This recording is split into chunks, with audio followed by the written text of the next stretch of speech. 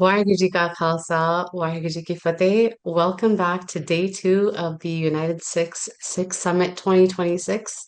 I hope yesterday left you feeling inspired and challenged to think differently about what leadership, advocacy, and humanitarian aid can look like. As we continue today, I encourage you to stay curious and ask questions and take advantage of the opportunity to learn directly from our incredible speakers. Every conf Every conversation has a potential to spark an idea, a new perspective, or even shape your future. So thank you for being here and investing in yourselves and in community. And let's get started with day two. All right, welcome back, everybody. Thank you for coming back to day two of the Sixth Summit. We are here to welcome um, our next speaker, Miriam from FEMA. Thank you so much for being here. Absolutely. Thank you so much. My name is Miriam Gello. I am with the Federal Emergency Management Agency based out of Washington, D.C. headquarters. And first, I'd like to thank UNITEDSIKHS for the invitation to present. FEMA is a big agency. We have a lot of different components, and I'm sure you have some questions. However, what I'm going to focus on is our role as voluntary agency liaisons within the Individual Assistance Division. And we partner with nonprofit organizations, hence the invitation that we had received. UNITEDSIKHS is a trusted and longtime partner with us, and we work very closely in collaboration with UNITEDSIKHS during disaster response and recovery. I'd like to ask if my colleague Lorraine is on. She may or may not be. But she has an issue that she's taking care of, a personal issue, so it's a last minute thing. So she may not be on. Sure. If she comes on, I'll grant her access. Okay, perfect. So just real quickly, I've been with FEMA for 25 years. I started during 9/11.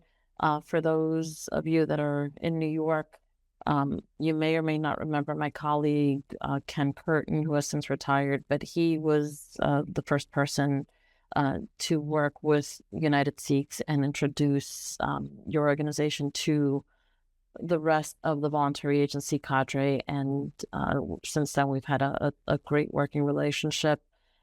But a little bit about what it is that we do. So FEMA has, and I had a little presentation. I don't know if it's okay if we don't. I can talk through it. But FEMA has national headquarters in Washington, D.C. We have 10 FEMA regions throughout the United States that has areas of responsibility, the states that they work with, to include United States territories out in the Pacific and in the Caribbean, which pertain to the regions. So we have FEMA regional voluntary agency liaisons located in each one of those offices, as well as a cadre or a team up at FEMA headquarters here in DC. If you are, our job is to bring FEMA programmatic information to our nonprofit partners. We work with academia, the private sector, other federal agencies, state and local, community, faith-based. So we are liaisons and have relationships with all those that are involved in emergency management and be that conduit of information back and forth between the nonprofit or the external partners and FEMA. And if we don't have an answer to provide, we definitely can locate information to share with you or connect our partners with the programs or the individuals that you are requesting information from. So we are not subject matter experts in everything about FEMA or other partners. However, we do know people, and that's the importance of collaborating and establishing those relationships, is to get our partners the answers that you all need. We work in preparedness, early response, short-term recovery, all the way through long-term recovery. We help our partners with mitigation, um, helping explain the programs, all with the purpose of avoiding duplication of benefits and services to the disaster survivors. So again, we share FEMA programmatic information to our partners to help you all be the force multipliers during disaster response and recovery as you work directly with disaster survivors. So I know the summit has a specific topic, and there's a lot more to what it is that we do, but I did want to, and I'll put in the chat, or I could share with Christina our contact information. So if anyone has any questions or needs an entry point to FEMA, please feel free to reach out to us so we can connect you all with the programs and the information that you need, whether it's at headquarters or during peacetime or during disaster response or recovery time. So I know that was short and brief. I will share our email address as a contact. If there's any questions, I can answer right now. I know that was short and sweet, but yeah, I made you co-host if you wanted to share the presentation that you had. Look at that. That's all right. I won't hold you up any longer. If anything, if you'd like to share the presentation with the participants on the call, you can do that. It has our information. I will put in the chat our email address. It was just short, 6 slides. I just spoke on what I was going to share anyway. So, our partners, just one last thing, we love seeing collaborations, are the different voluntary organizations that work together. I know that happens quite often out in the field. We love sharing stories. We have communications projects. So if UNITEDSIKHS, we'd love to feature you all in our communications projects, and we can definitely, coordinate with you more, Christina, to get some of your stories and feature your organization out on, it goes out nationally. So, but with that, I will turn it back over to you. I thank you. That was really insightful. And, because I'm out here in California and, we experienced the fires, the LA fires here a while ago. That was a lot of devastation and, all the people that were dealing with that. And more recently, we are in Punjab where there were really terrible flooding that happens about every other year or so. And now one big project that we have been able to do is create these studs that look like Jedis, or jetties that are supposed to help mitigate, the water affecting, villages and people's homes and livelihoods and farmlands. So, we really wanted to, be able to collaborate with you guys in the future and see how you guys are able to what your track is on how things are going, what your processes are, and how we can learn from you on disaster management, especially abroad, to take those insightful processes that you guys do and see how we can apply them over there. So I think we will definitely be reaching out with you and seeing if we can find out more information on how to deal with that. Yeah, absolutely. Looking forward to it. And again, can connect it with our mitigation folks that has more, the flooding, can speak more about the zoning and all that. And as you're aware, FEMA works, I believe your audience here today is domestic and international. So FEMA does only work domestic disaster response, so U.S. and its territories, the U.S. territories, but we love to share best practices with anyone that has international arms to their organizations or extends. We do have a FEMA International Affairs office as well that we can connect your folks with.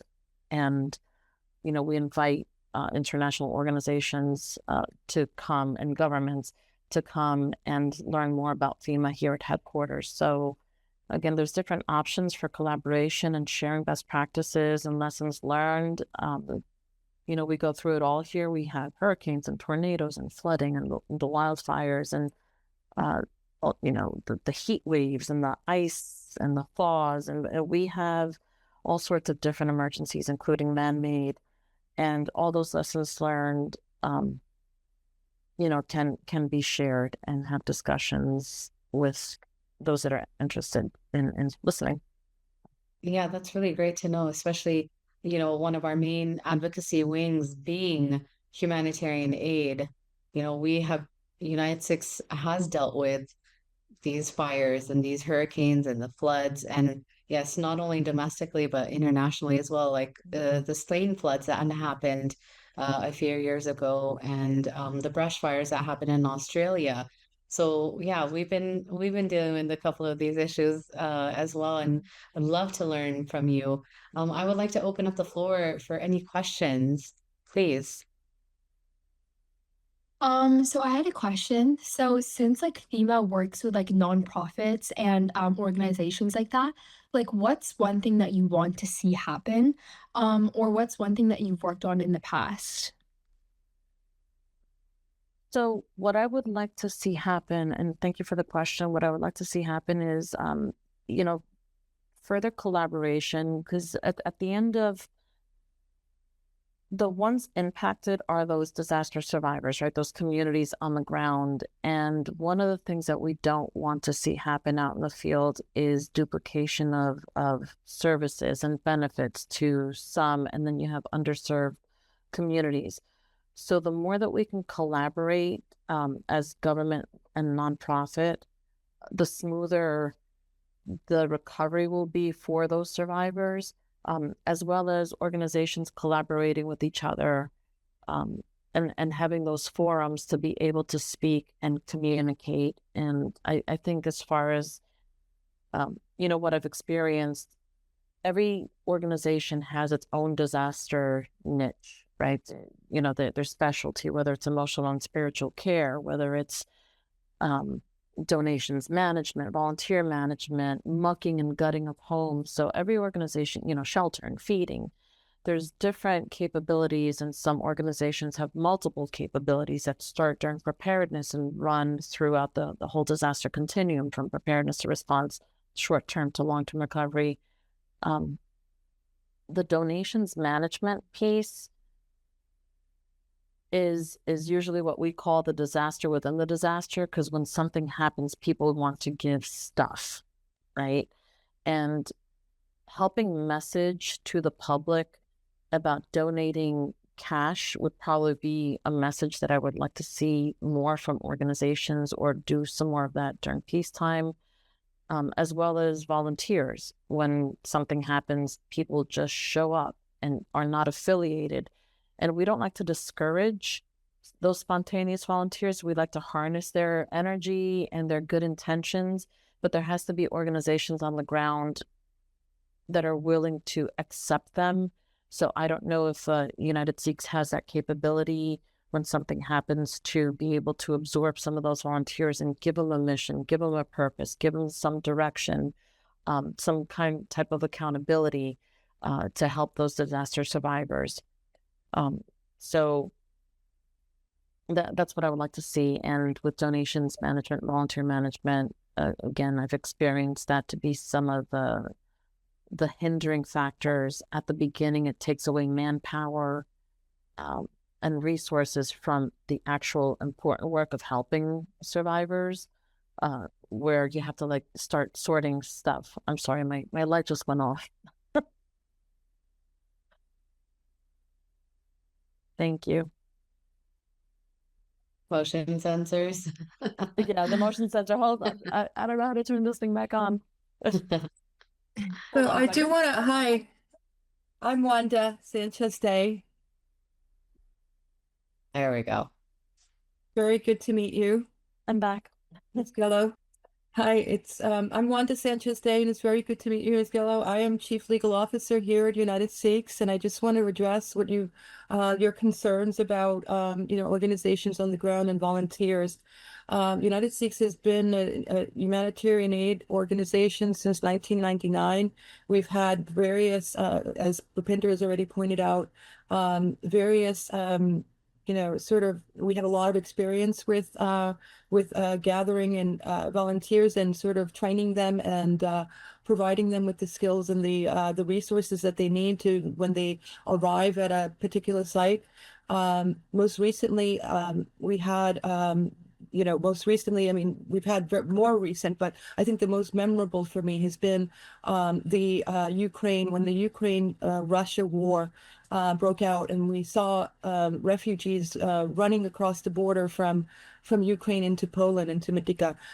We immediately got in contact with diplomats and ambassadors and political folks in Medyka to set up a tent, and we were the first ones on the ground. And we received, for example, the Red Cross, so we have a lot of experience doing this. So if you ever, if you ever come across any need, anywhere in the world, really, but I know that your jurisdiction is probably limited, but we're here and we're happy to sort of, move our resources to effectuate whatever help FEMA might need or anyone in need. I think one of the things, and I really wanted to bring also to your attention, that I think one of the concerns that we keep hearing, and we heard yesterday from one of our volunteers, one of our regional directors actually, is this notion that because we're not the Red Cross, right? We haven't been around that long. But we are a mighty team. We've been doing it a long time. We have a lot of expertise, and I think one of the things that we ask FEMA is that and that you give organizations like ours the opportunity to serve, right, and to work with you intimately on some of these issues, because we're doing it worldwide. So we're here for, we're here. Please keep us in mind. And the other thing we would love to have FEMA's help with is, of course, as always, with a nonprofit, is funding.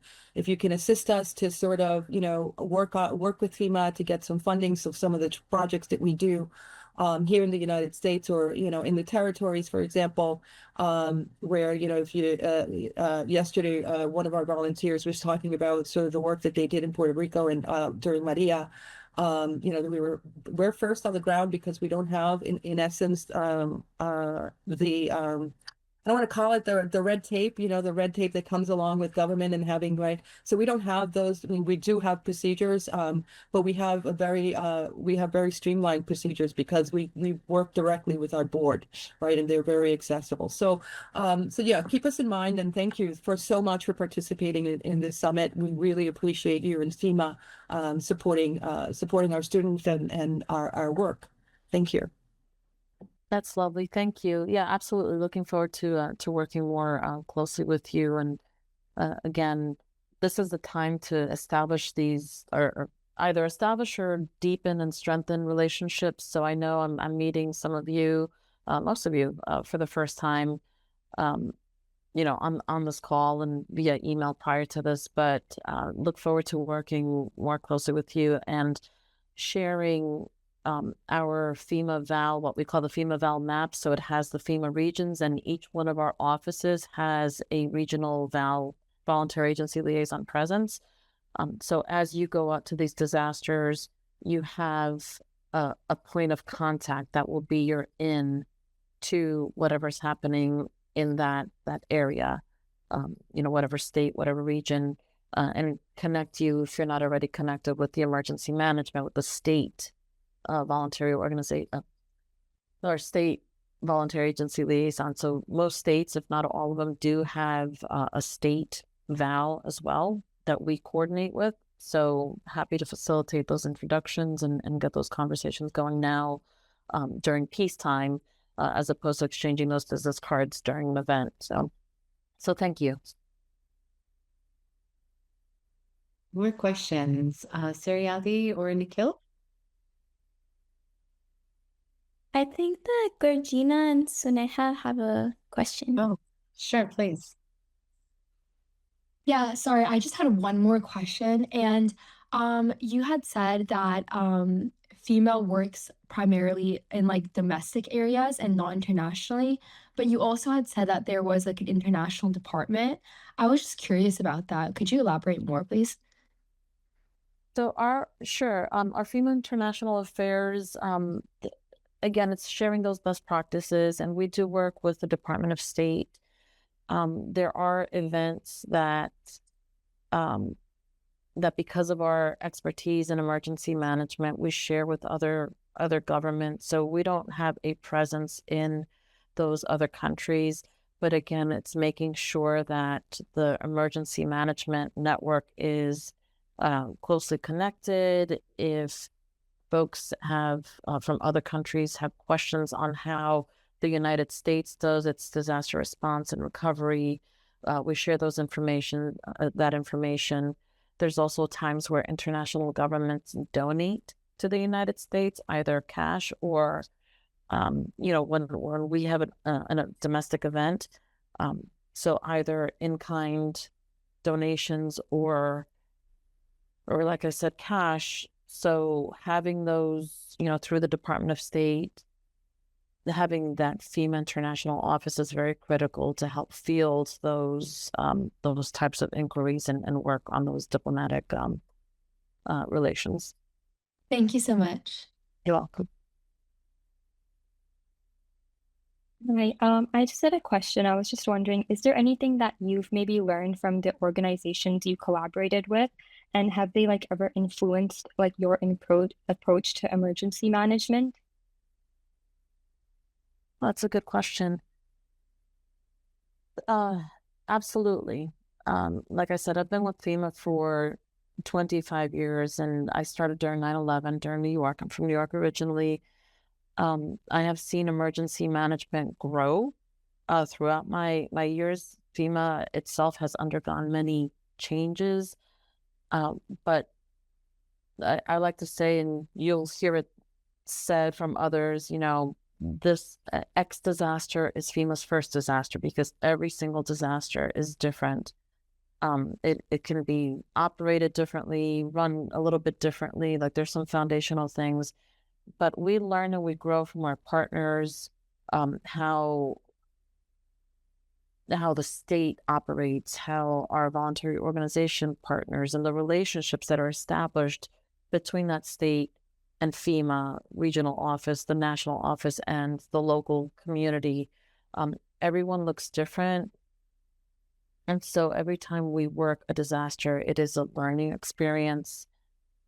Some do have those best practices.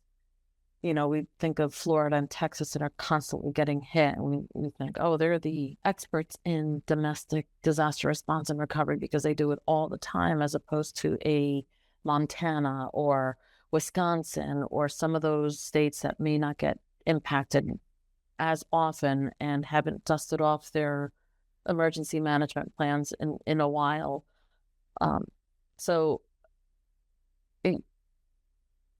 every disaster is a learning experience. We were just talking about, this is an old disaster like Joplin in Missouri, how the state, who had a very strong state program knowledge with some of our public assistance programs, were able to leverage some of the FEMA policies and procedures to a great extent, where their response and recovery to the really devastating tornado was, I don't want to say seamless, but their knowledge of FEMA program and policy led them to have a very, what I call a successful recovery, right? Like every disaster is different, and it's impactful and it's traumatic for those, but to say that there was a successful disaster sounds a little bit awkward, but as far as like the management and running of things, I say that one was a good example, a good model for collaboration from federal, state, down to local government and nonprofits. I don't know if that directly answered your question, but Thank you. I saw that you mentioned that you worked at FEMA since 9/11.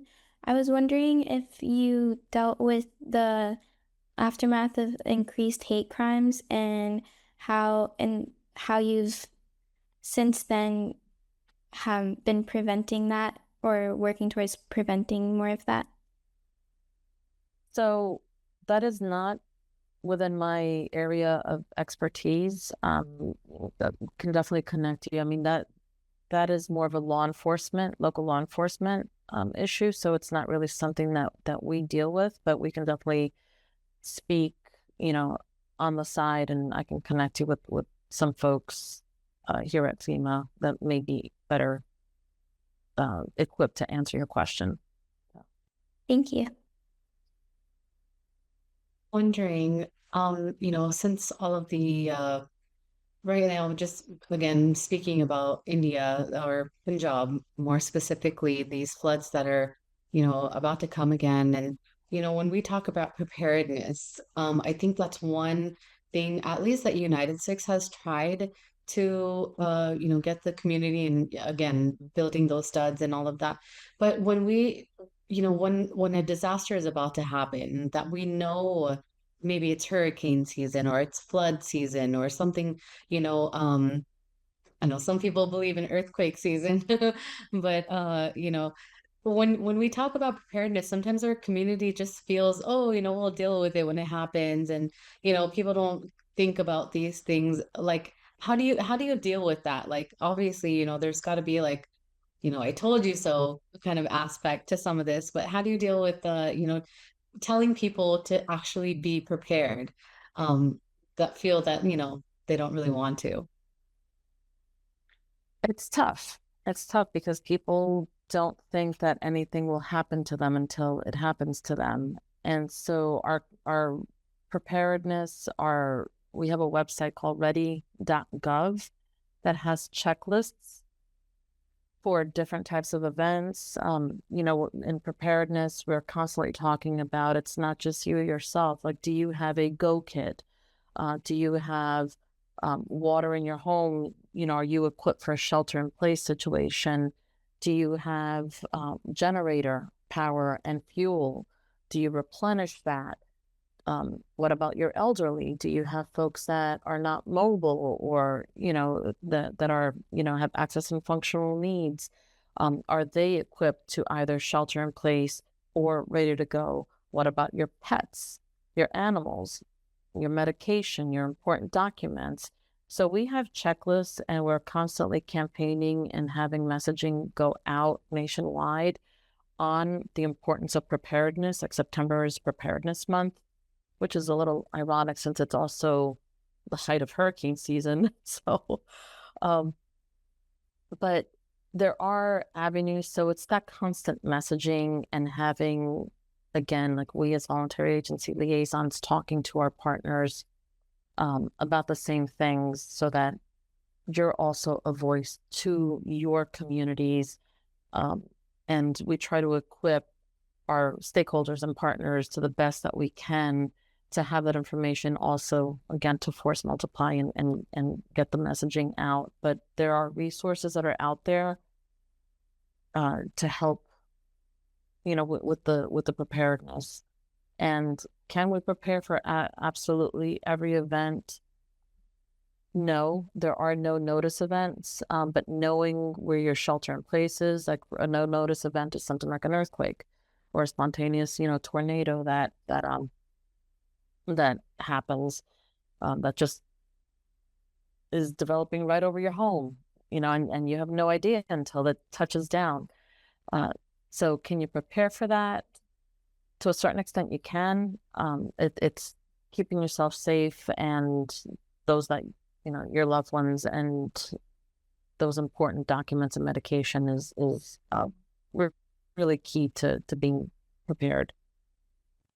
Another thing I wanted to ask is, especially you being in the field for such a long time, having all of that knowledge, I'm sure you probably have those hindsight in 2020 type of thoughts.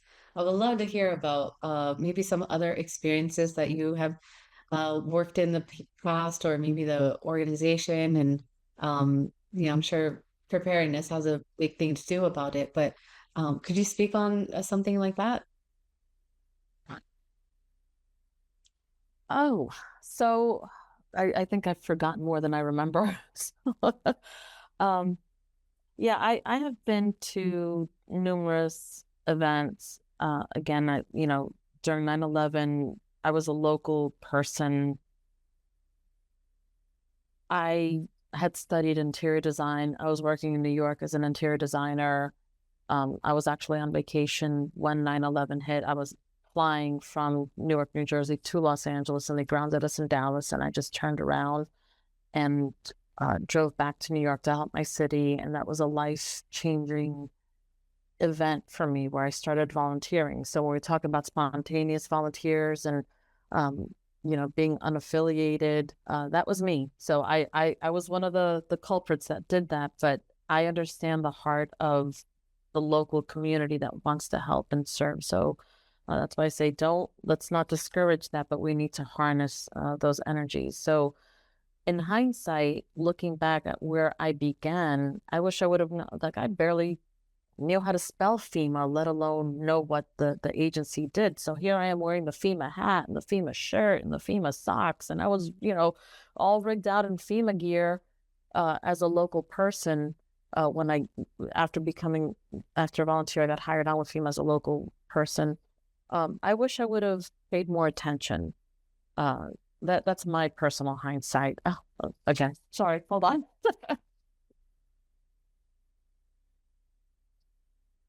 Sorry about that. It's like we didn't pay for our light bill or something. So I wish I would have known more about the agency, more about not being so tunnel visioned into my own space and my own world in the private sector. You hear about events, but again, it's like one of those things. Oh, it's happening over there. It's happening in California. It's happening, in Texas. That doesn't impact me. Therefore, I don't need to pay attention. So I wish I would have been more savvy about the agency to be a better public servant.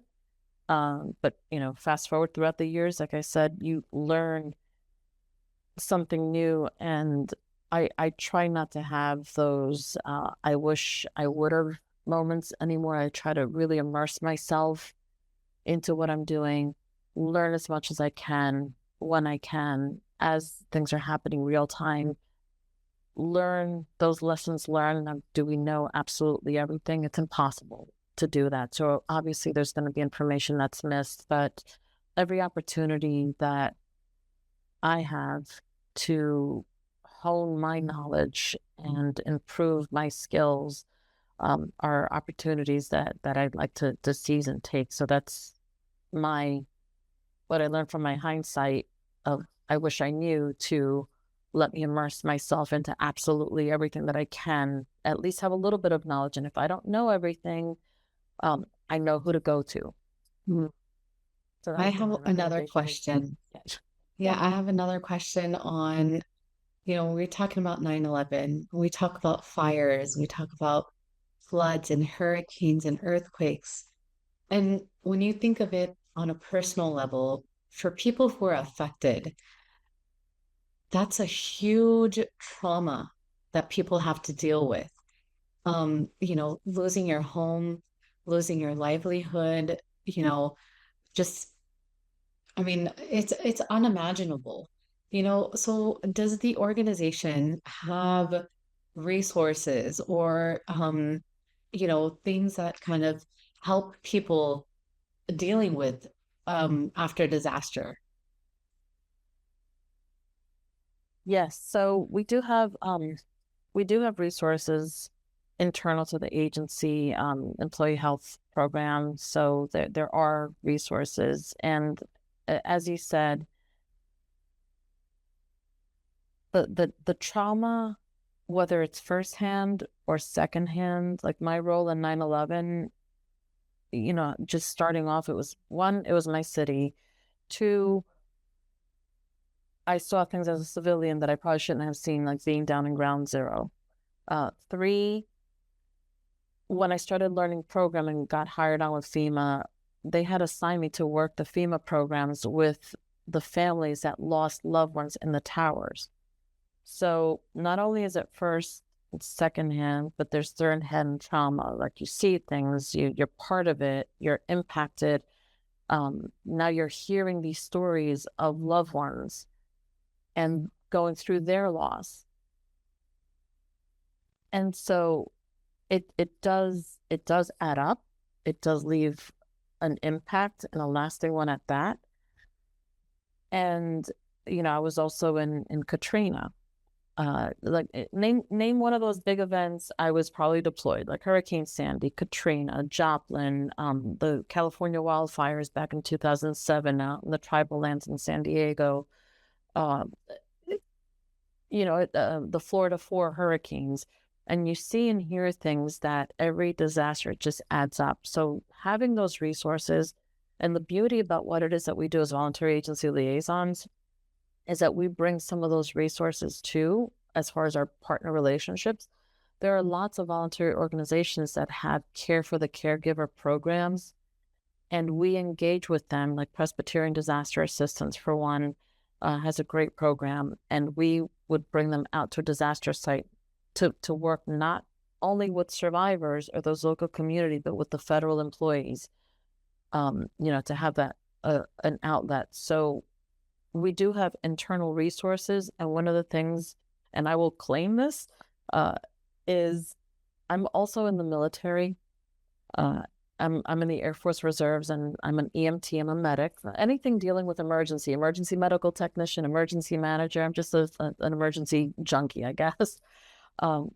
So one of the things in the military that I would bring to my leadership here is when we deploy out to the field, we come back and there is a sessions that we have to go through as a medical person to get reintegrated back into civilian life. So those mental health, it's a mandatory thing that we went through, that we go through, to discuss what we went through as we deployed, from our deployment downrange. And I would tell my leadership here at headquarters, I said, you know what, we're not doing it right. We're not treating our people the way we should be treated, or acknowledging the fact that these disasters compound on us, and we need some kind of detox time, some time to decompress.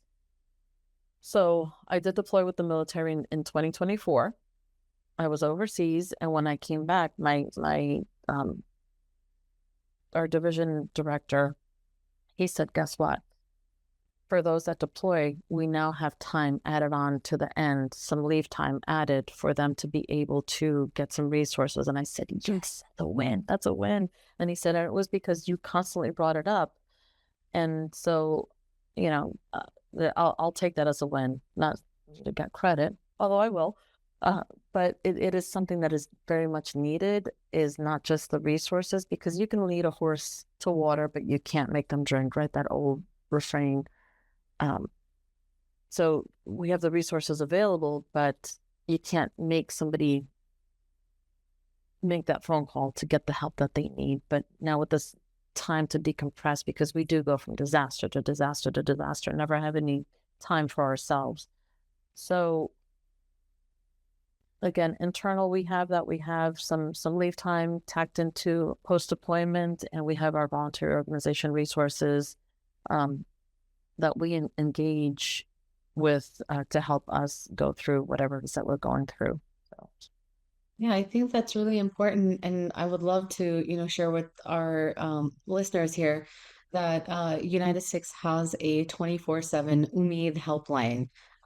That phone number is 1-855-878-6333 or 1-855-878-US-UMEED. And that phone number is significant because that is what connects the community to UNITEDSIKHS. So whether when they are experiencing these types of disasters and they need help, that's the helpline that they call. So that is when we find out, that this person has been affected by this tragedy, or this person is, looking for a resource after, whatever they've experienced. In addition to other, issues that our community faces, with mental health and, again, dealing with disasters and how that affects, holistically. So that's really one thing, and that we've shared with the community that we can provide as a resource to dealing with issues like this. That's great. And can you also put that phone number in the chat? Like, I'd like that as well to share. Yeah. Any cover is it's a 8 6 30. Cool. Actually, so for everybody.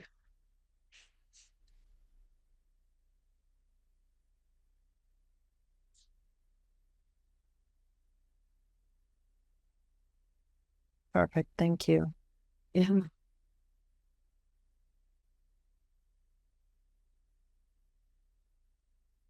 So if there's any other questions, happy to take. If not, I will share our email address. Christina has one. Yeah. Hi, Miriam. Yes, hello. Now that you've mentioned Umid Bhupinder, because before before she spoke, I was also about to just relay. I think it was an experience between Bhupinder and myself, because she's taking I think all the emotions and the trauma, she's absorbing it, because she's our director for she's our manager for the helpline. And it's a very good example that you've mentioned about this program that you have in FEMA. And I think because it's very important for you, for the responders, that we also be able to maybe debrief or detoxify with everything. And we're grateful that with your leadership we have this now at FEMA. And the question I'd like to ask is that for all the years that you've been in disaster response, what is the most challenging experience among the many disasters that you've responded to? What do you think is the most challenging experience or the most challenging disaster that you've responded to?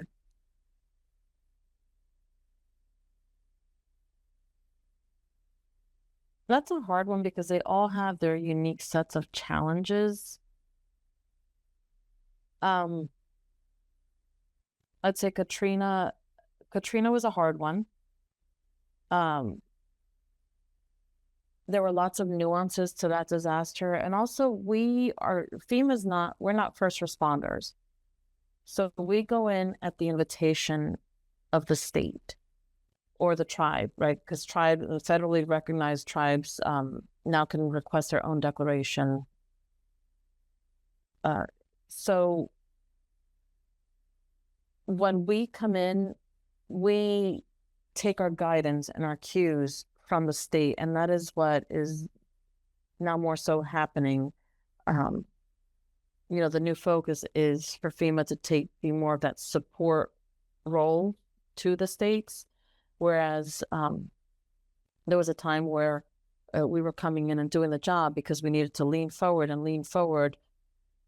Now the states need to be that working with the local execution of their response. So FEMA is there to support, but throughout the years being with FEMA, taking those cues from the state, getting that guidance has not often been easy, but we are there to do a job to support the state, be in coordination and lockstep with the state and the local emergency management, and ensure that the survivors are getting the services and the support that they need, especially during response.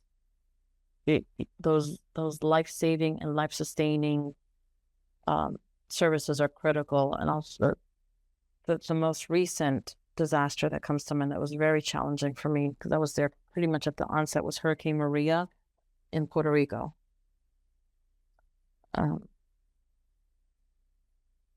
So again, working with the territorial government, getting that direction.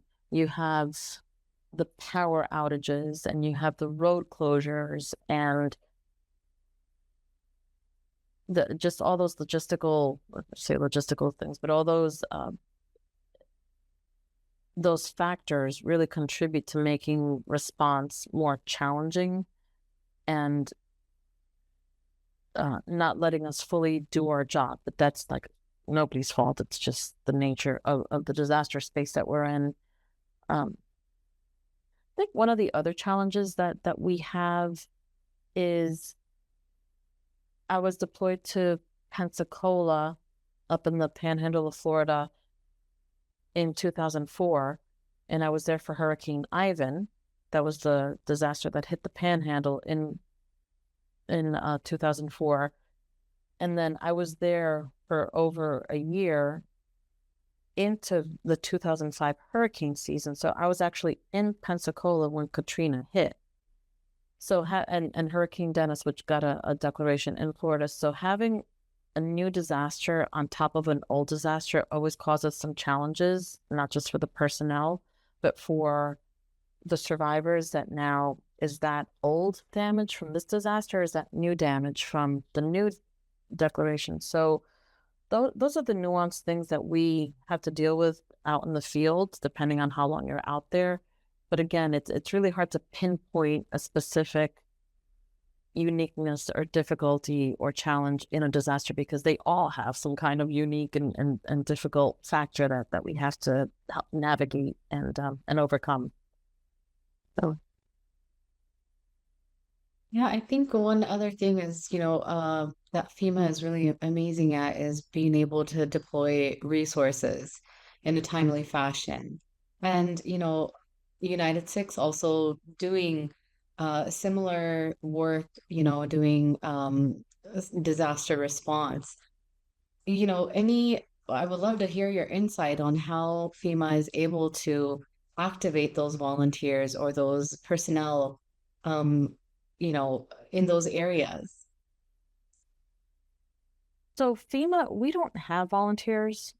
So we don't activate volunteers. That is our role, to coordinate with the voluntary organizations that have volunteers. So we don't activate volunteers, to use your terminology. We help amplify state messaging.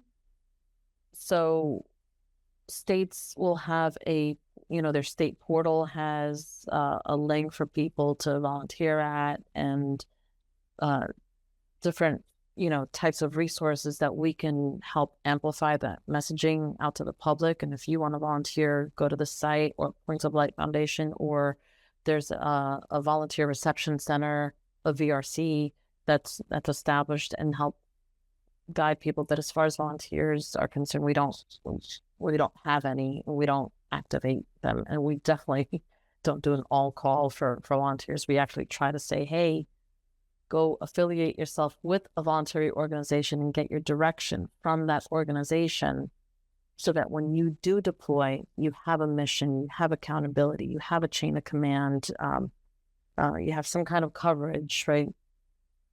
As far as Yeah, I think that's kind of what I was trying to get at.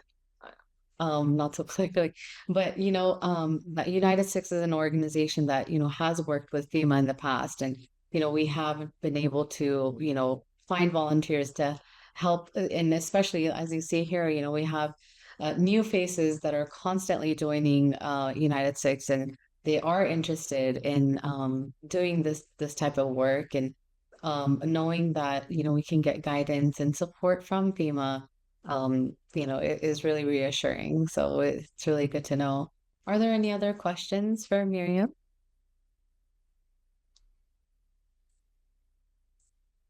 Well, if not, I really want to thank you so much for your time, and thank you for sharing all of your amazing stories, and thank you for the work that you do. And as I said, I can empathize with all of the things that you've experienced, and especially for those of us who are old enough to remember 9/11, and all of these being dealing with these disasters throughout the country. It's not easy. It's not easy. And yes, the work can get finished, houses can rebuild, people can start their lives over again, but that trauma still stays. Those memories still stay. And, it just kind of helps you move forward when you help another person, you know? So thank you so much for your service. And thank you again, with the Air Force as well. Thank you so much for your service. Yeah. Thank you. I definitely want to say behind on behalf of my team and myself, definitely, and FEMA, we thank our partners. We thank you, United Sikhs, for the work that you do, because we can't do this alone. It is definitely a joint effort. And if anything, if you remember anything from this conversation is we need to be in lockstep moving forward, because FEMA, we're limited with our programs. There's only so much that we can do, and through our partnership with our external stakeholders, our partners, and we can do a lot more and stretch those resources to the best that we can and avoid that duplication. So if FEMA's covering something, the voluntary organizations aren't doing the same thing, and you can hold on to your resources until we're done disseminating our resources. But again, we cannot do this alone. We value you all.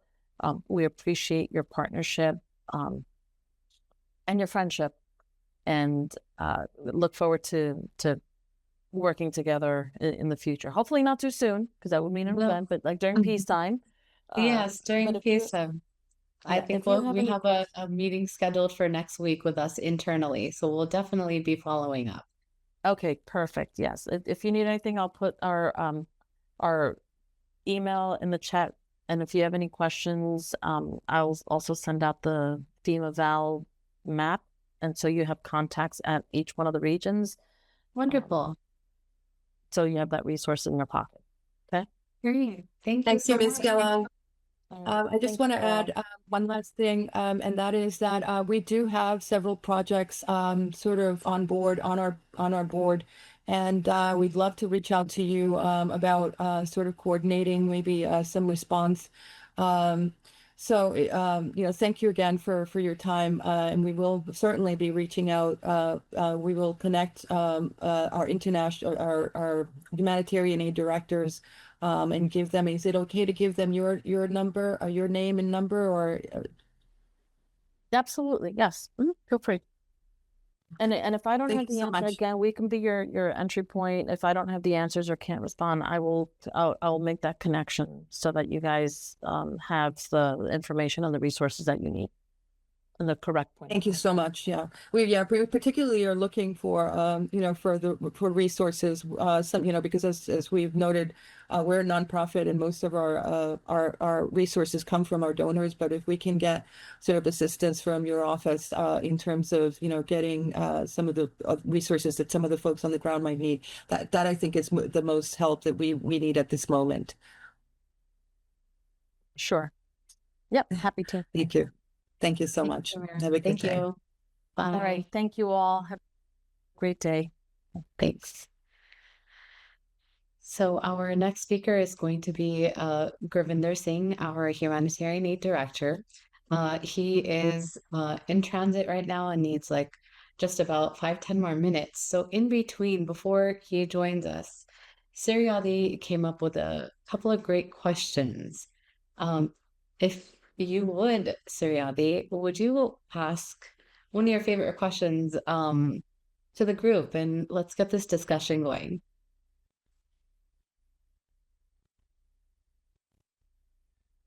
I'll just start with the easy one. Is there anything today at the summit that has surprised you that you learned about, either from the presentation that we saw from Ms. Lofgren's office or from FEMA?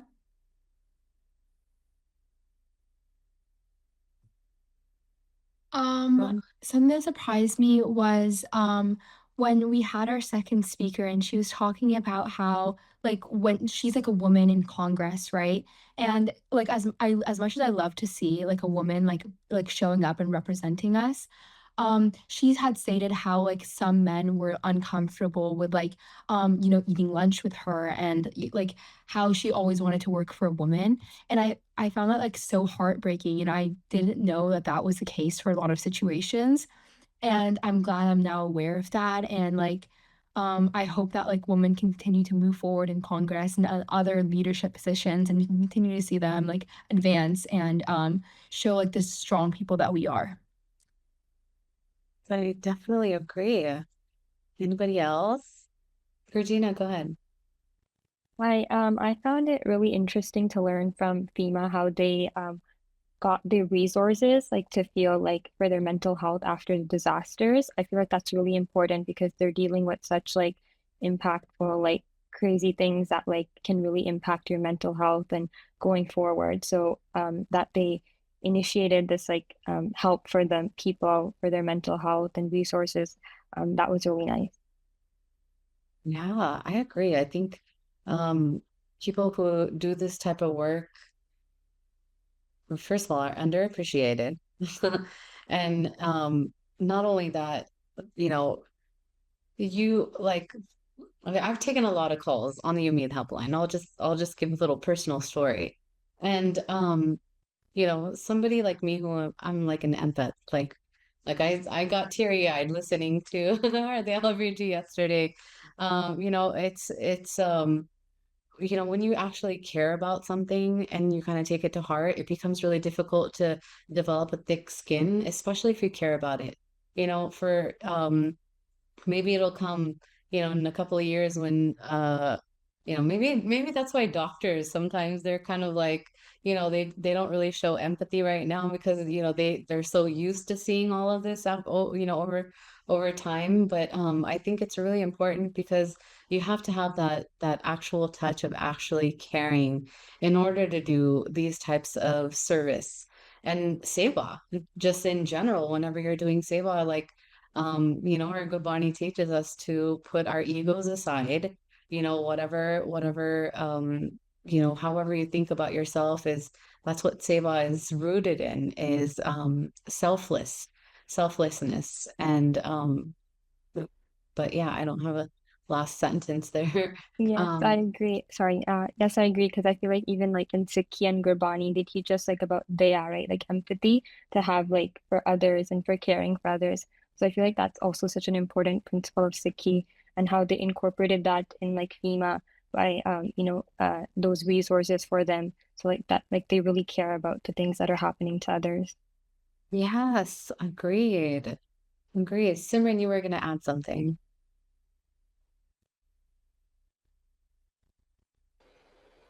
Sorry, it's not much, but what surprised me is like the concept of like red tape. I never really had like a word to like put, like I never very like visualized the word for it. So just getting to know more about like how it's actually, it kind of changes your perspective a little bit on like organizations and everything. Cause we're always thinking, why can't they do more? But like knowing that there's so many restrictions even to helping people is something very surprising to me because I feel like if your community is in disaster, wouldn't you want other organizations to come in and help, like no matter the political climate or everything? So just knowing about like that and that, our volunteers have to experience that and watch out for that. It's something. It's very like dystopic in a sense. Yeah, I agree. And especially like we all know the political climate that we're living in right now. And, I think that's where our advocacy wing in UNITEDSIKHS really has to step up and make sure that these underserved communities are getting the help that they need. And like how Miriam was saying, it's not duplicating efforts in areas that already have resources and underserving other areas that don't, you know, and yeah, I think that's a really important point. What else?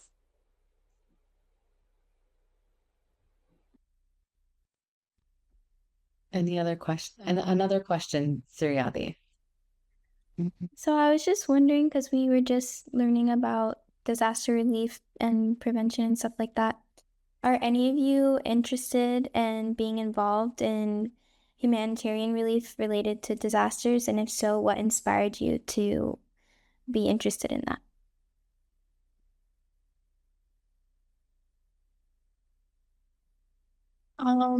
Like, are you like talking about like as a future career or Really, just in general too, even. yeah. Um, for me, I know that like I want to help people. So I definitely want to continue my journey with the United Sikhs.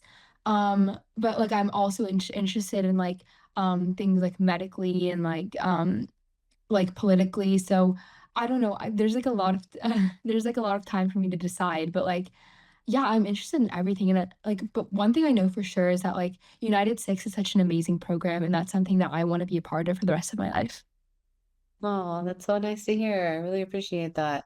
I know it's not disaster, but we're talking about preparedness. And talking about preparedness, we a few weeks ago we spoke with forget the gentleman's name, but being prepared in our gurdwaras, um, especially with the hate that has been going around a lot lately, and dealing with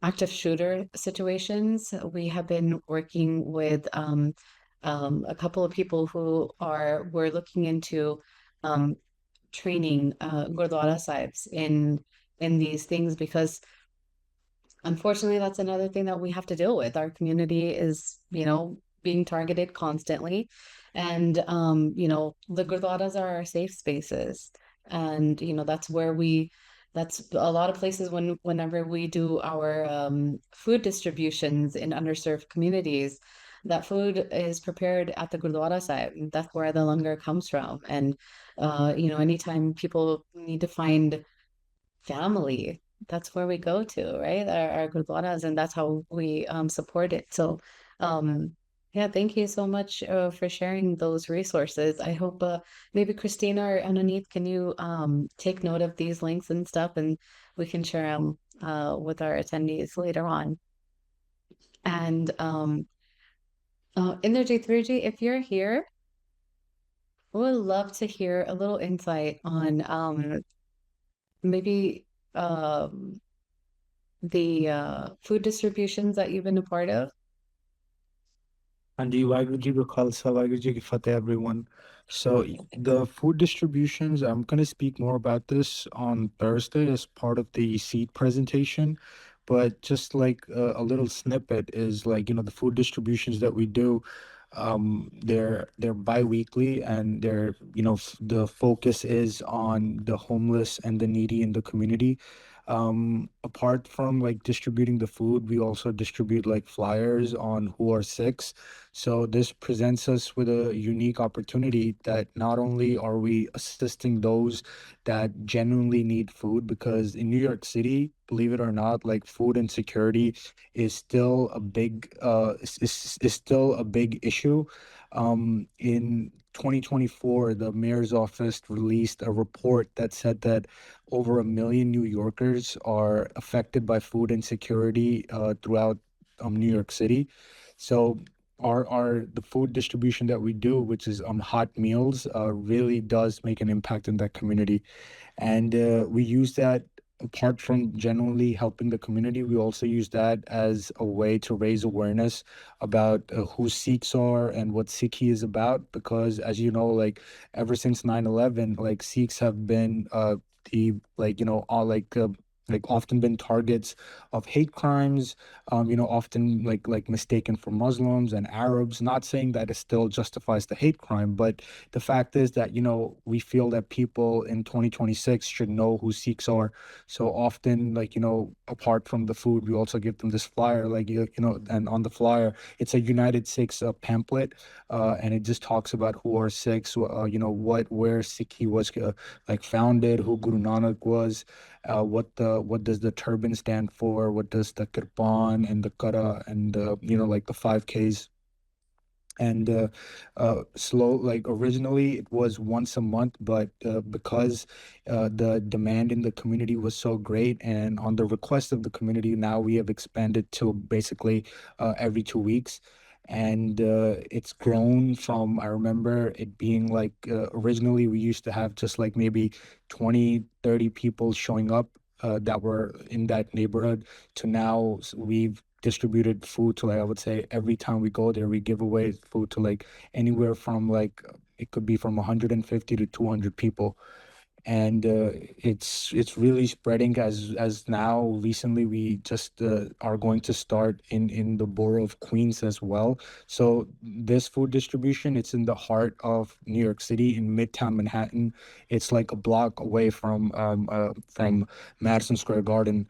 And so but now our goal is to have like these food distributions all over the five boroughs that make up New York City, to really like put a footprint that wherever Sikhs reside, it's like unimaginable that people still go hungry.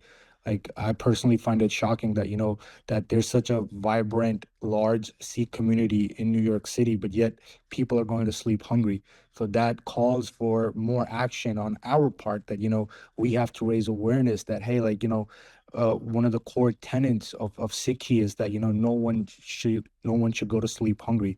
So that's why, we've really like grown this food distribution, and we're growing it to other parts of the city. Like, I've seen the food distribution when we first started 2 years ago.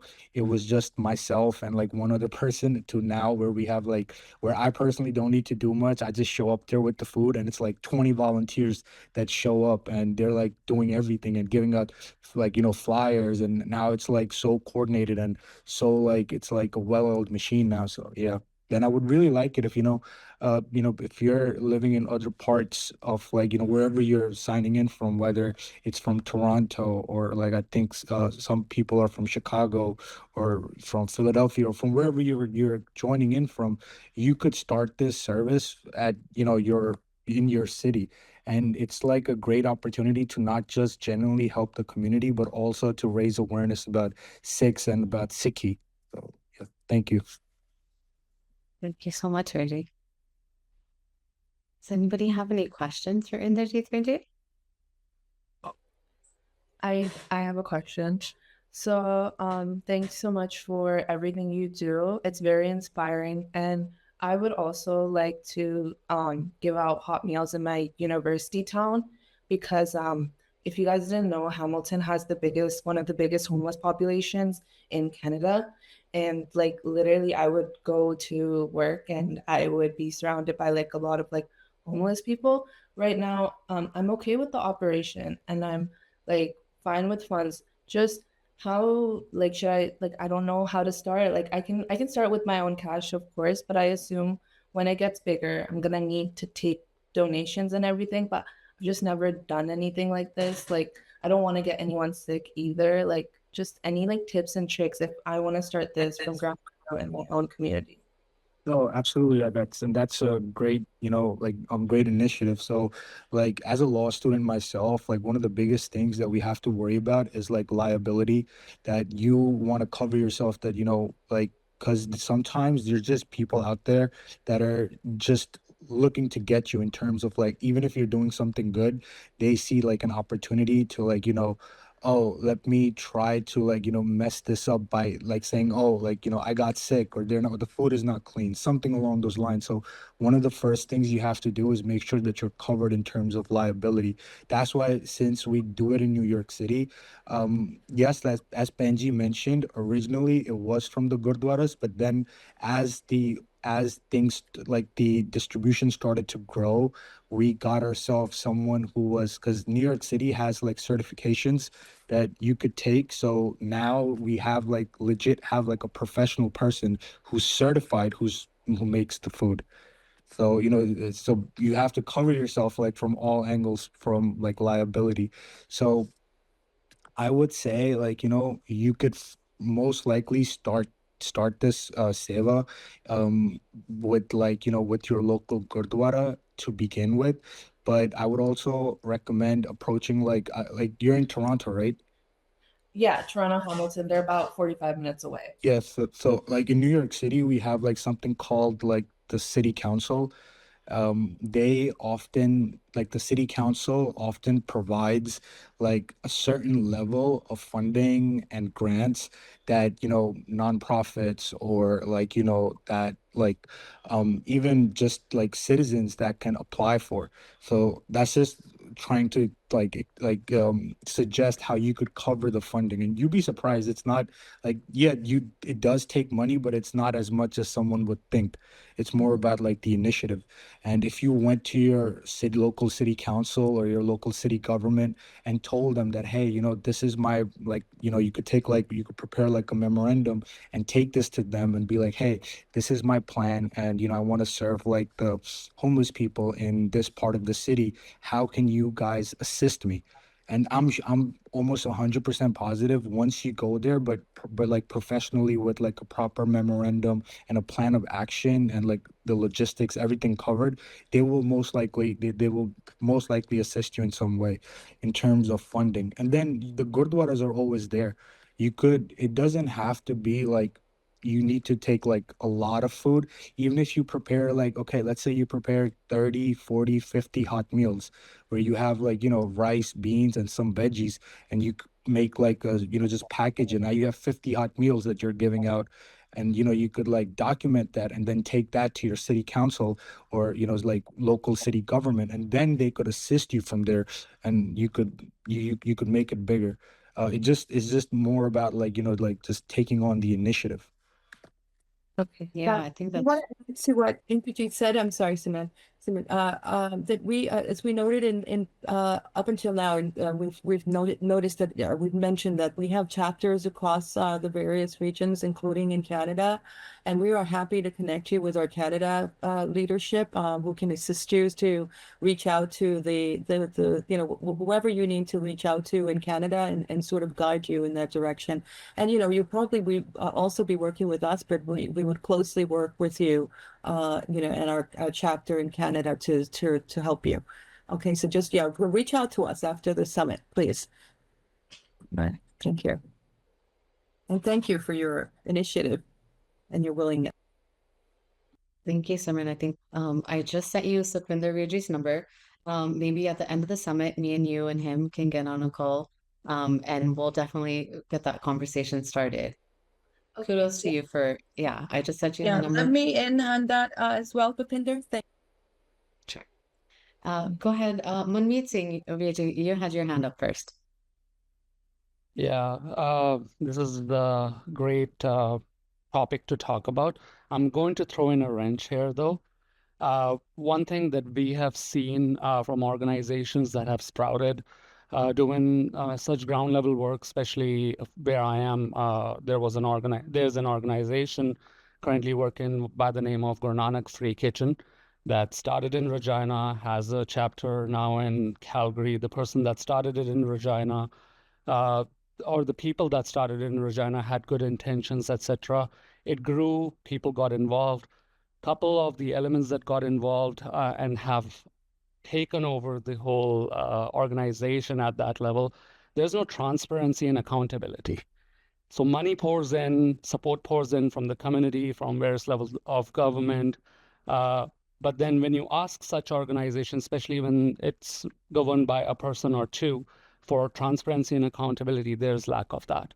So I just want to throw that caution to everyone. It's important to know that join the leaders and question them at the beginning about the process around transparency and accountability and the process that they follow for you to ask them question, their accounting being posted, etc., and where are they, and transparency around where they are getting their funding from, and having one single account, etc. Because we have seen it firsthand. Me and my friends, we donated over $20,000 to this organization. We got involved. We were out there every Sunday donating food. And a couple months later, when we asked for the transparency and accountability, nothing came out of it. The person at the helm of it, we found out, had 4 different OD events. So a Sikh wearing kirpan and doing that, that throws a lot of people away from such organization. This is an organization that was named by Trudeau during COVID for helping, and then it's still working. It's still doing the work here in the city. But a lot of us that are involved with the Gurdwara Sahib and larger Sikh population have taken a back seat and are not supporting an organization like this that is not ready for that transparency and accountability. So I just wanted to throw that caution to everyone. Thank you for that, So- Manmeet. And I just want to address that point of yours. And yes, that is a great concern, not just for Sikh organizations, but for all organizations. But I can tell you that our organization, United Sikhs, is not only are we a civil society connected to the UN for obvious reasons, because we've shown our work is real and our commitment to the community is real.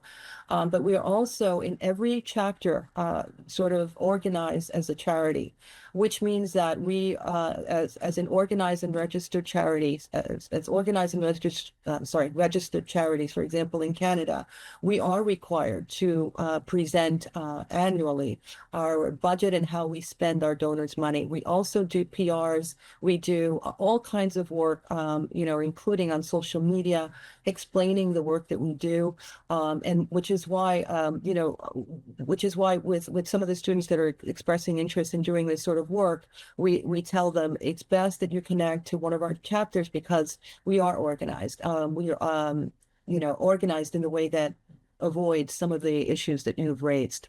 So yeah, and it's important for folks to know that's necessary, right? That you have to sort of connect with organizations that are, if you see our ratings are like, our charitable ratings, and you can look on, there are, I think it's Candida, is it, Bhupinder, does anyone know? There's like a website that you can go to, and it'll tell you the ratings of the various charities that you want to either donate to or you want to work with. And United Sikhs has always consistently held a 99.95% rating because we take our donors' money seriously. We take our work very seriously, and we've been around for a while. So so thank you for raising that very, very real concern, Manmeet.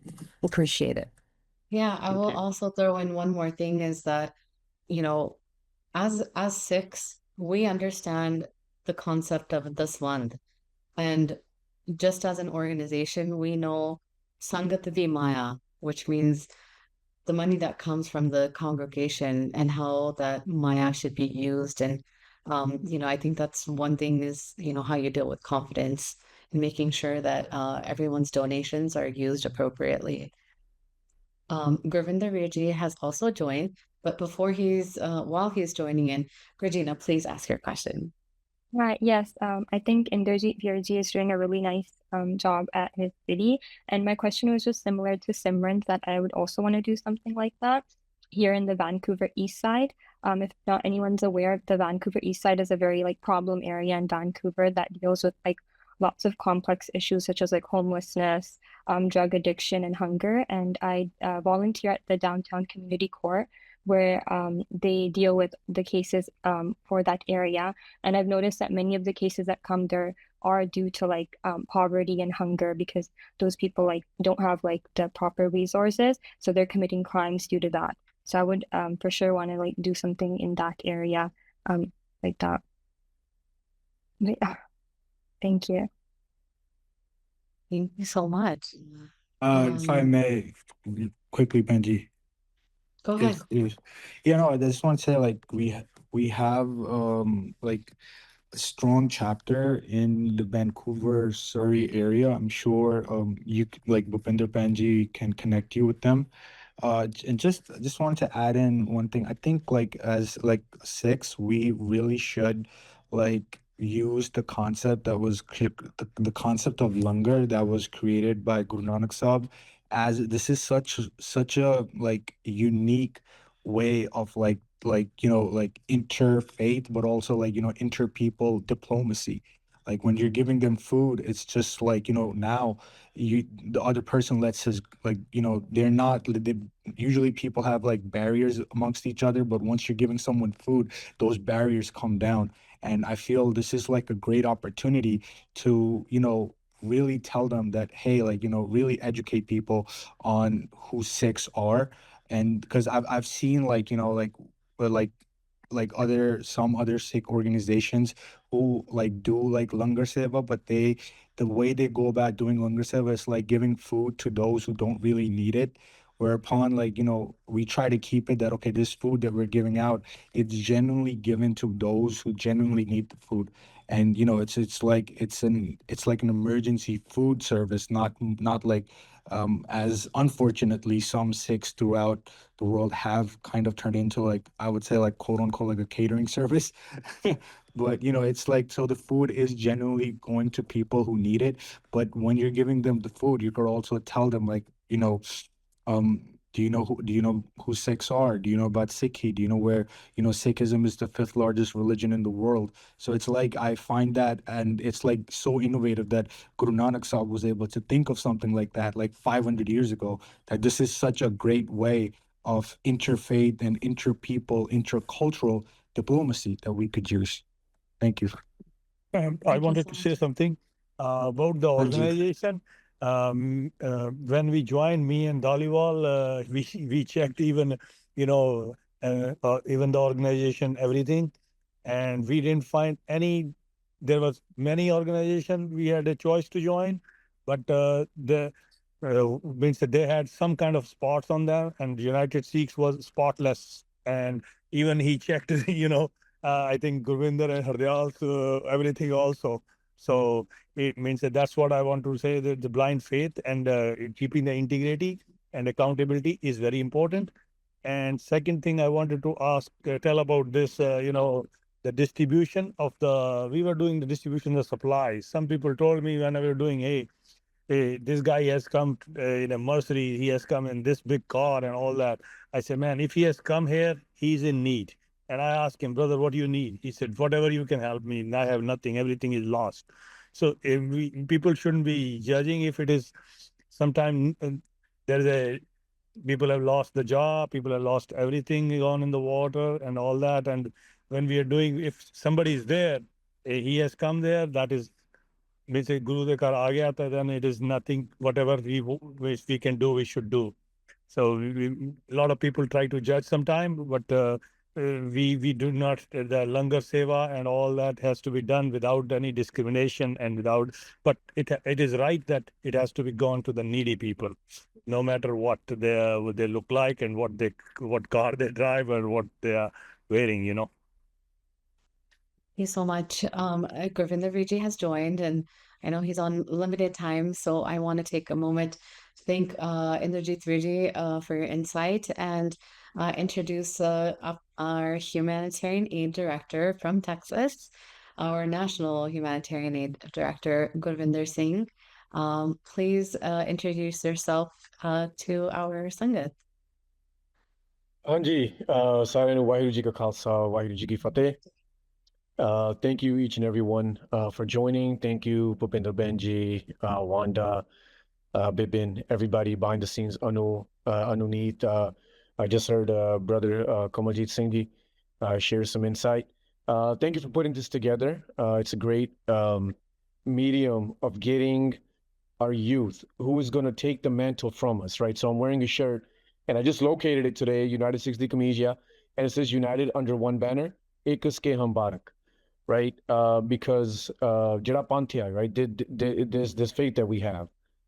It is all of our duties.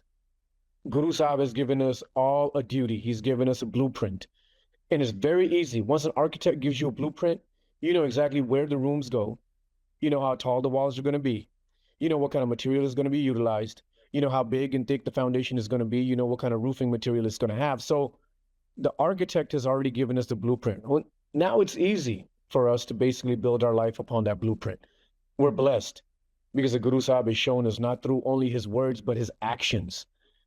It is, and it is incumbent. We say all the time, Punjabi de vich, right, ki do as, ki jiਵੇਂ ਬੰਦਾ ਬੋਲਦਾ ਉਵੇਂ ਨਾ ਕਰੋ, ਜਿਵੇਂ ਬੰਦਾ ਕਰਦਾ ਉਵੇਂ ਕਰੋ.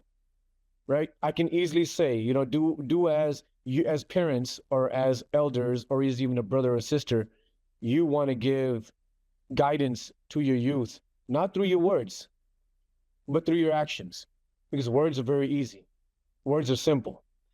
And And we related, very easily that Guru Sahib, if he said, Ki tera pana meetha lage, right? He didn't just write that. He sat on the stove, right? He sat and hot sand was poured on him. He lived up to it, right? And then when we talk about Guru Tegh Bahadur Sahib Ji, when we talk about Guru Gobind Singh Ji, we have the blueprint. And what I'm trying to say is that we are all blessed to, if we're born in a Sikh family, we're blessed. And if we're able to come and do service to others, we're blessed, because that is a path that I think every faith tradition has instilled at the very minimum, is to serve the creation if you wish to serve the creator, right? That is the basis of anyone doing outreach or anyone doing work, because if you consider yourself a man or woman of God or righteousness or truth or dignity or justice, then you cannot see his creation. You cannot see his people. You cannot see his community without food, without water, without resources, without healthcare, without shelter. So it is incumbent upon you, because, and something I would like to very clearly state is, we say that in the Sikh faith, we talk about Vand ke Shakna. Think about the words and think about how they're placed. It doesn't say Shak ke Vandana. It says Vand ke Shakna, which in Punjabi means that you share. And after you share, after you give, after you, donate, then you partake in what is left. Not that you partake in what you need, and what the crumbs you have left, you donate. Vand ke Shakna means, if I have a plate of food and my neighbor is hungry, I give him that plate of food. And if there is something left over in that plate of food after he has finished the meal, then I partake in that meal myself. That is a revolutionary process. That is a revolutionary mindset. Because before that mindset, it was always, oh, I have 2 apples, I'm hungry, but I can only eat 1.5. I have half an apple left. Hey man, who needs half an apple? You walk around and you start to donate it. You start to give it away, because that's what you have left.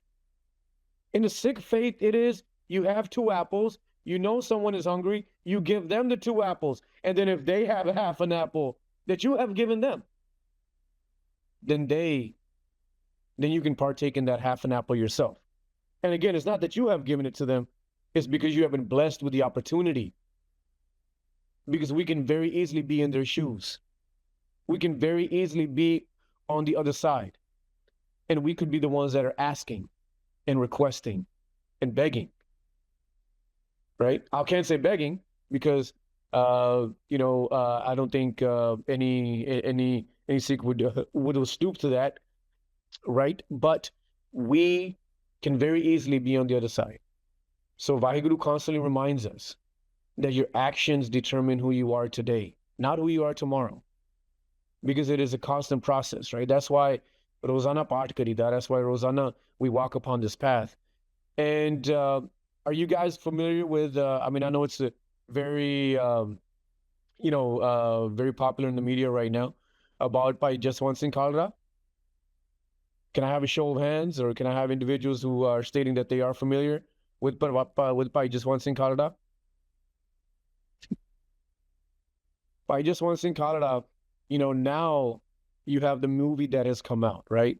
And of course, I don't want to get into discussion about the movie and, different nuances of the movie and what have you.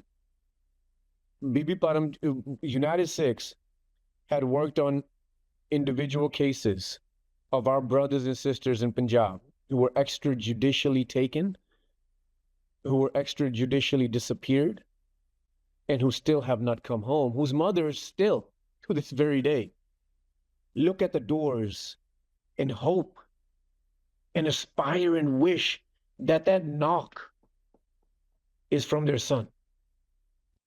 They're still hopeful. And who's to deny a mother's hope? But the state is denied a mother's hope. So we have we have walked along those lines, and in fact, a book was published by a sister organization. It's called Smoldering Embers, and it documented hundreds of cases across Punjab. Now, what we did a few decades ago at our summit, at our at our yearly gathering, right? And we would call it a Sikh summit. And we invited Bibi Paramjit Kaur Khalra, who's the wife of Bhai Jaswant Singh Ji. She was denied a visa a few decades ago. She was denied a visa just to come and attend a conference. And we were blessed that just past December, UNITEDSIKHS was invited to the 30th anniversary, the Shahidi of Bhai Jaswant Singh Khalra. Paramjit Kaur Khalra was there, and she in fact told me herself, she's like, you're with UNITEDSIKHS, and I wanted to let you know that we're so glad and to see the work you guys do on the ground. And in fact, we've had a relationship going this far back, in which I was denied a visa. So I say this to say that. I say that to say this, actually, that UNITEDSIKHS is an organization that recognizes the need across the spectrum. So, because what the gurus have taught us is that, and we've seen this in disasters, we've seen this in Hurricane Katrina, where if you go there to serve food, if you go there to give clothing, if you go there to provide medication, but you don't provide the legal aid they need, they don't have access to any of those resources. We were in Jefferson Parish in Hurricane Katrina, and I still remember this. There was a church that they had as a make room command center from the local authorities and FEMA, and you had to sign up with an email address to get FEMA resources or to get the coverage that you needed to file your claim. Many people in those parts of the city or that part of the country, they don't have internet. They don't have email. And we're not talking about 75 years ago. We're talking about less than 20 years ago. When we had individuals that would come into the room that were asking, how do I sign up for an email? What do I need to do? Would you believe that some of those individuals that were in charge, the management, were not aware of how to get that done? There was an individual who was there while we were visiting and seeing what resources we can provide, an elderly African-American gentleman, and he had no idea what to do. He was on the homepage. I kid you not. So they had computers, and the homepage was already initially set up of hotmail.com. And the lady who was working there, she asked me, Mr. Singh, we had names, right? We had his, it's always Singh, Gurvinder Singh, Bhupinder Kaur, what have you. She asked me, can you help this gentleman navigate and set up an email? And I'm thinking to myself, he's on the homepage. You're one of the individuals who's running this operation. An email has to be set up for these individuals to get resources or to file a claim, to even move past that initial stage. And you're not able to provide it, or you don't know how to, help them navigate it. So we realized very, very quickly that it's not just a fact of me giving food, because if we had just given him food, if we had just given him clothing, how was he going to move beyond the initial disaster phase to instilling in the rehabilitation phase? He would not have been able to file the claim with the state, with the federal government, with his insurance.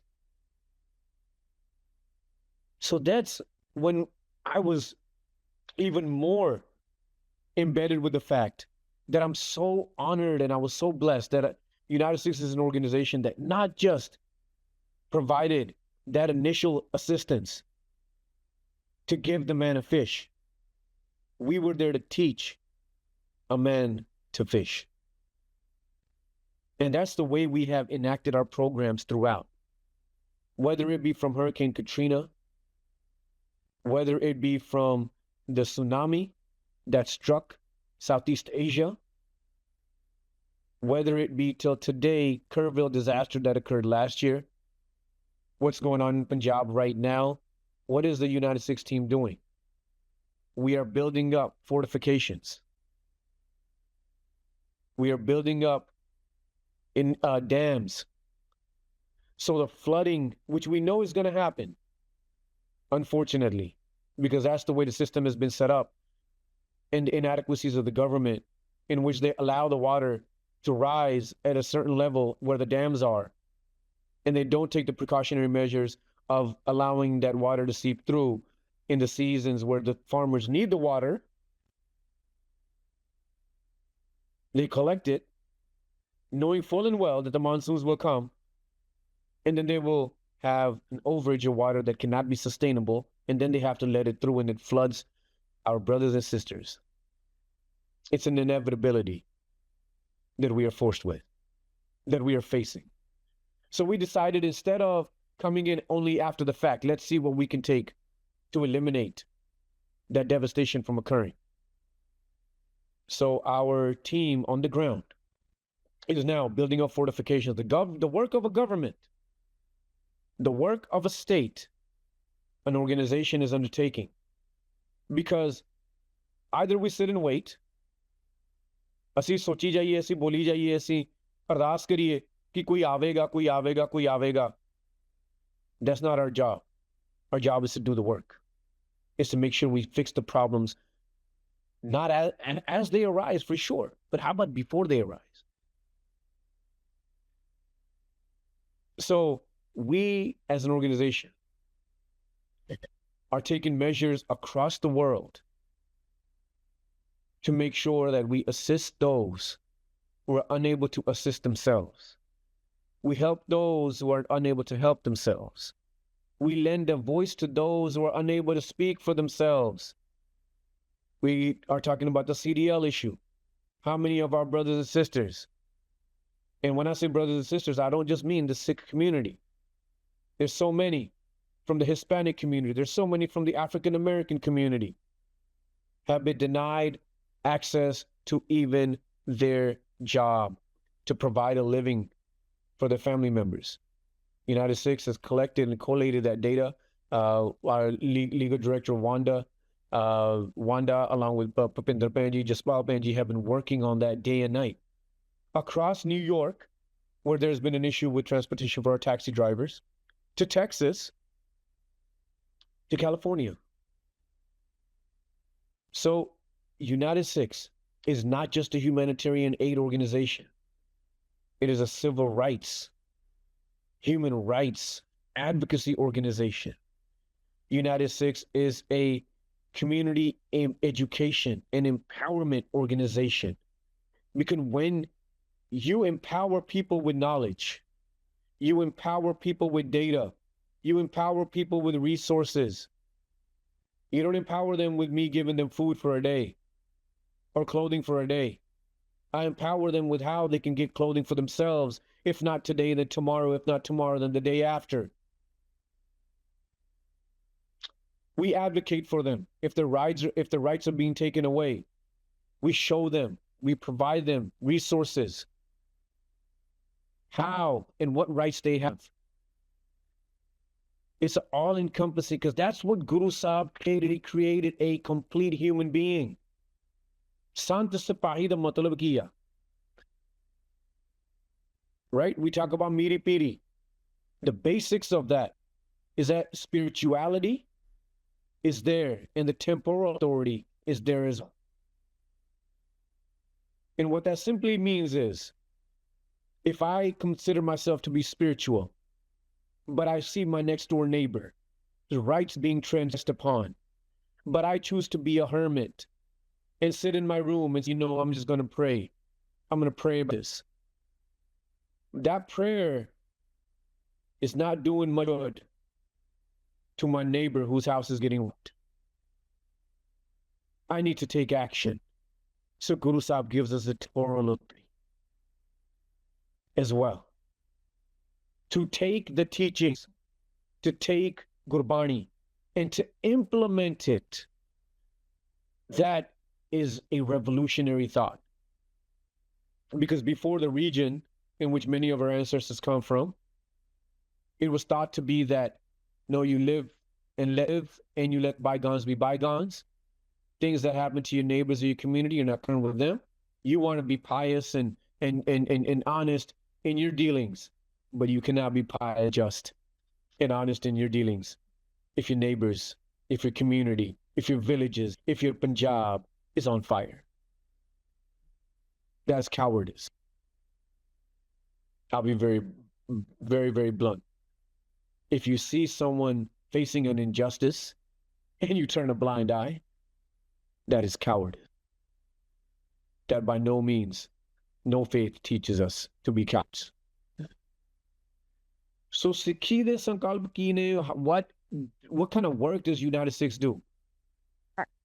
We've been taught by our history. You know, there's a saying in English, we see so far because we stand on the shoulders of giants. In Ukraine, did you know that we have been in Ukraine for over 2 years? Since the war started, or the act of aggression started, whichever word you wish to use. When Ukrainians were fleeing and being refugees in Poland and other neighboring countries, the biggest port of it, I can say the border where the most refugees would go is in Poland. At the height of the transgressions, there were 10,000 people crossing that checkpoint on a daily basis. UNITEDSIKHS team set up 100 by 100. Let me repeat that: 100-foot by 100-foot tent on the other side of the border for those refugees who were coming in. Would you believe that the United Nations, that the Red Cross started to utilize UNITEDSIKHS' setup because it was much better done, or it had better security. it was stronger. It was more visible. It was more prominent. And outside our tent, we had a Nishan Saab, which I'm wearing right here, right? A Nishan Saab. We had, look, this is unbelievable, right? How Vaheguru creates these paths and creates these stories that we would think are too unbelievable. And even if to make a movie, right? We see, man, this would not even be possible. Somebody made a movie, you would be like, this is unbelievable. Yeah, right. There was a Sikh family who was fleeing Kiev. And that gentleman says, when we were nearing the border and we saw the Nishan Sahib, I started crying and I had tears in my eyes because I knew that my brothers and sisters were here to help me and I could find refuge. And he said it was unbelievable how in Ukraine, where people are running away, how the Sikh community is running towards those who are fleeing the fire. We had Ukrainian women who would come and take shelter in the tent, who would call back, because when you have the best of humanity, you have the worst of humanity as well. When you have people who have lost everything, they tend to believe everything.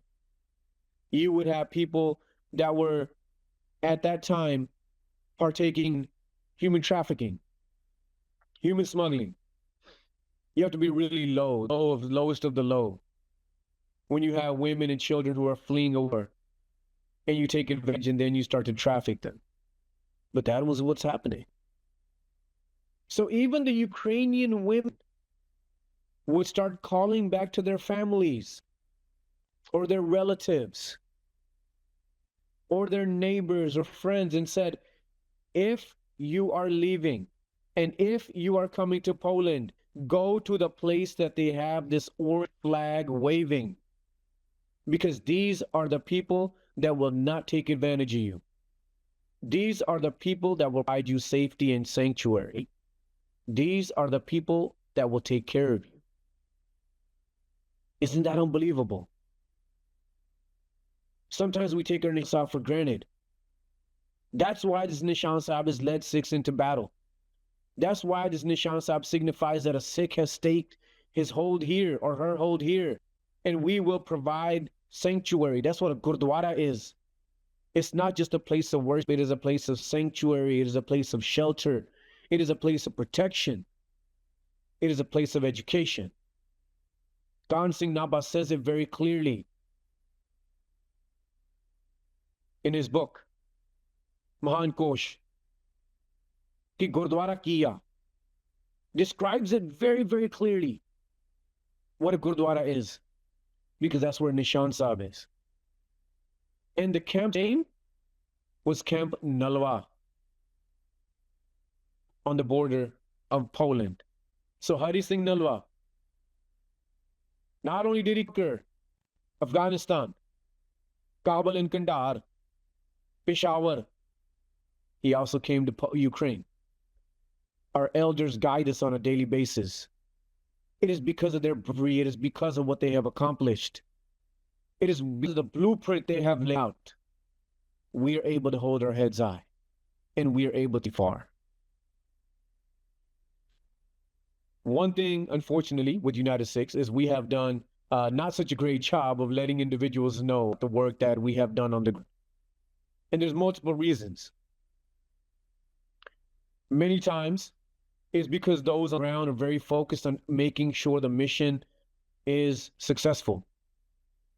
And it's a 24-hour, 7-day-a-week operation that takes place. Because need doesn't cease at 7 p.m. or 9 p.m. or 11 p.m. or 1 a.m. Need is constant. You know, when we had during the Kisani Morcha, UNITEDSIKHS had base camps at every single border of Delhi. From Haryana, from Punjab, from UP, so Shaziapur, Ghaziapur, Tikri border, we had a setup called Guru Nanak Di Hatti. And what that means is Guru Nanak's store. And what was at that store?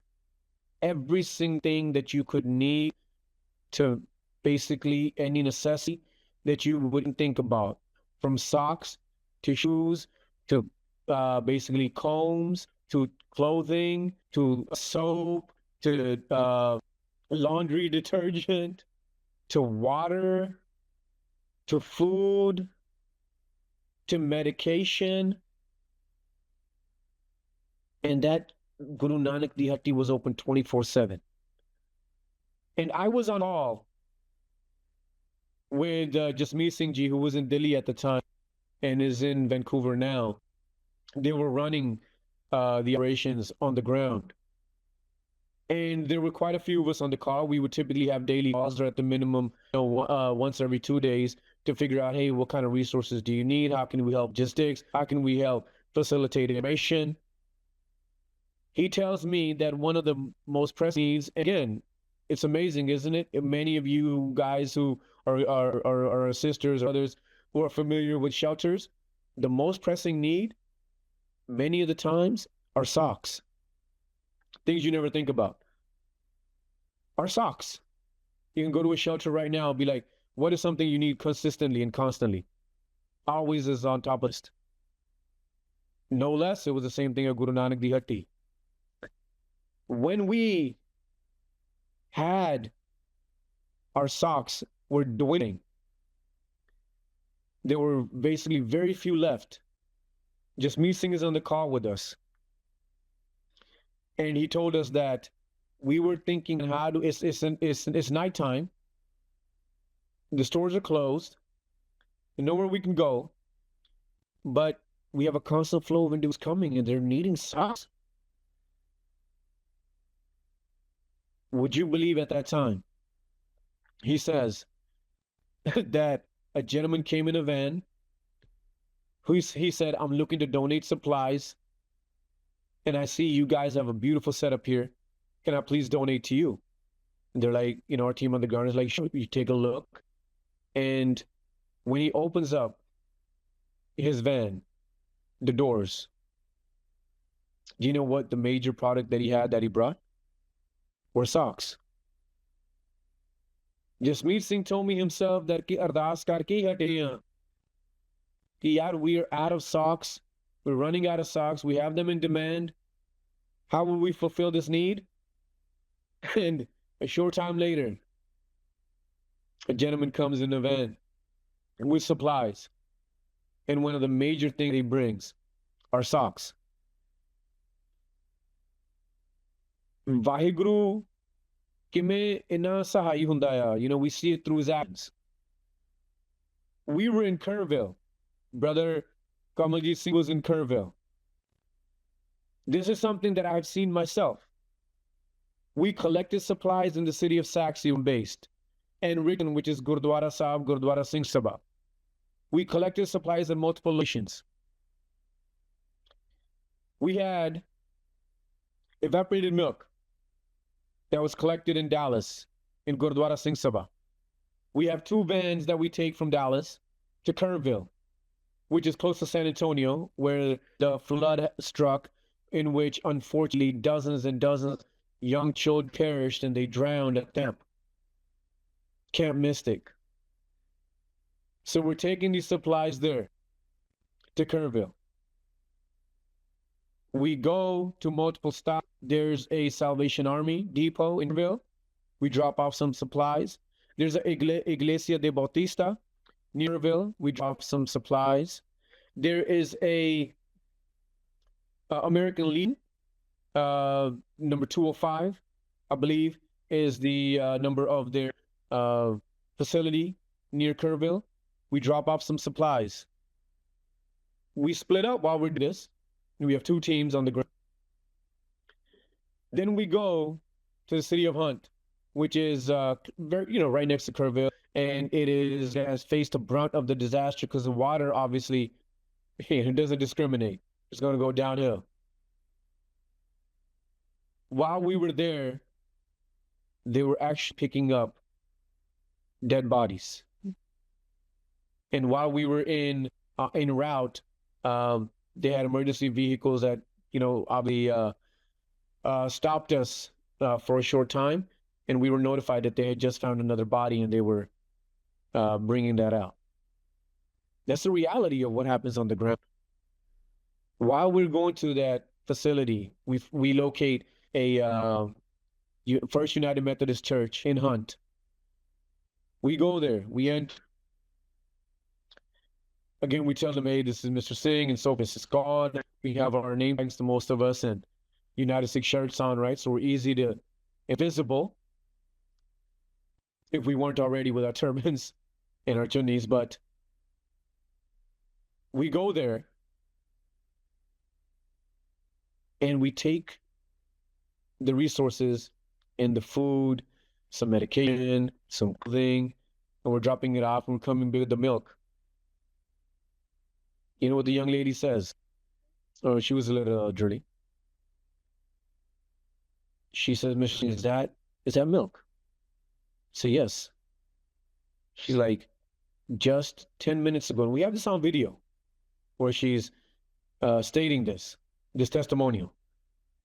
She says, just a little bit ago, I had a pregnant woman come to us asking for milk. We did not have any. The nearby stores were out.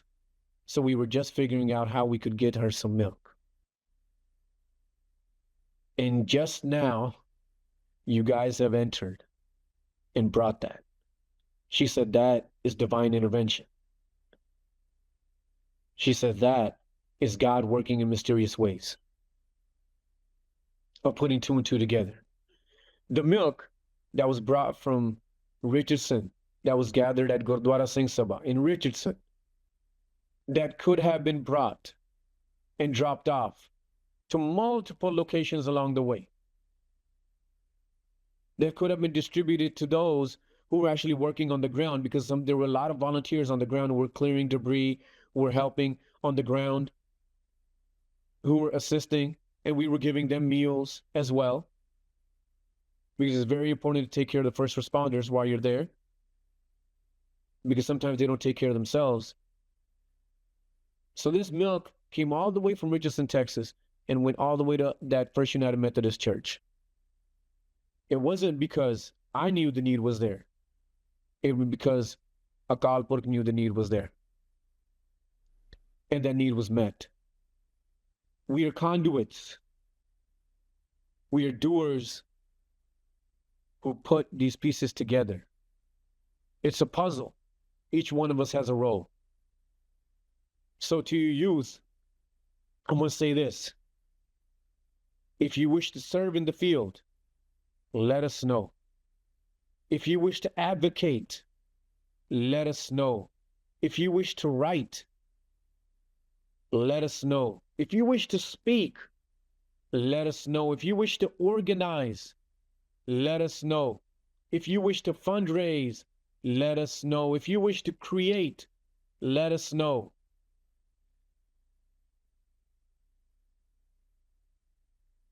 But whatever it is, be sure you do something, because every one of us can do something. Don't let it be that you do nothing, that you sit idle, that you go through the WhatsApp messages. You know, I like to say that UNITEDSIKHS is the action of those WhatsApp messages, that you see that the need is there, but we're on the ground fulfilling that need. We're not just scrolling through those WhatsApp messages and looking at those videos, be like, damn, man, look what happened there. God, something should be done. Wow, why is nobody there? God willing, UNITEDSIKHS typically is. God willing, UNITEDSIKHS typically will be. So be one of those who's part of the action, who's part of the Seva, who's part of doing something, providing something. Because at the end of the day, we are all going to meet our Creator one way or another. We can either say that we knew the need was there,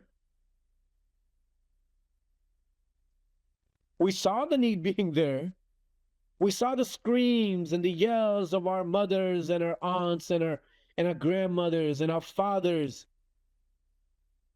and we turned a blind eye, we put cotton in our ears, we pretended we did not hear them. We sat and we just continued our life because we were so busy. We didn't have a moment. We were providing for our parents and our kids and our aunts.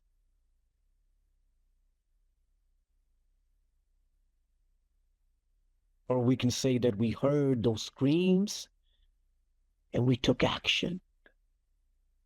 We did something.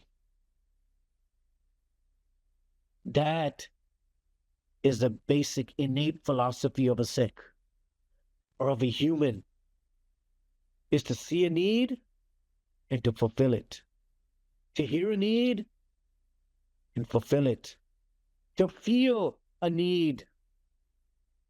ਕਦੇ ਵੀ ਹੁੰਦਾ ਨਾ ਬੰਦਾ ਬੋਲ ਨਹੀਂ ਸਕਦਾ, ਬੰਦਾ ਦਿਖਾ ਨਹੀਂ ਸਕਦਾ, ਪਰ ਮਹਿਸੂਸ ਕਰ ਸਕਦਾ ਆ. And you can feel it. Sometimes you may not be able to see it. You may not be able to hear it.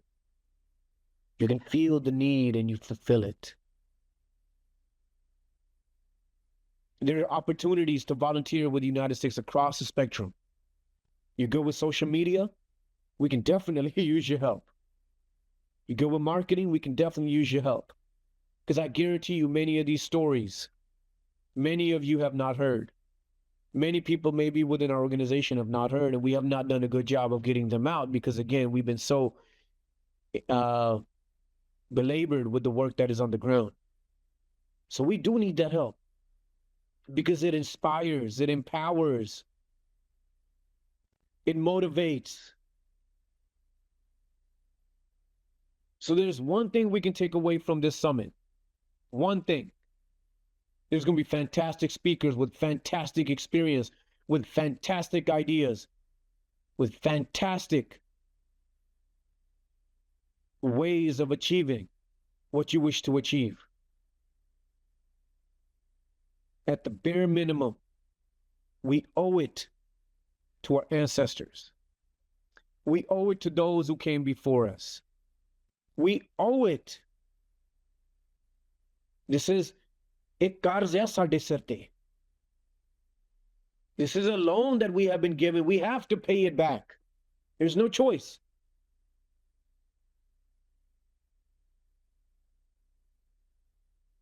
We have to pay it back. How do we pay it back? We pay it back through action. We pay it back through service. We pay it back through Seva.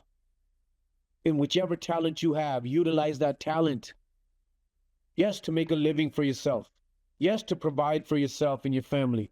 Yes, to provide for your children. Yes, to provide for those around you. But yes, to provide for your bant. Yes, to provide for your qawm. Yes, to provide for your community. Yes, to provide for your people. That is the basic, fundamental aspect of what being our faith in our faith is about. And being, if you are in another faith, right? What basic fundamental of humanity, of a human is about. Why are we here? Why has the Almighty put us here? I look at myself. We were blessed to come in 85. My parents came, migrated in 85. We from Louisiana, back in Punjab, lived in Hardwar, BHEL. I could have been at that age. I was 6 years old in 85. I would have been 10, 11, 12, and 90. Many of my brothers, many of my sisters who were that age were picked up and disappeared.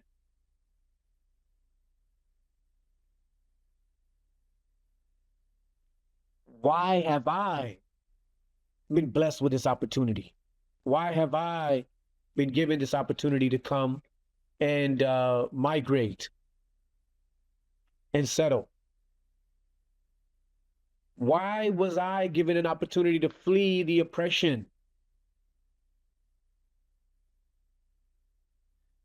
And many of my brothers and sisters chose to fight the oppression, to face the brunt of the oppression. Am I better than them? No. Not by a long shot. So why did Vaheguru, why were we blessed to be given these opportunities? It was because we have a debt that we owe. We must pay it back. We owe it to those mothers who are waiting for their sons. We owe it to our faith. We owe it to our parents. We owe it to our elders. And we owe it to those who gave us the blueprint. So a humble request to all the youth that is attending. You guys are the next generation. You will take the mantle. Like the Olympic flame, one person holds it and is given to the next and is passed on to the next, because that flame cannot be extinguished. It will not be extinguished. It will be passed on. It is being passed on. That is what is happening with this summit. The flame of service, the flame of justice, the flame of dedication, the flame of empowerment, the flame of motivation, the flame of getting things done and moving our community forward. That is what this summit is about, because that is being passed on to the very capable hands of all those attending. We hold you in high regards. We are sure that you will fulfill this responsibility. We are certain you will fulfill this responsibility, and we look forward to you filling this responsibility. Thank you, everyone, for attending. Thank you, everyone, for your time. Pupinder Benji can share my contact information. I can do the same in the chat. I will be maybe not so visible in the video, but I will continuously try to be as part of the summit as long as I can every day. Don't hesitate to reach out. We are all your brothers and sisters. Don't ever hesitate to ask a question, and never think of yourself as being alone.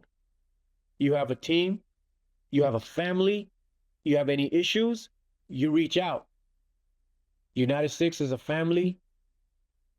UNITEDSIKHS is about taking care of one another, because if we take care of one another, then we can take care of others.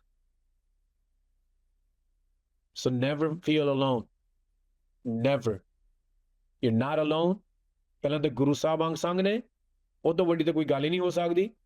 Vaheguru is with everyone. But he has created us to be a medium.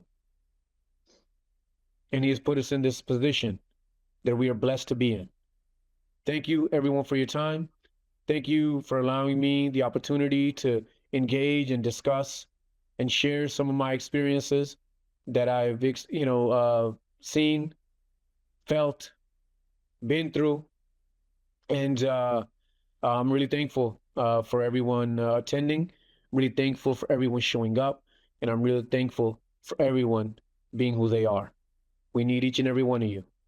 We need each and every one of you. Vaheguru Ji Ka Khalsa, Vaheguru Ji Ki Fateh. Thank you so much, Aviji. An inspiration as always. And I don't think even inspiration is just the word that fulfills the gravity of just who you are, the way you speak. I mean, I just, every time I hear you speak, I just get even more motivated, dedicate even more time than possible. And I really hope this inspires everybody here. I want to give a few minutes for our attendees to ask Virji any questions. Please jump in. I did have a question. I just wanted to first say everything, you're such a beautiful speaker. Everything you said was so eye-opening and inspirational to hear. And then I'm so grateful I got to hear the wisdom you had to share. But my question was in such a selfish and greedy world, how do you stay grounded and stay humble and donate that bread and then save those crumbs for yourself? There you go. I'm still getting used to technology apparently, but yeah, so I think, when we talk about the blueprint that has been given to us, right?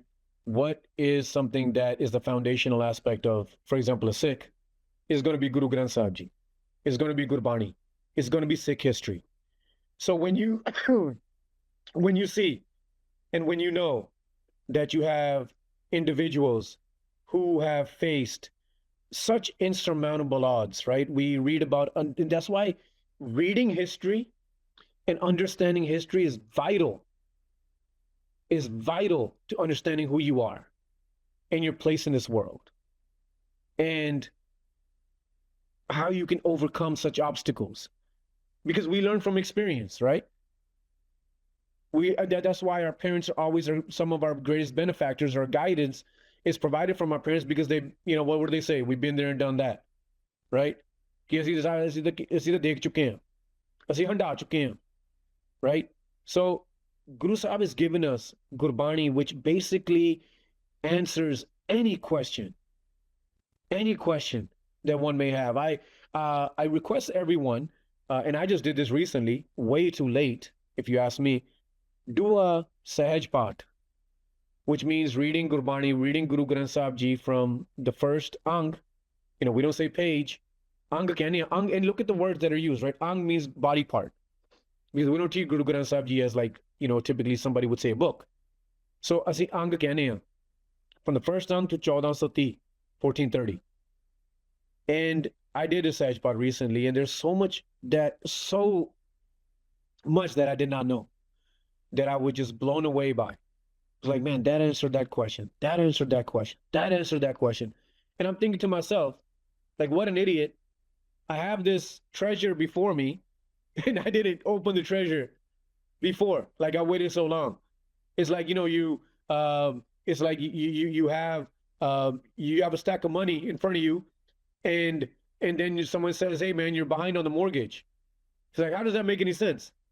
Like, you have the funds available, but how can you be behind on the mortgage? You're just not paying it. You're just not following through. I mean, you have this availability of resources in front of you. Utilize them. And I say that to myself because I did it way too late. So I would request everybody to start with a Sahaj pot, and you can do 1 or 2 angs a day. It's not a race. You're not competing. You can do half an ang a day.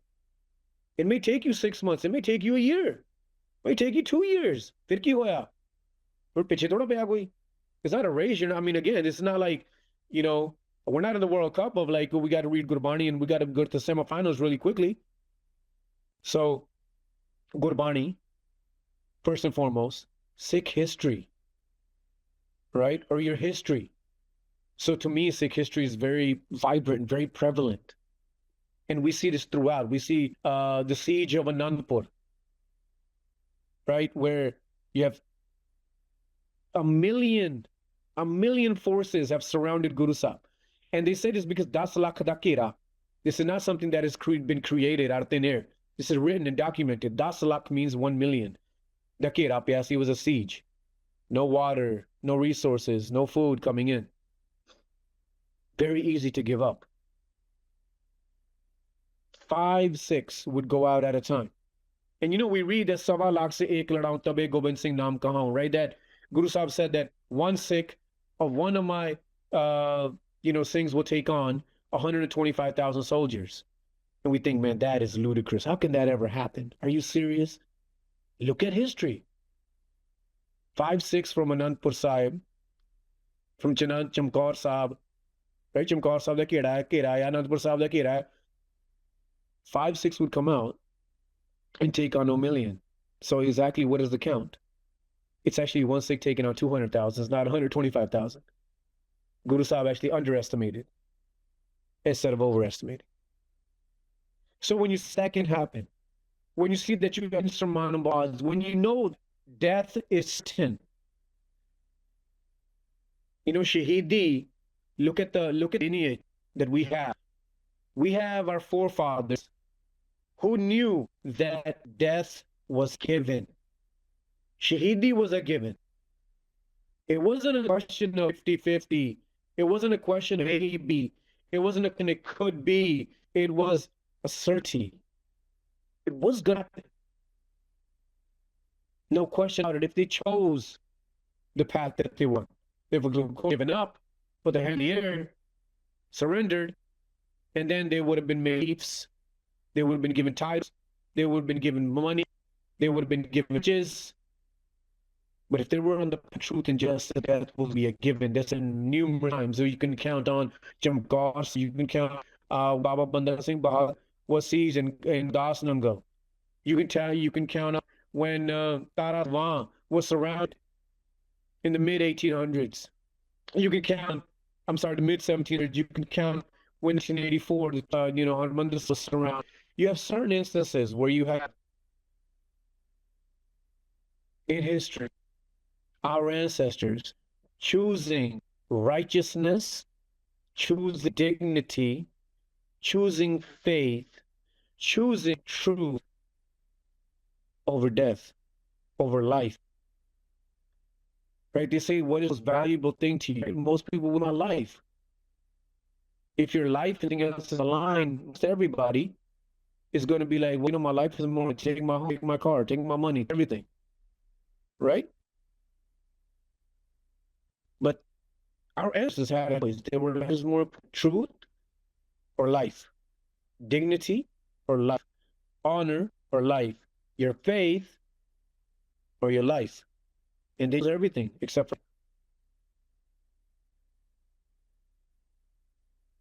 it's, and when someone's in a situation, when somebody, has a conflict, you can still understand it like, hey man, he or she could have survived, maybe would have survived. So it wasn't much of a risk. When you know that there's certain death and you still lose that path, what kind of mindset do you have to have? What kind of determination, grit, and fundamental divinity do you have to have? So when we look and actually look at historical context and conceptualize it over what I have to deal with, I'm like, man, I have to deal with it. If I'm in the pool and I get beat, I'm 1 in 500, I'm 1 in 1,000. Guru talk about 185, 200,000 that were out to kill, not to mock or ridicule them. And that's not to say that anybody who's going bullying, that's not to, delegitimize that. That's not to minimize that. I'm putting it in perspective of what kind of mindset we can have. Right? Is that whenever we face these insurmountable odds, we can look at our history because they've been there, they've done that, and they've shown us the path. And then, of course, Gurbani, spirituality, it mentally gives you that fortitude. And history gives you pathway that my ancestors did this, I can certainly do it as well. I can certainly face the challenges of this world. I can certainly face the bullying, the harassment, the being somebody being naive and so despicable their approach, so racist, right? So horrendous in their mindset. Richie, your audio is a little choppy. Sorry to interrupt you. Your audio is a little bit choppy. Raja, sorry, Hanji. So I'm saying that, again, it's going back to our history, which provides the print. Gurbani provides the fundament for our mental state and our sexuality, which keep grounded, which guides us a foundation. We can allow our history to teach us and guide us. Right. So I think it's a combination of Gurbani and history that really will consistently guide you, motivate you, inspire you, and make sure that you're never alone. Because of course, I ran Saxe City Council, right? City Council in Saxe, Texas. We are a very deep red district. And that's not to say you vote either way, just an idea. Somebody who looked at me, right? Name is Gurveer. We got 47% vote. Very, we were in a runoff. In the initial election, we won, but we had 50% to them. There were contestants. We got those, but 50 plus, so they run off. And unfortunately, didn't maybe come along and should have. We got 41%. We knocked 5,000 doors, right? All the entire region was about the 6th now, good or bad, and so much hatred I received on Facebook and social media, just for the way I look. Just they had never met me, they had never communicated with me, never ran across any event I was at, or ever engaged conversation with me, ever texted me. But yet I was un-American, yet we were bloodsuckers, yet we were uneducated, yet we were, we had the values, our American values, right? So I see that. I mean, it's constant.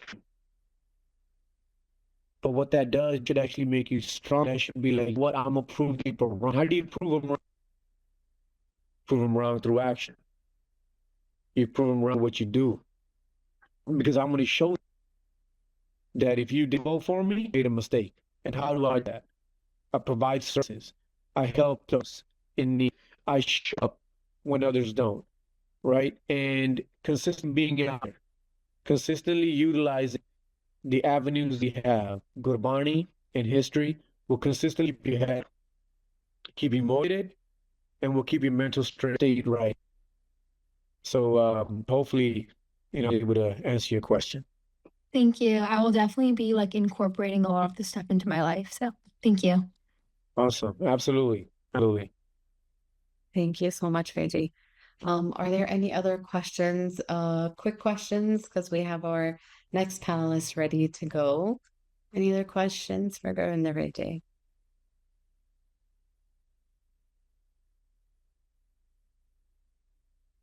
Well, I think we are going to collectively thank you so much, Vijay, for your time, your insight, your inspirational words, and your guidance. We're deeply, deeply appreciative of you. Thank you so much for your time, Vijay, and everything that you do for all of humanity and the Sangat and Seva. Thank you. It's a privilege to be a part of such an amazing panel, right? Seeing my younger brothers and sisters, and it's amazing to see the amount of talent we have in the community. I just get mesmerized every time. And I'm gonna start by saying, say this a lot to the youth that I meet. Look, we've been privileged to meet prime ministers across the world, right? We've been privileged officers and delegates from the highest and highest in government, right? Artists, what have you, right? The most I get inspired by, it's not by is by you guys. The glow I see in your eyes, the aspirations that I see that you have, the ability that we see you have, potential that we see you have. That's what motivates more than any of these individuals that we had. And I can assure you, I say that with full conviction. And I have full faith that guys are going to make your parents, your family proud, and the community proud as well. And look forward to the great things you do. And if there's any other questions, you can write me. Please share my phone number. And if we need to get on another call sometime later, sooner, whatever it is, we can coordinate that as well. But it's been a privilege. Thank you guys. Take care. Keep your heads up. Know you're never alone. And constantly keep striving, keep moving, keep progressing. Waheguru ਮੇਰੇ ਹੱਥ ਰੱਖੇ ਵਾਹਿਗੁਰੂ ਜੀ ਕਾ ਖਾਲਸਾ ਵਾਹਿਗੁਰੂ ਜੀ ਕੀ Waiguru ki fateh. Thank you so much, Vijay. We have our next speaker, Kuljit Kaur. I will promote you too. How are you guys feeling? You guys doing okay? Yeah.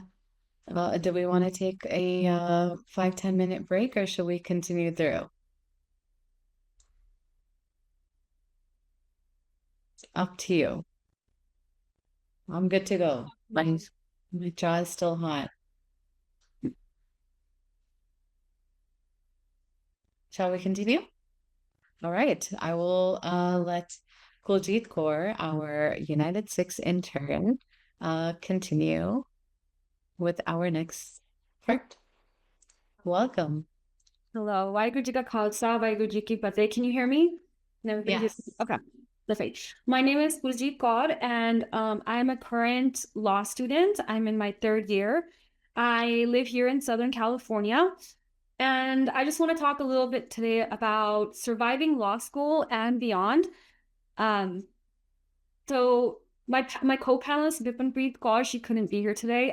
She was going to talk, she's an aspiring law student, so she was going to kind of talk about her experience with, LSAT and like applying to law schools and getting in and stuff.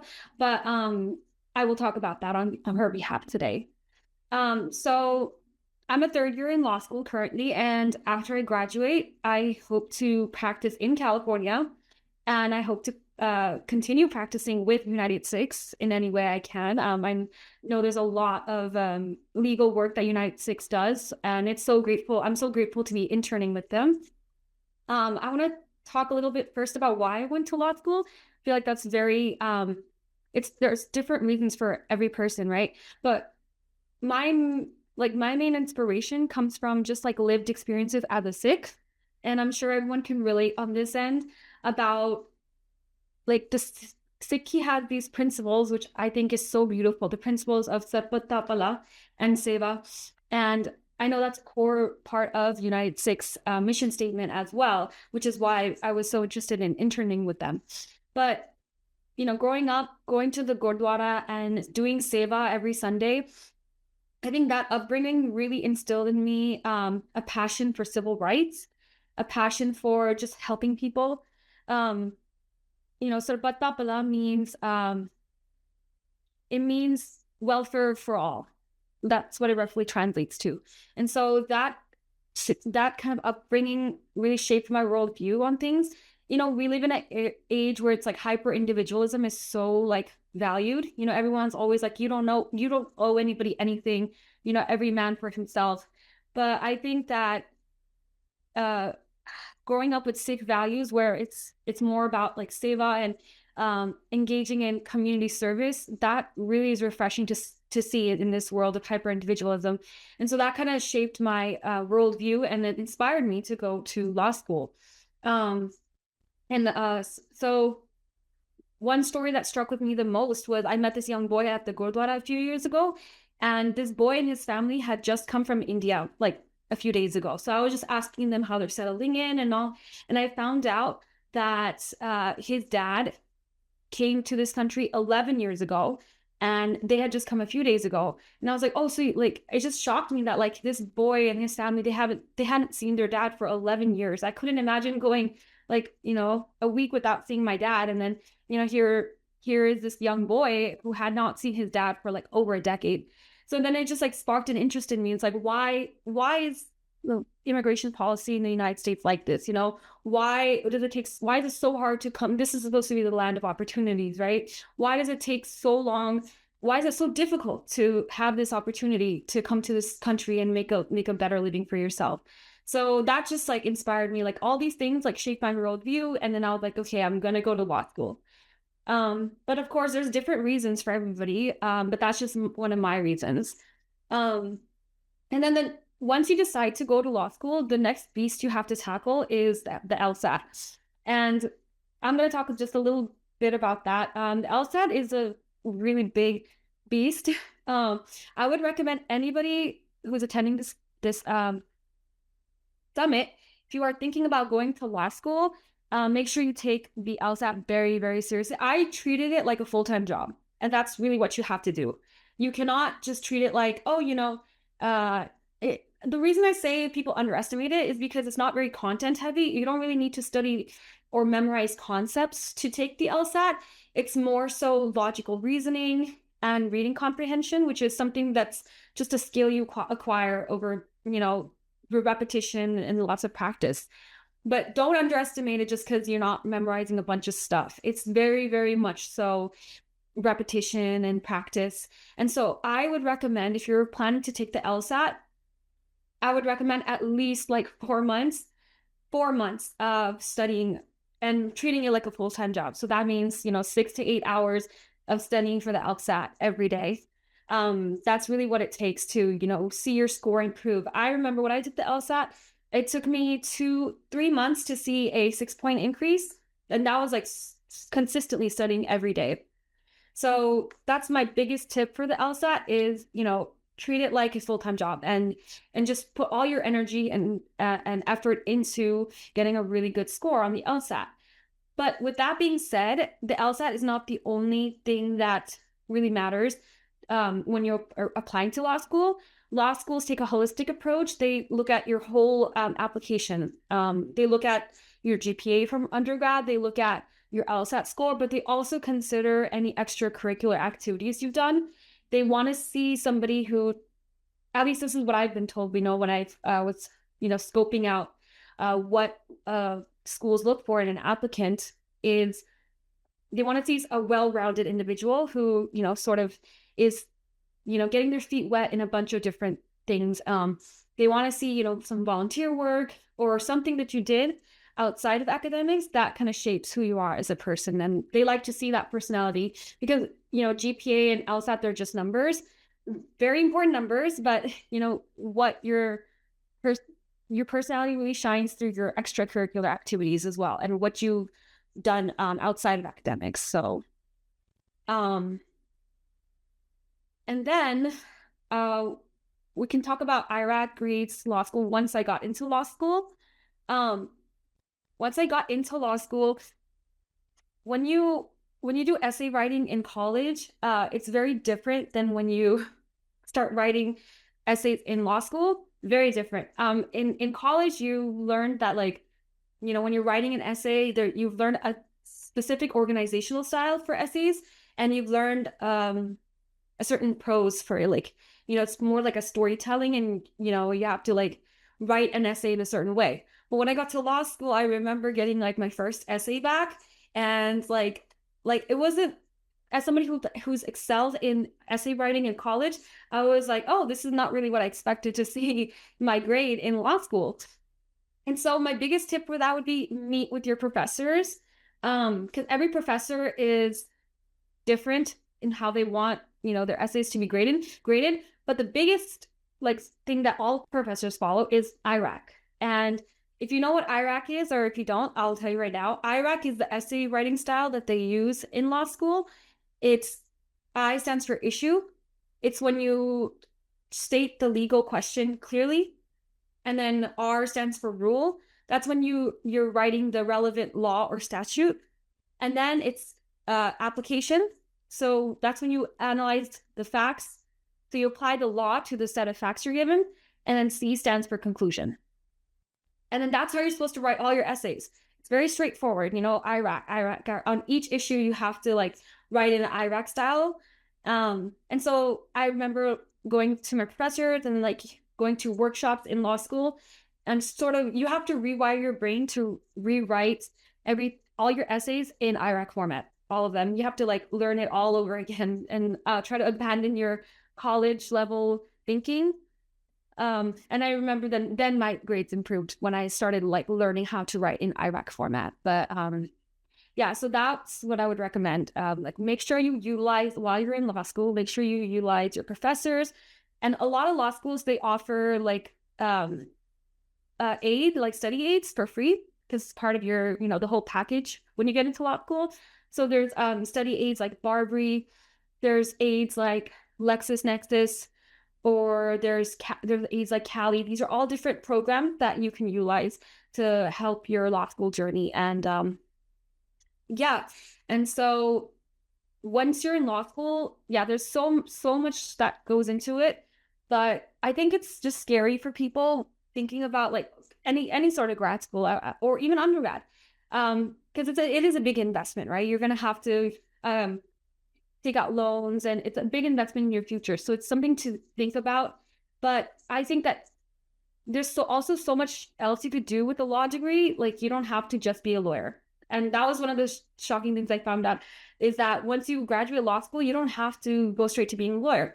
I know there's a lot of people that go on to be mediators, human resource leaders, policy analysts, or just writing for law journals. There's so much you could do with a law degree. So if it ever occurred to you that maybe I want to go to law school, but I don't necessarily want to be a lawyer, maybe I want to be, I want to work in policy or something else, something in politics, or, there's so many things you can do with a law degree. So I would definitely research into that and not let, it's not just lawyer that you can be with a law degree. So, yeah, and that's sort of my experience in law school. I wish Bipanpreet was here to talk about her experience applying to law school, because that was a long time ago. But yeah, this is just sort of my experience. And yeah, so if anybody has any questions, I would love to answer them the best I can. I had a question. How was your experience if you did like applying for scholarships for law school? Because I heard it's harder than when you apply for undergrad.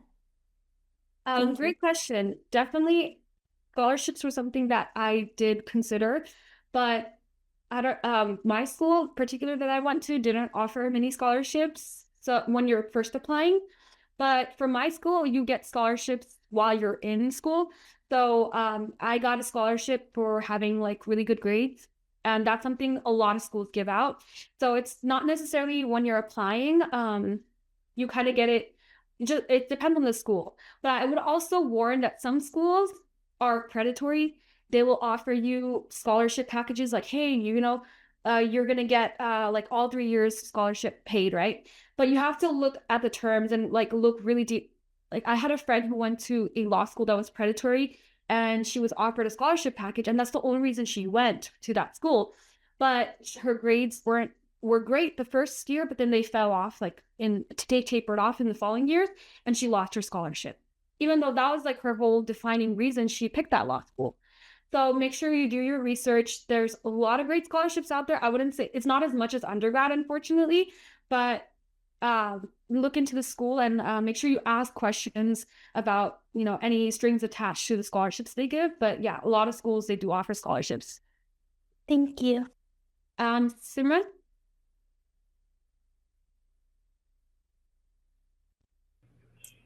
Sorry, I wasn't unmuting, but I just wanted to ask you like about the LSAT because like I'm in my third year, so I'm like preparing to take it. And like so far I haven't started like intensely studying, like, you know, maybe 1 to 2 hours a day.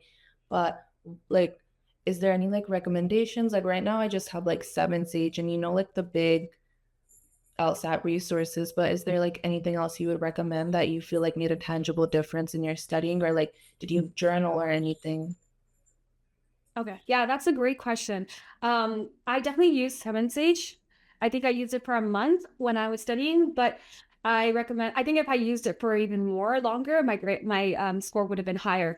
I think those resources are so helpful because Seven Sage really like caters it, and they really like outline their study guides based on like what you're going to expect on the LSAT.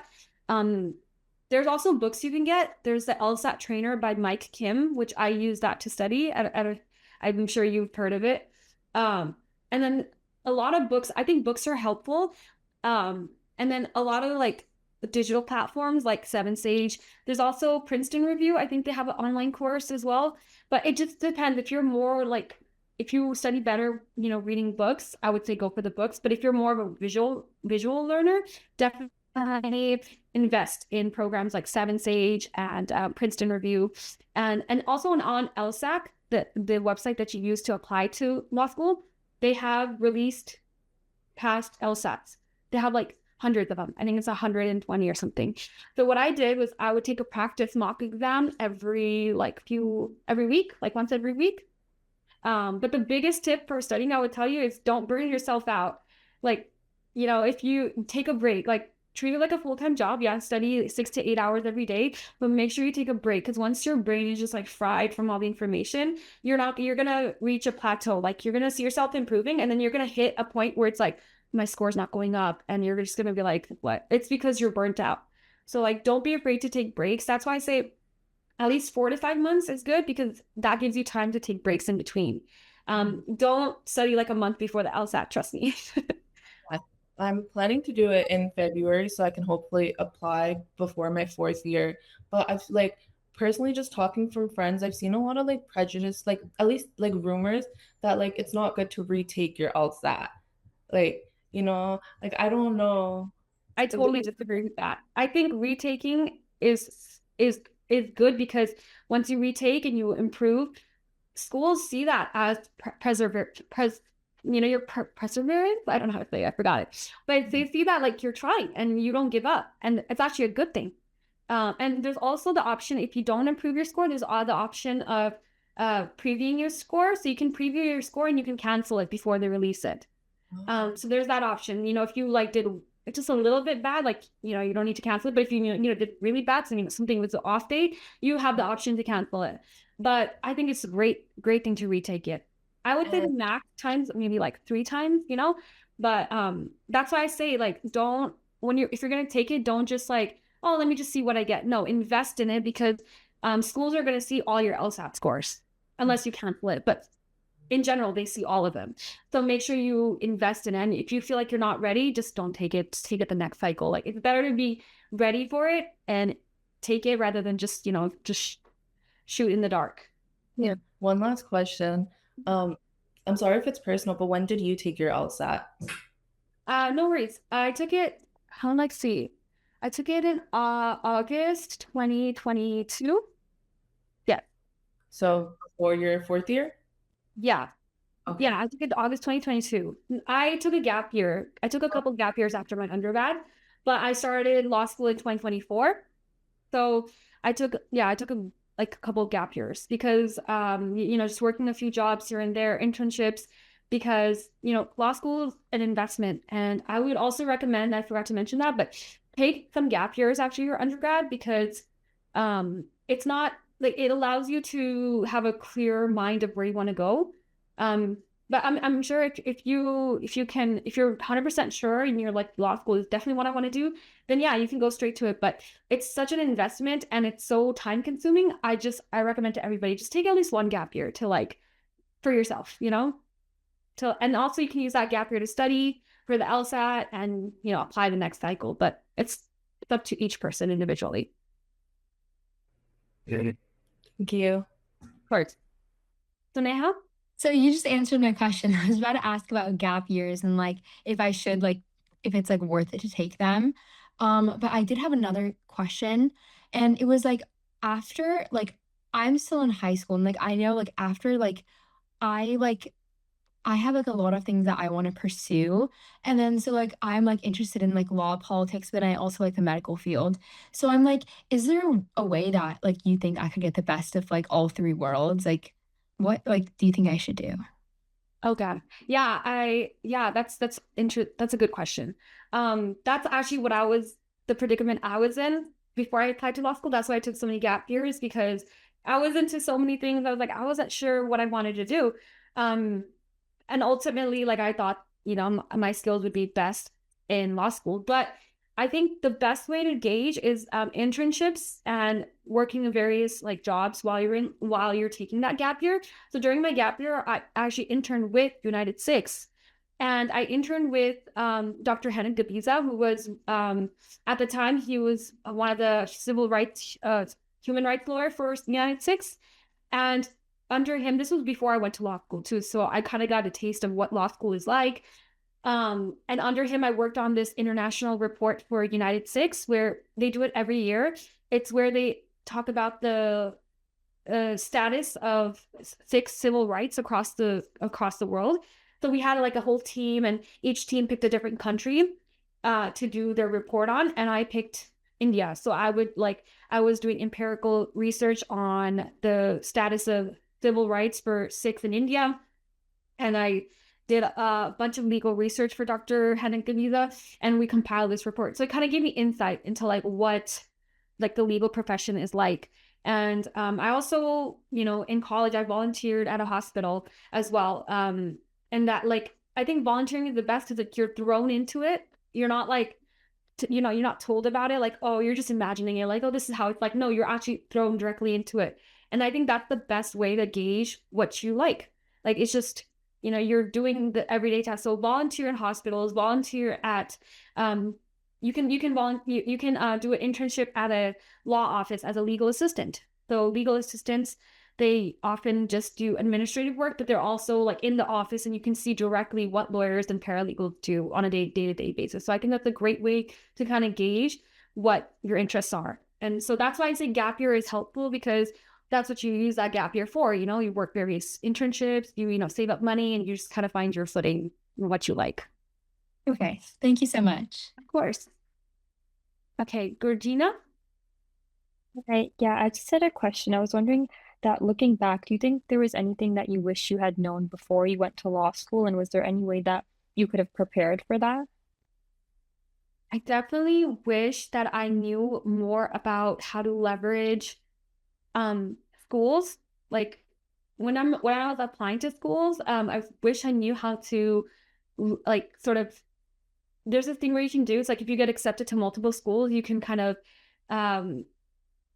you use one school against the other. Like you could be like, oh, I got a great offer from this school, but I really want to go to your school. It's just, you're not giving me as good of an offer. And then so that school will email you back like, hey, let's up your scholarship grant, or let's up this, we really want you at our school. And so I wish I knew that going before. I was like, law school is so competitive. So I was just like, whichever school I get into, I'm going to go. But there's definitely that, like, keep that in mind. Like, you don't just like, you can definitely bargain with these schools through email, talk to them, be like, I really like your school. I like these things that your schools offer, but this school is offering me a better financial aid package. So, and, sometimes, yeah, just leverage that and, kind of bargain with the schools. I think I definitely wish I knew that better. Thank you. Of course. I see that one of the attendees, Ravneet, raised your hand, so I'm going to, okay. I think you should be able to talk now, Ravneet. Hi, thank you so much, Kunji. Can you hear me? Yes, I can hear you. Hello. Yeah, so I think just first of all, beautiful conversation. I love this. But just adding to one of the questions about being a STEM student and wanting to be a part of legal aspect. I'm a working engineer, and I did a PhD. So, but I also have a legal background through family, and it's always been passionate to do something humanitarian or legal, so to speak. But if any of you girls ever want to be a scientist and also legal, there's also patent agency. So I think I'm looking into that myself at this point. So yeah, sky's the limit. Like you gotta have the paper stacked up as your degrees, and there's so many things that you can explore. Yeah, love it. Keep continue. Yeah, no, I love that. Yeah, that's a great thing to bring up because you can even if adding to Suneha's point, I think like if you're interested in legal profession and something with healthcare, like Ravneet said, patents. Like there's health law. Right now, we're seeing a lot of stuff in the pharmaceutical industry, which like it's the intersection of health and also legal profession as well. So, bioethics, everything. So there's so much you can do with a law degree. So that's a great point to bring up. Definitely. I also opened up the chat. Sorry for not doing it earlier, but everyone, you guys can message each other. So Ravneet, Benji, please put your contact information, and we would love to share that with the rest of the group. And if anyone would like to reach out to you, I think this would be a great place. Thank you so much. Absolutely, Wonder, I will do that. Thank you. Thank you. Well, are there any other questions for Kuljeet? Thank you so much. You did amazing. Thank you. Thank you so much. Thank you all for listening. Yeah, we really wish you the best of luck in all of your endeavors and your journey. I think this is really a pivotal time in your life, right? You're doing amazing, by the way, sweetie. You're doing amazing. Yeah, really proud of you. I mean, Kuljit and I have known each other for years, and just seeing the beautiful young woman she's turning into be is like so wonderful. Thank you. Yeah. Yeah, and the Benji has been so helpful to me in my legal career and beyond, like these past few years. So I'm so grateful for her too as well. So yeah, I'll put my contact info in the chat. So if anybody has any more questions, they can follow up. But thank you so much, guys. Thank you. Thank you so much. And thank you so much, Maniji, for waiting so patiently. We are very happy that you are here. I would like to introduce our next speaker as Mani Singh Kang, who is a writer and a historian, has amazing contacts, and he would like to talk about some of that. So, Maniji, with no further ado, please introduce yourself and thank you so much for being here. Hi, everyone. Thank you, Satrikal. Can you hear me? I just unmuted. Can you all hear me? Yes, so we can hear you. Okay, very good, very good. I joined a little bit late. My apologies. I'm without a laptop recently, so I'm using my cell phone.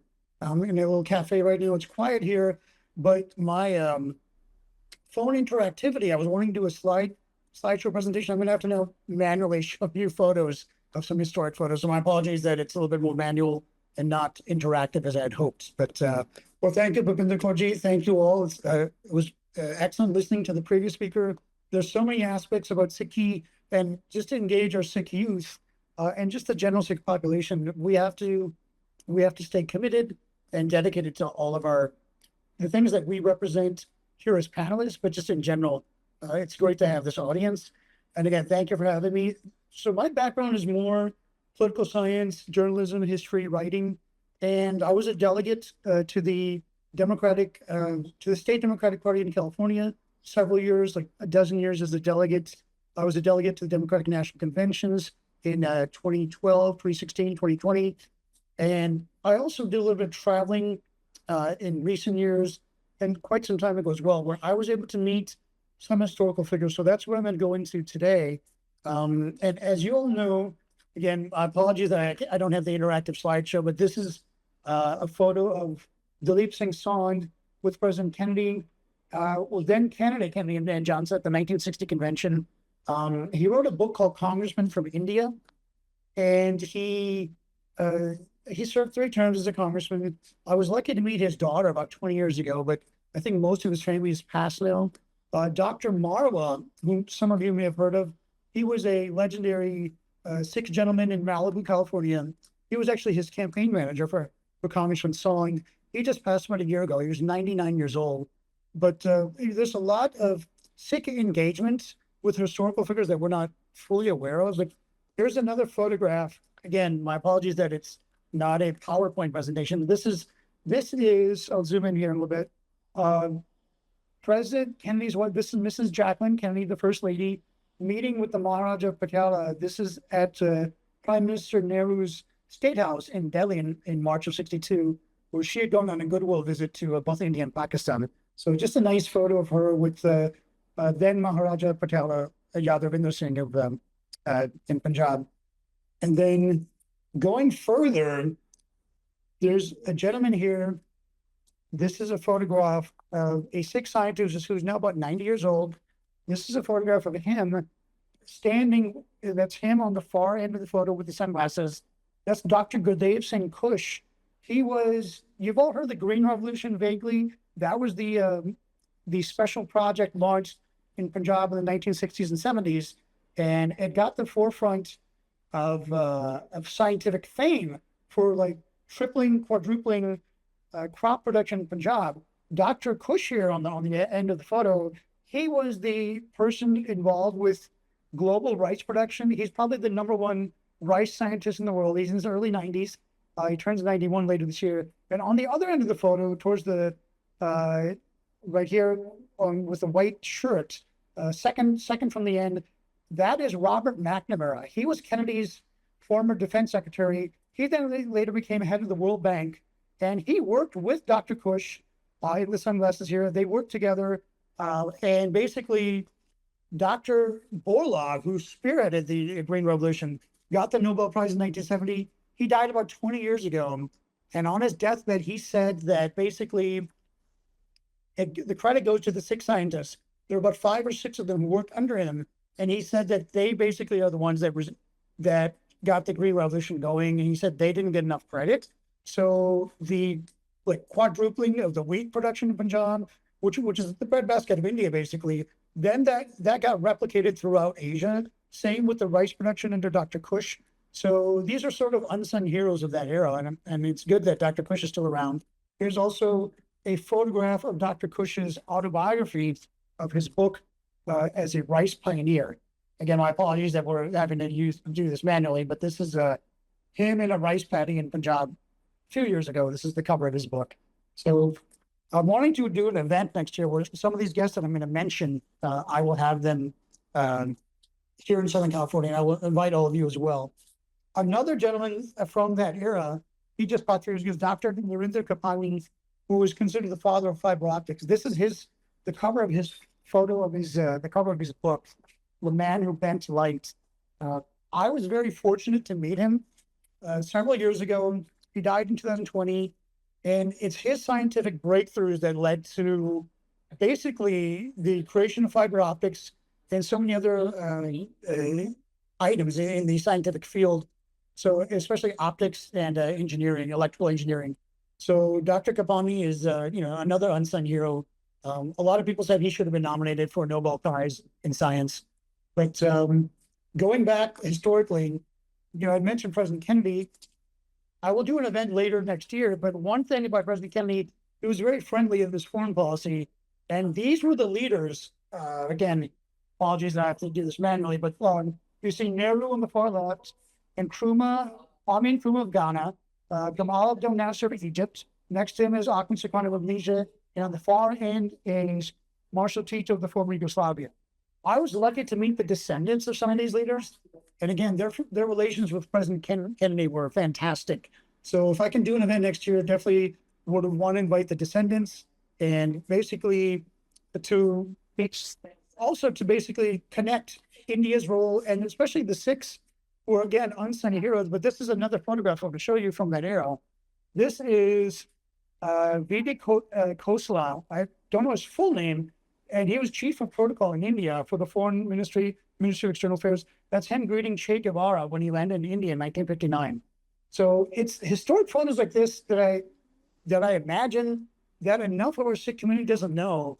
We had these pioneers back then, and even a few that are still living now, who did excellent work. They promoted Sikhi on their individual level, but being the positive achievers that they were, meeting with statesmen and international figures, it promoted Sikhi to a large degree that I think some people have forgotten.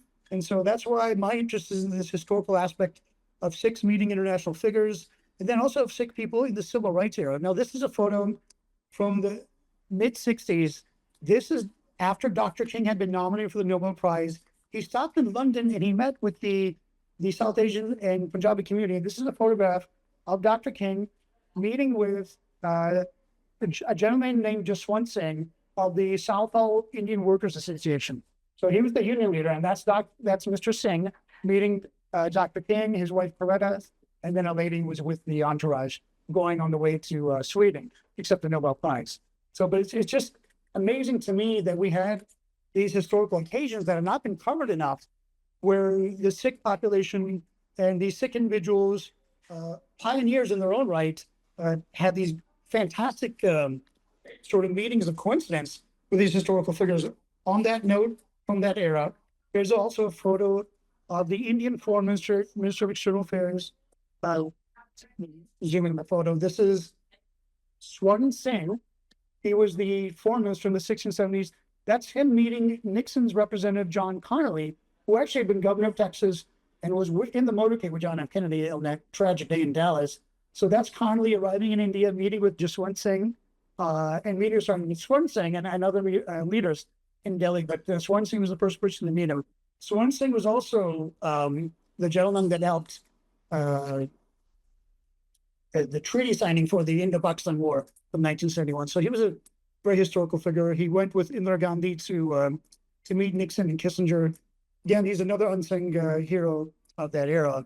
And then one other person from that era, and again, my apologies for the manual photos. This is the first Sikh woman ever selected for the Indian Central Ministry. She was the Minister of Health, later Minister of Sports, and her full name is basically, well, her full name is Raj Kumari Amrit Kaur. She had a special title. Raj Kumari Amrit Kaur was from a Sikh royal family in Punjab. She just happened. Because oh yeah, I think my phone is still somehow taking a call, and I disconnected that. Let me get. I don't know if you all can see me. Let me get back to Zoom here. I apologize for that. I don't know why. That's okay. Okay. So, there you are. Okay, You're so good. this is Raj Kumari Amrit Kaur. This is her in October of 47, greeting someone from the Canadian Red Cross for like an emergency supplies of penicillin, because there was a malaria outbreak in northern India. So that gentleman from Canada from the Red Cross brought, that's just a symbolic photo, like a plane load of penicillin shots for the malaria outbreak. And that's Indian President Dr. Rajendra Prasad on the far left. The Sikh gentleman on the far right, I have seen him in other photos. I still don't know his exact identity, but he was also in the foreign ministry and was a high-level diplomat and bureaucrat of that era. So, and then lastly, other than Raj Kumari Amrit Kaur, more recently, there was this lady who basically was the foreign minister about 10 years ago. That's Minister Praneeth Kaur. She was the External Affairs Minister. That's her on the far left, greeting then Canadian Prime Minister Stephen Harper. And she was, I think she was the first lady and the first Sikh woman in the Ministry of External Affairs to head that ministry for foreign services. So again, these are pioneers from that era. And one last person I do want to highlight, I was lucky to meet him several years ago. I didn't know he passed last year. Someone told me this was a photo from 2000, roughly 2000, I think 11 or 2012. And this is obviously President Obama, French President Francois Hollande, and then the mayor of Charlottesville, Satyendra Ahuja, who received them on the tarmac at the Charlottesville airport. And again, being the mayor of Charlottesville, he was also like the provost of University of Virginia, Charlottesville. And he stepped down literally 2 years before that tragedy happened with the right-wing white supremacists who marched on the campus just terrorizing everyone. He had stepped down as mayor by then.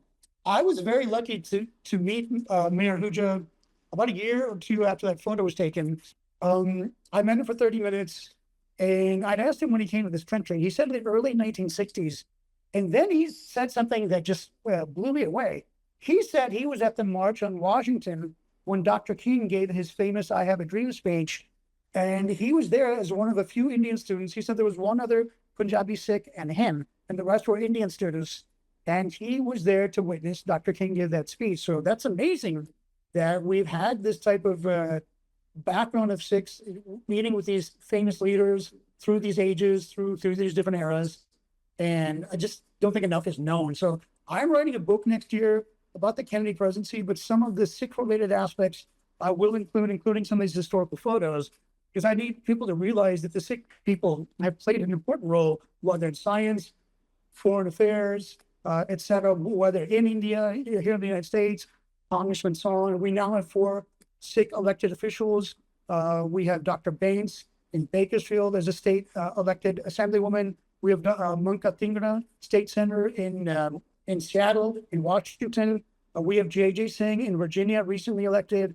And we have Ravi Balla, former mayor of Hoboken, who is now also an assemblyman in New Jersey. So, I think we should take pride, and I would highly encourage more people to get involved in party politics. It doesn't matter, even if you're an independent, but just try to seek public office. A lot of you who were just talking about law school recently, a lot of people who are in politics and in elected office, a lot of them have law backgrounds. So that's a great start. But just please be more active. This is something I highly encourage for more people to get into public office. In Canada and in England, there are a lot of Sikhs who are in state legislatures, who are members of parliament. I would love to see that success replicated here in the United States. So, Thank you so much, Mike. We Yes, really sir. appreciate it. I mean, I think it's really important to bring attention to all of these amazing Sikh trailblazers, especially for if we don't talk about it, the history just gets lost. So Yes. I'm so glad that somebody like you is able to bring that message and bring these people's names continuously. And I think it's part of our responsibility to carry these names forward. And I really appreciate you encouraging our young people to get inspired to work in public service, and just how you mentioned about having these law backgrounds and being able to serve in public spaces is really where change occurs, is when we are represented, when a Sikh can be on the Sikh caucus. Yes. I think that's what we really need. So can you all get to it, please? Thank you so much, Amani. My apologies for the manual showing your photos. My phone, something happened. I couldn't do the interactive photo share or slide share, so I had to hold up the photos. But yeah, you can send us that link and we can share it with our attendees later on. No worries. But thank you all. so much for your time. We really appreciate you having us with here today. Thank you so much. Thank you. Such a God, everyone. Thank you. Thank you.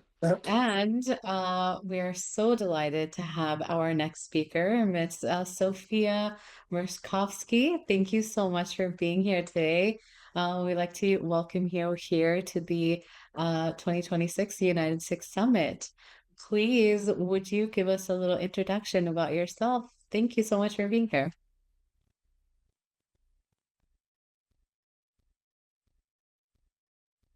I will unmute myself. That helps. Thank you very much, Bhupinder.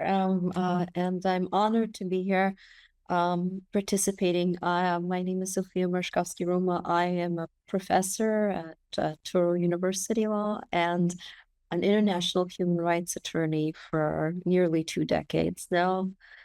My specialty is Eastern Europe and the marginalized people and society, and the former Soviet republics, and wherever a defender is needed or a human advocacy component, I think I'm sort of boots on the ground. So thank you very much for inviting me to speak today.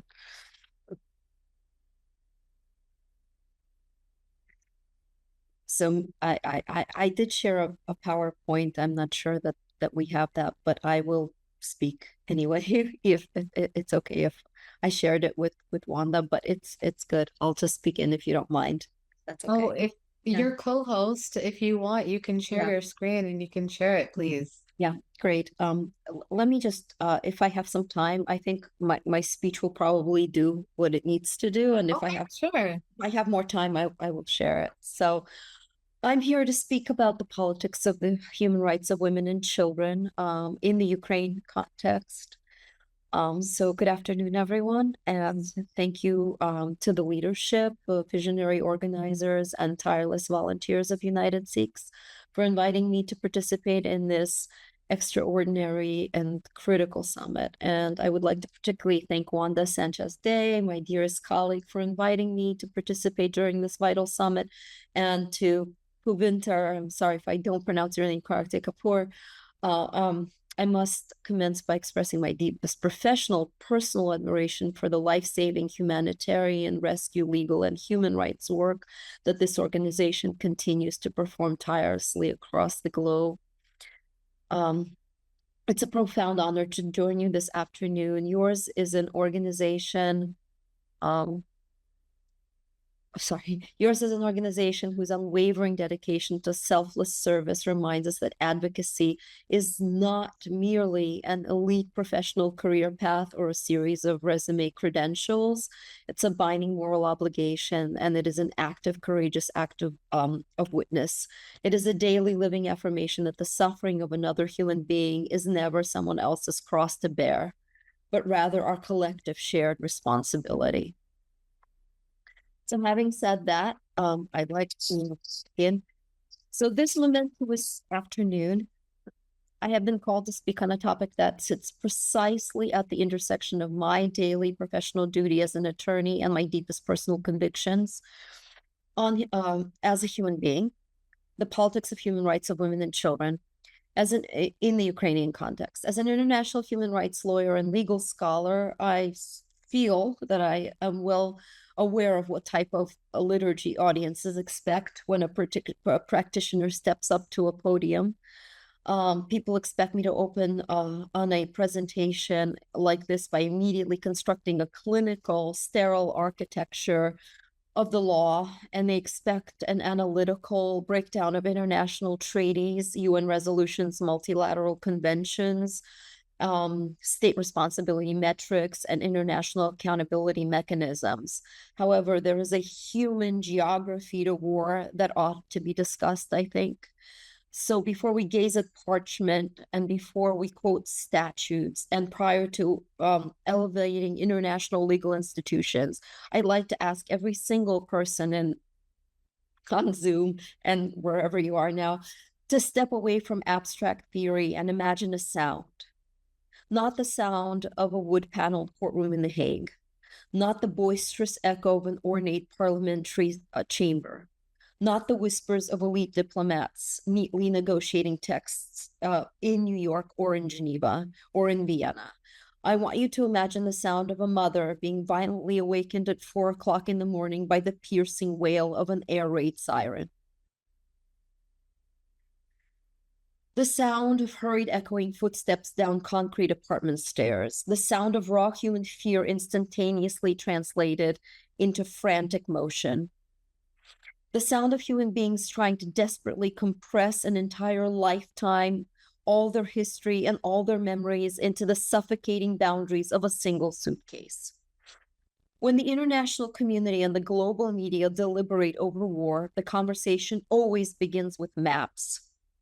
We trace borders.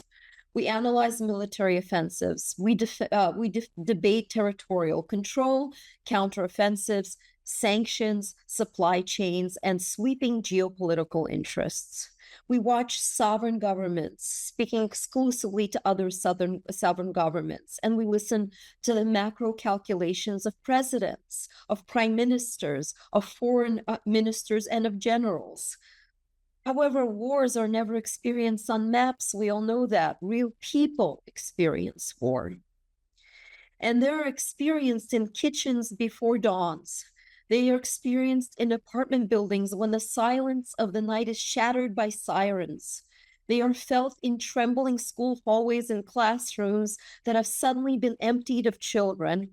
They are experienced in maternity wards, train stations, and underground bomb shelters and freezing border crossings. When I think about Ukraine, or any country that undergoes what Ukraine is undergoing, I do not ponder first about military campaigns or international resolutions. I recall the mothers who must figure out what to pack when an entire life no longer fits into the dimensions of ordinary existence. I think about children clutching stuffed animals while the adults around them struggle to maintain composure. I think about grandparents left behind in high-rise buildings because movement itself has become physically impossible.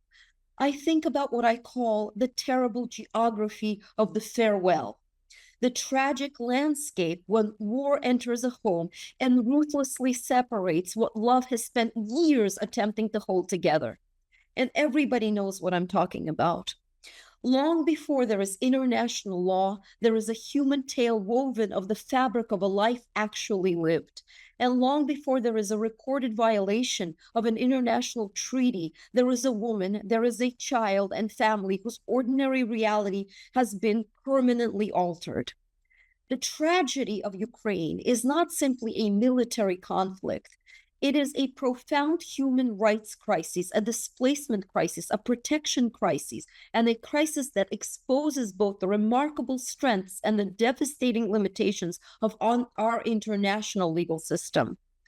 This afternoon, I would like to systematically explore three foundational questions that rest at the very core of this crisis. First, what has happened to the lived realities of the women and children of Ukraine? Second, why do these systematic violations continue unabated despite our extensive, highly sophisticated architecture of international legal protections? And third, what acute responsibilities do we as advocates, lawyers, educators, and civil society sectors bear in responding to these realities?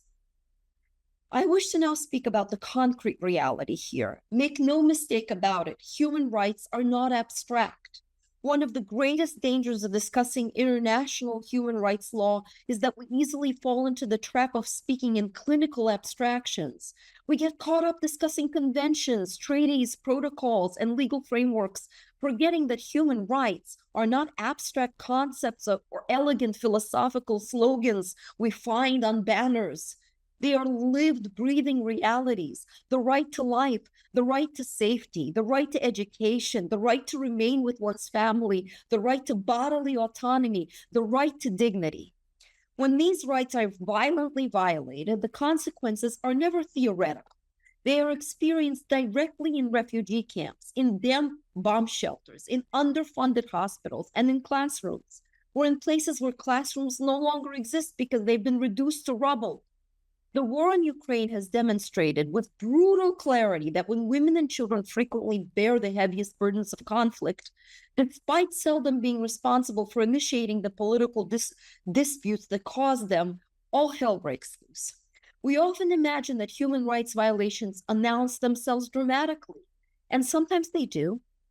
Those sudden explosions, mass destruction, imprisonment, and public tragedies that instantly capture international media attention are not isolated. Nevertheless, very often, human rights are lost through a slow, quiet, insidious process of accumulation, an accumulation of fear, an accumulation of uncertainty, an accumulation of absence of a voice. A school closes. A workplace disappears, a home is abandoned, a family is separated, a community disperses.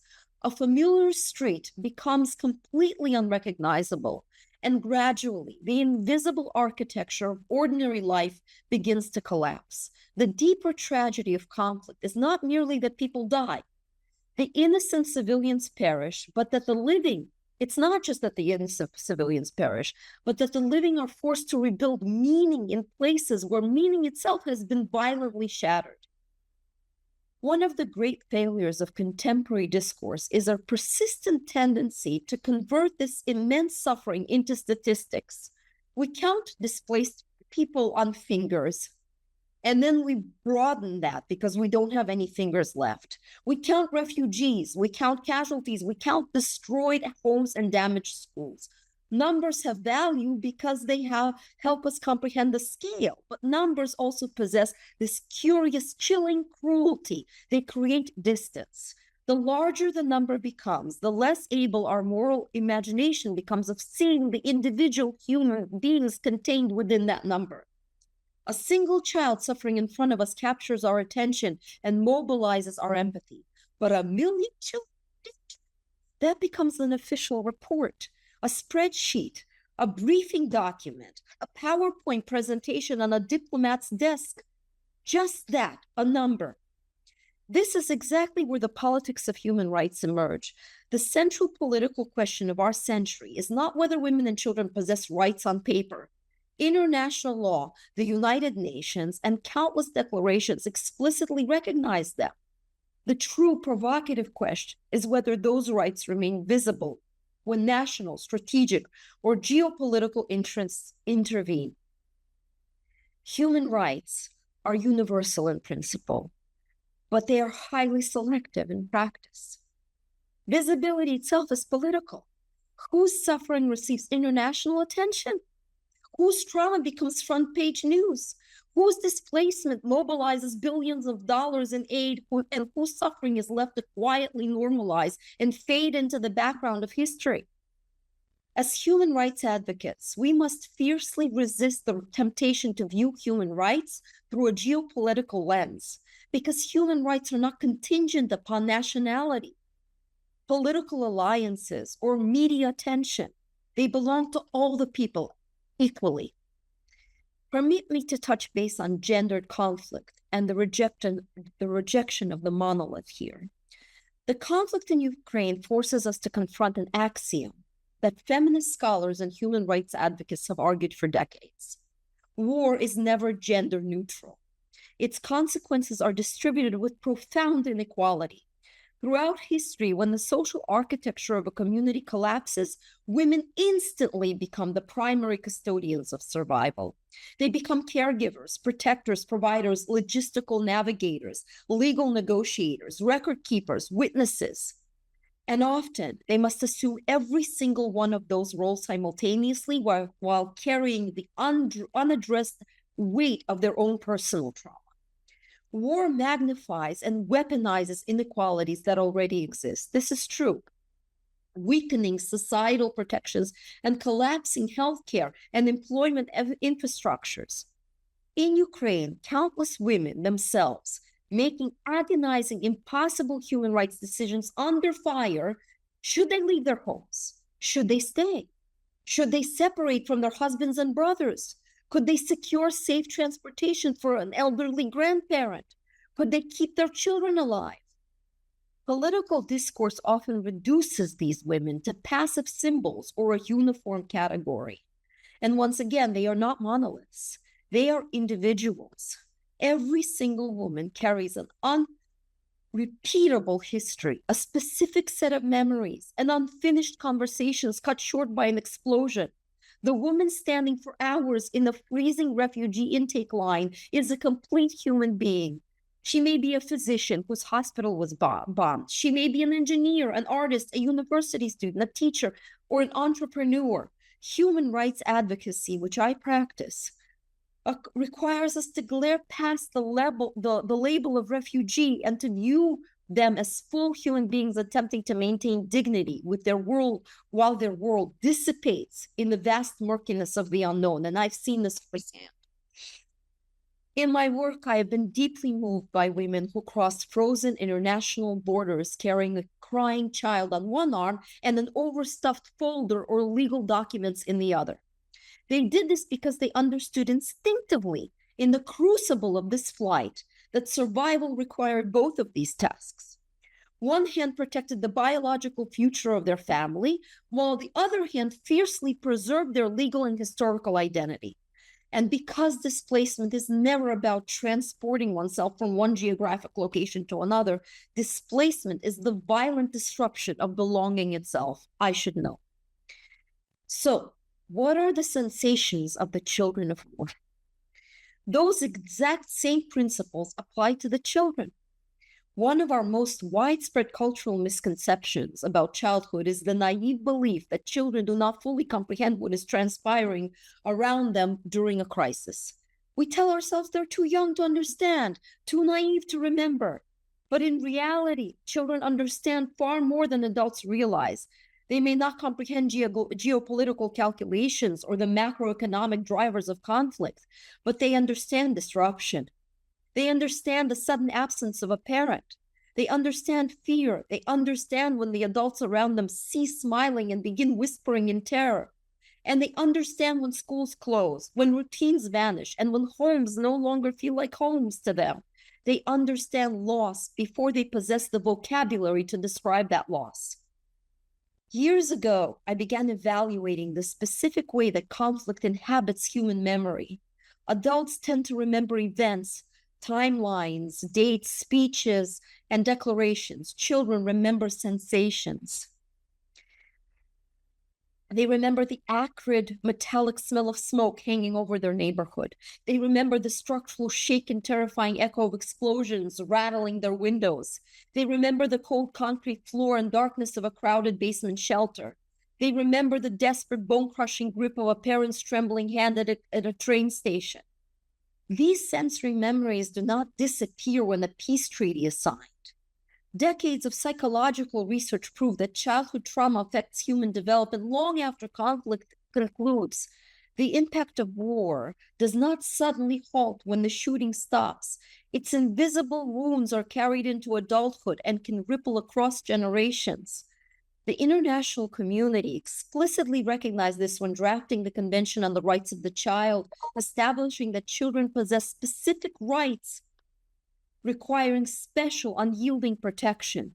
Yet recognizing rights on paper and guaranteeing them in practice remain two entirely different endeavors. I wish to discuss now the critique of evolving resilience and the humanitarian complex. This gap between law and practice brings me to a core conceptual critique of a word that has been completely inescapable in modern humanitarian and NGO circles: resilience. We love to celebrate the resilience of survivors.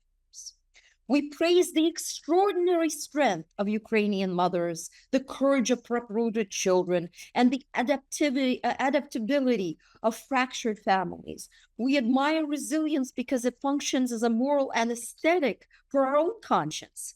It reassures us that human beings can endure catastrophic failures of the global order and somehow still survive. But I stand before you today, or sit before you today, to warn you against the romanticization of resilience. Too often, our praise of a survivor's resilience serves as a convenient excuse for our own structural inaction. Resilience should never be used to mask injustice, and it is never a substitute for justice. No child should ever require monumental resistance simply to attend a primary school class safely. No mother should require heroic resilience simply to keep her infants alive. When we are coerced into celebrating the resilience of millions of people who have lost everything, not just in Ukraine, because wars are going on all over, we are not looking at the triumph of the human spirit. We are glaring at the definitive failure of the international legal architecture to protect them in the first place. Resilience is evidence that justice has been insufficient.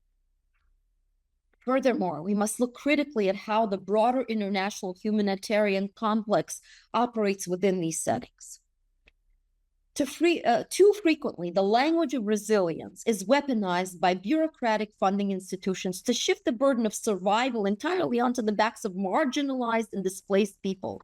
Instead of addressing the structural root causes of geopolitical impunity, instead of calling out the utter paralysis of the UN Security Council or the widespread failures of state enforcement mechanisms, international bodies prefer to distribute localized grants aimed at training women and children to better cope with the violent destruction of their environments. This is the hidden politics of protection, my friends. It is a paradigm that systemically reduces the sovereign human rights to safety into a localized, privatized management scheme. When human rights advocacy becomes an exercise in merely managing trauma rather than aggressively uprooting the systems that produce trauma, we have compromised the fundamental ethical basis of our profession. We cannot allow the continuous celebration of resilience to decouple the international legal order from its core binding obligation to guarantee absolute protection and enforce comprehensive accountability. Now I want to turn to a documentary that I made, Soul Arbitration and the Architecture of Survival. This realization was the driving force behind my journey when I completed my recent documentary film, which was premiered at Fordham University and at the New York City Bar Association, where I serve as chair of the United Nations. Soul Arbitration, which unveiled the architecture of survival and the jurisprudence of resilience in Ukraine. When I began this film project, I did not wish to create another repetitive catalog of physical suffering and architectural ruin. The world is already saturated with images of scorched earth and shattered concrete. History has taught that lesson to us well and with brutal redundancy. Instead, I was consumed by a deeper psychological and legal question. What happens to the human soul when the external physical structures that have anchored a life are completely liquidated? What allows a person to continue when everything around them has been destabilized? What is this invisible internal architecture that people construct within the landscape of their own minds when their physical homes are reduced to dust? And so the title Soul Arbitration reflects this exact internal trial. It is the quiet, agonizing negotiation that every displaced person whom I represent must undergo within themselves to reconcile their profound loss with the necessity of continuing to exist and hope beyond tears toward an unfathomably painful future. What I discovered through documenting these lives was that the most radical, potent form of resistance against the brutality of war is the stubborn, unyielding preservation of ordinary daily life. War seeks to completely disrupt the narrative of society, making the preservation of small familiar rituals an act of defiance. And when a mother, sitting in a freezing bomb shelter, insists on reading her child a bedtime story, she is actively reconstructing a shattered moral order. When a displaced teacher opens up a makeshift classroom in a transit center, she is actively defending the sovereignty of the future. When a fractured community gathers to share food, they are reaffirming to the universe that human dignity cannot be carpet bombed out of existence. They remind us that human rights are not fundamentally about legal doctrines or institutional language, but about the insistence that every single life possesses immeasurable value and always will. Through this cinematic lens, I was immersed firsthand into how communities build invisible, psychic fortifications against despair. And so in Soul Arbitration, the camera does not look at weapons. It holds the camera on the eyes, the windows to the soul of human beings. It captures the complex jurisprudence of survival, the unwritten, deeply felt rules by which ordinary civilians govern their dignity under complete chaos. These people are not merely victims awaiting an external legal savior. They are active arbitrators of their own moral universe, enforcing standards of humanity and solidarity in an environment that has been completely stripped of institutional order. Our duty as international human rights legal advocates are not to bestow agency upon these individuals, but rather to step back, witness, document, and defend the magnificent, intricate agency that they already possess.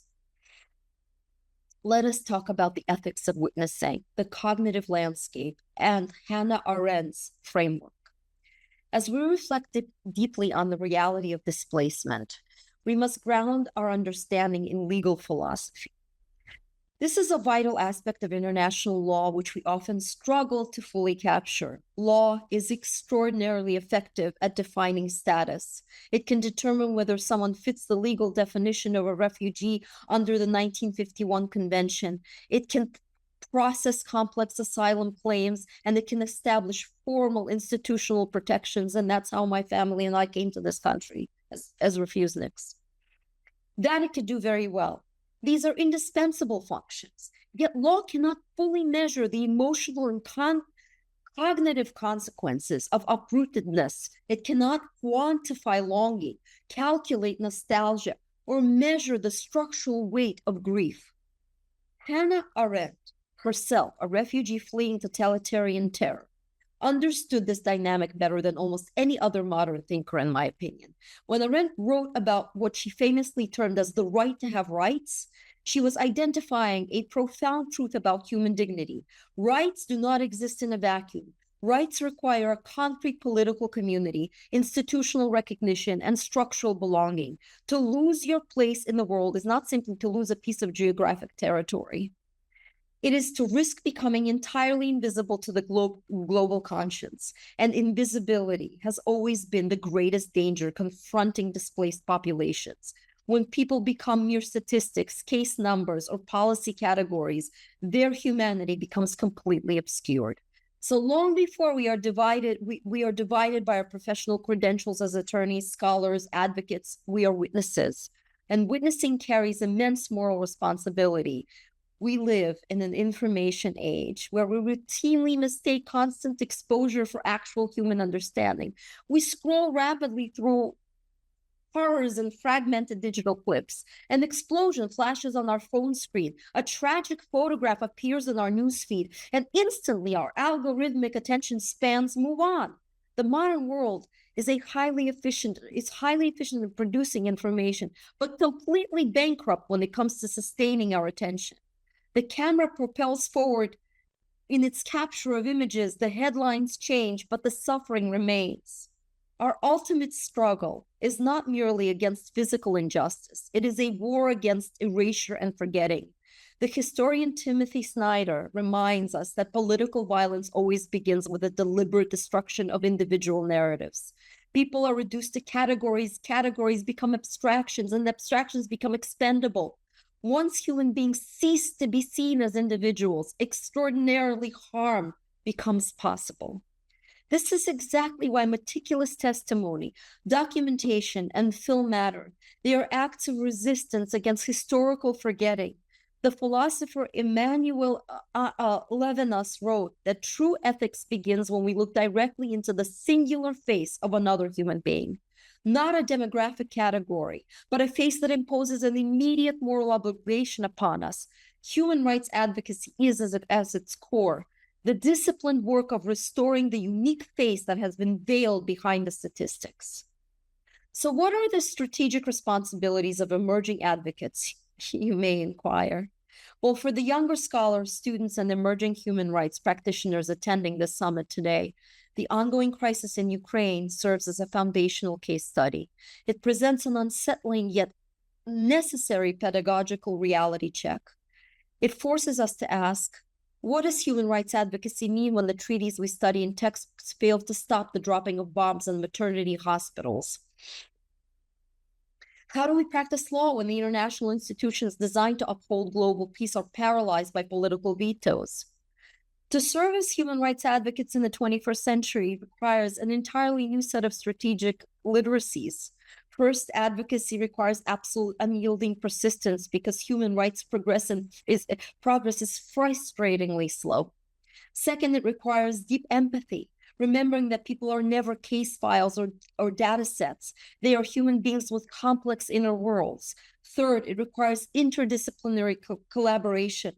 Lawyers alone cannot solve a humanitarian crisis, and neither can doctors, social workers, or educators working in isolation. And fourth, advocacy requires profound moral courage because there will always be immense institutional pressure to remain silent, to remain complicit, to prioritize geopolitical convenience over absolute justice, and to avoid uncomfortable truths.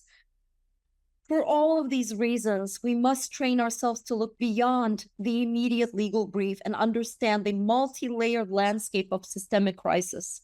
True advocacy means mastering the intersection of legal architecture, media literacy, trauma-informed storytelling, and tactical resource mobilization. When you represent a displaced mother or a vulnerable child, as I do, you are not just executing legal forms. You are entering a complex arena of narrative warfare.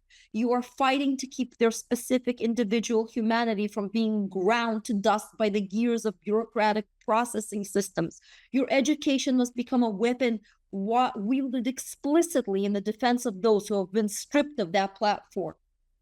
So the lessons for civil society and the historical archives are quite evident here. This is precisely where civil society organizations like UNITEDSIKHS become indispensable to the survival of global human rights. Sovereign governments are perpetually constrained by the clinical calculations of diplomacy, statecraft, and shifting alliances. International legal bodies are frequently bogged down by paralyzing bureaucracy and geopolitical gridlock. When the nation operates under these calculations of political realpolitik, human rights considerations are too often relegated to a secondary priority. But civil society organizations are unburdened by those geopolitical calculations. Very often, you reach this vulnerable first. You deliver the physical aid, you provide the education, you document the abuses as I have, and you support the grassroots communities. Most importantly, your physical presence in the dark corners of crisis reminds displaced populations that their stories are still intelligible, that their faces are still seen, and that they have not been abandoned to historical erasure. Your work is a living mechanism that transforms abstract legal promises into a lived reality. And moreover, civil society plays a crucial role in building this historical archive. Long after international journalists pack up their cameras and move to the next brewing global conflict, organizations like UNITEDSIKHS remains on the ground. You collect the narratives that institutional histories often ignore. You document the small daily triumphs of community survival. You preserve the record of raw truth. Without this baseline work of civil society documentation, the historical memory of war becomes completely flattened. It becomes a sterile chronicle written exclusively by victors and politicians. Your presence guarantees that the true gendered human experience of conflict is permanently preserved for future generations seeking accountability. So here's the jurisprudence of the future and my conclusion. I would like to conclude this afternoon with a simple observation. The true moral measure of any society is found not in how it treats its most powerful, its wealthiest, or its more secure citizen. The definitive measure of a civilization is how it protects and honors those who are most vulnerable and who are marginalized and underserved. When future historians look back at this era and write the definitive chapters on the war in Ukraine, they will undoubtedly fill thousands of pages describing military maneuvers, economic sanctions, state leadership, and shifting diplomacy. However, I sincerely hope that with all my heart that they also write about the mothers. I hope that they write about the children and about the soldiers who fought valiantly and those who lost their lives in peril, or those who lost their lives defending their countries. I hope they write about the educators, the volunteers, and the civil society actors who looked at the suffering of strangers and fiercely refused the comfort of indifference. Because in the final analysis, human rights are not abstract legal doctrines written on aging pieces of parchment. They are sacred promises, promises that every single individual possesses as an immeasurable, non-negotiable value. Promises that human dignity is absolute and universal.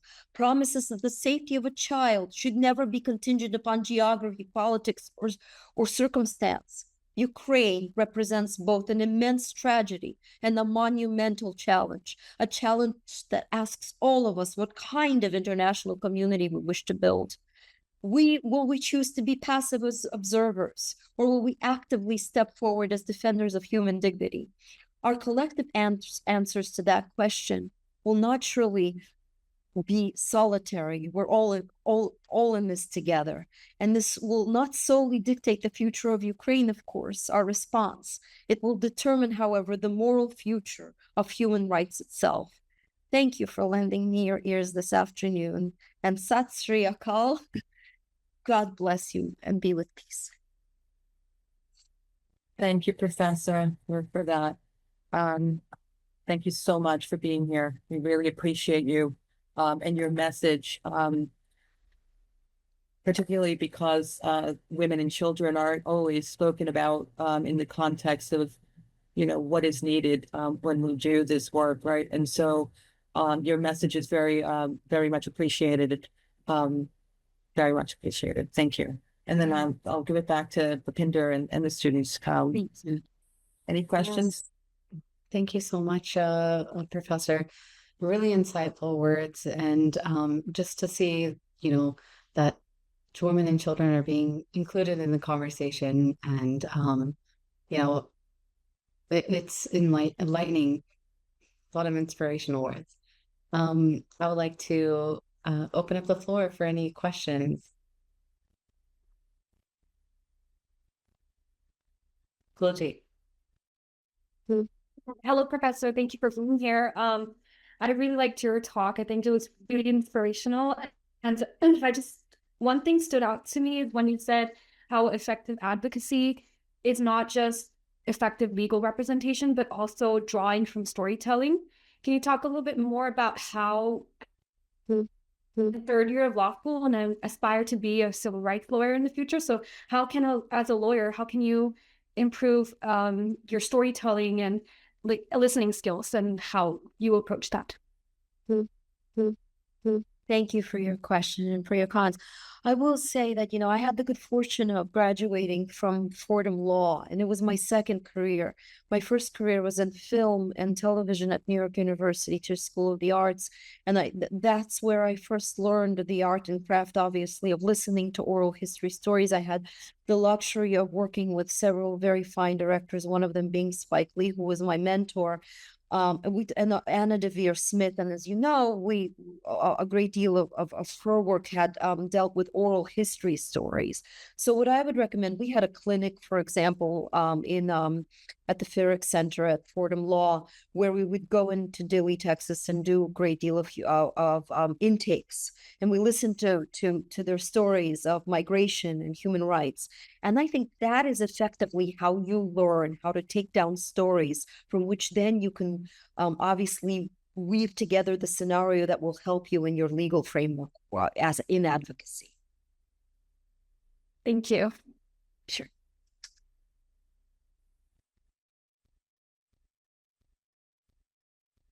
Neha, you had a question? Yes. So, you had touched on like media exposure and stuff. So I completely agree, and I actually have an example. So there was this one political activist who passed away, and on the same day there was a school shooting at this Evergreen High School. And I remember media was only covering the political activist and his passing, and to become educated about that shooting, I had to do my own research, and I had to go into that myself. So it was it just really shows how media is it makes me wonder why is media allowed to be so selective, and what can we do about that? Very fine question, Sinika. And I think that we've been battling with what we claim to be the democracies of media, which should be free access to all, and also should not be censored. However, certainly in this country. However, I grew up in a land where you can certainly only watch the truth of a few channels. When you have, when you kind of understand that you're watching one certain point of view, or where you feel that you are being fed propaganda, the only thing that you can do is to try to find sources that you find reliable. And that really is, that solely depends on your research. I hate to say it, but actively going out and finding sources, perhaps other countries, other news outlets, other outlets that freely outsource their information and are not afraid to, and are not being shut down, and that are, quite frankly, you yourself have the moral compass to understand whether they are reputable or not. We all know that. We all have those moral compasses. There, unfortunately, is no other way to completely have any sources be, without either biases or that are not politically driven, as we know, as we can see in our own country today. So I really suggest that you look at your own sources that you find are reputable. That's really the only way. And I'm sorry, I can't suggest anything better these days. Oh yeah, thank you so much. That was really helpful. It just sucks to see like nobody knows about like so many different issues, and then they're just being fed like this like of course like it sucks that it happened as well, but like I feel like I agree like we should become more well-rounded in that. And yeah, I'll definitely tell like my family and friends to also take your advice and like look at more reputable sources as well. Thank you so much. Thank you. I want to add also one thing, if I may, and that is create your own sources, right? As women, we need to take control of the narrative and create our own sources. So hopefully this is a platform that can encourage you to do that, right? We're talking about the different ways in which we can become activists, and that would be a way to become an activist, right? In addition to soup kitchens and etc., creating your own media. And it's very easy. I mean, you have the tools these days. I'm sure that, some of us didn't have these tools when we started out, but you for sure have, social media. You have a great many tools that we didn't have maybe 5 or 10 years ago. So, take advantage of them. I will. Thank you. Hello, Professor. This is Jaspal. Thank you very much for a riveting talk. I think my question or comment was along the same lines as Sunny, and maybe it's just more of an observation. So, but I would love your thoughts on it. So, why are activists? Why are we not taken seriously? We're always kind of put out along the same lines as Sunny was saying, like the media is controlled to paint us as some kind of like fringe group that's, going to cause disruption or violence. I remember going to my first Free Palestine protest in 1998 in downtown LA. We got roughed up by the cops, and I mean, it was riveting. And so, so now I'm working with UNITEDSIKHS, and recently was introduced to people as a executive activist. So I've always sort of had this streak, but many of my friends, and now we're here watching global millions of people assembled in protest over what's happening in Gaza, what's happening in Ukraine, what's happening in Sudan, and all of these human rights crises. But with all of us assembling, with all of us using our voice online, doing whatever we can, we're not taken seriously. And the powers that be, they continue to bulldoze, they continue to displace, they continue to disrupt and destroy. So what can we do better? How do we make a difference? Well, thank you for your question. It's an interesting question because the answer is sometimes I think that activists can be taken seriously, but sometimes they aren't, because I think they present a certain danger. And it depends on the activists, of course, on the issue and the audience and the popularity of the day. But I think some common reasons activists may be dismissed is that they're seen as ideological rather than evidence-driven. When that happens, if people believe an activist has already decided the conclusion regardless of the facts, they may discount what people are saying altogether as activists, right?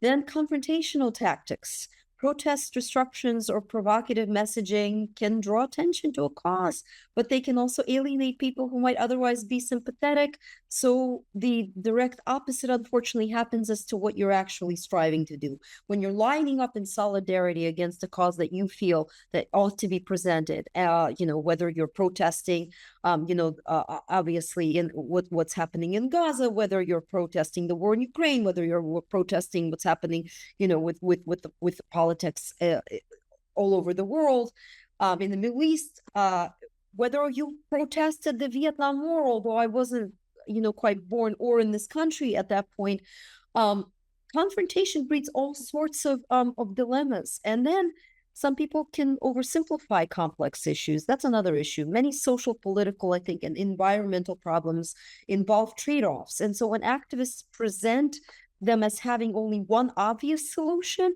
critics may see them as unrealistic. So then activists pull back and start to present all sorts of different solutions. And then again, you get backlash. So it's very difficult to come at it with a kind of like a bulldozer whip, which is often what we as activists try to do.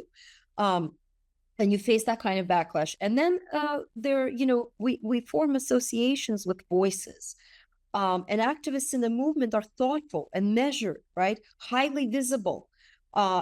But sometimes we create this inflammatory situations where, we get bogged down, police come at us, and even though we're trying to shape public perception, it's shaped in the wrong way.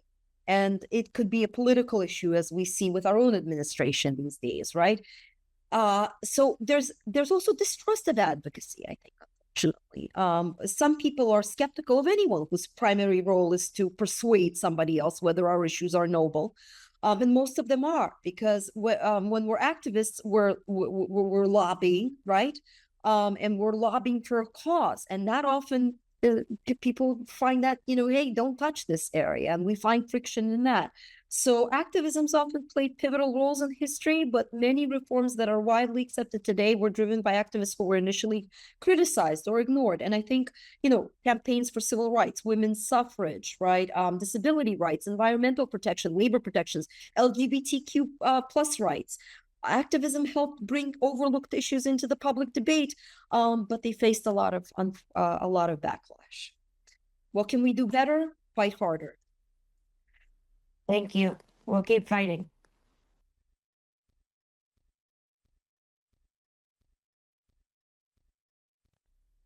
I think Sariati had a question. Sariati, I think, had a question. You still have a question, Sariati? Hi, I just wanted to thank you so much. I was truly touched by your presentation, especially because my family's from Ukraine. I think that someone else asked a question similar to the one that I had, but I was just wondering, as a human rights attorney and as an artist, how do you feel that more people in law and in public offices can use storytelling to help create more justice for the communities that they're representing? Again, so that's a wonderful question. Thank you very much. And again, my heart goes out to Ukraine, to your people, and mine as well. I think that we live in the days of exposure on exposure of everything. Well, when I was growing up, I had the good fortune of working with the great legendary Ellen Stewart at La Mama, and where my work was produced, we didn't have all those many opportunities, especially for women.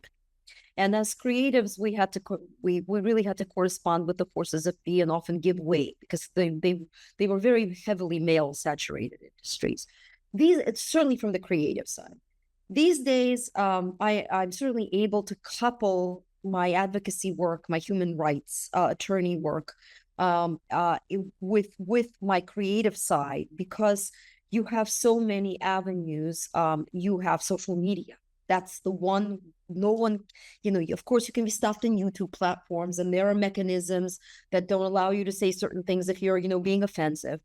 But in advocacy, you have all these social media platforms where you can just really share your opinions, share your stories, and that you don't necessarily have to wait for publications. Of course, there are law journals, and there are articles that are still written and very well read, but there is always a way on every social media platform to go ahead and voice out what you need to voice out. And I think there's a downside to some of that, but there's also an upside to the fact that we do have those voice platforms where we can be heard and use them.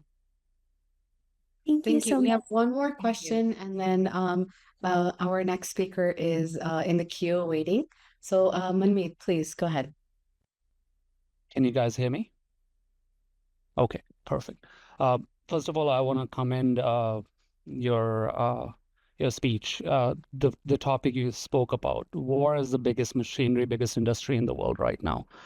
how can we oppose it? How can we oppose these billionaires that have taken over, whether it's through war or social media, buying X, everything out there.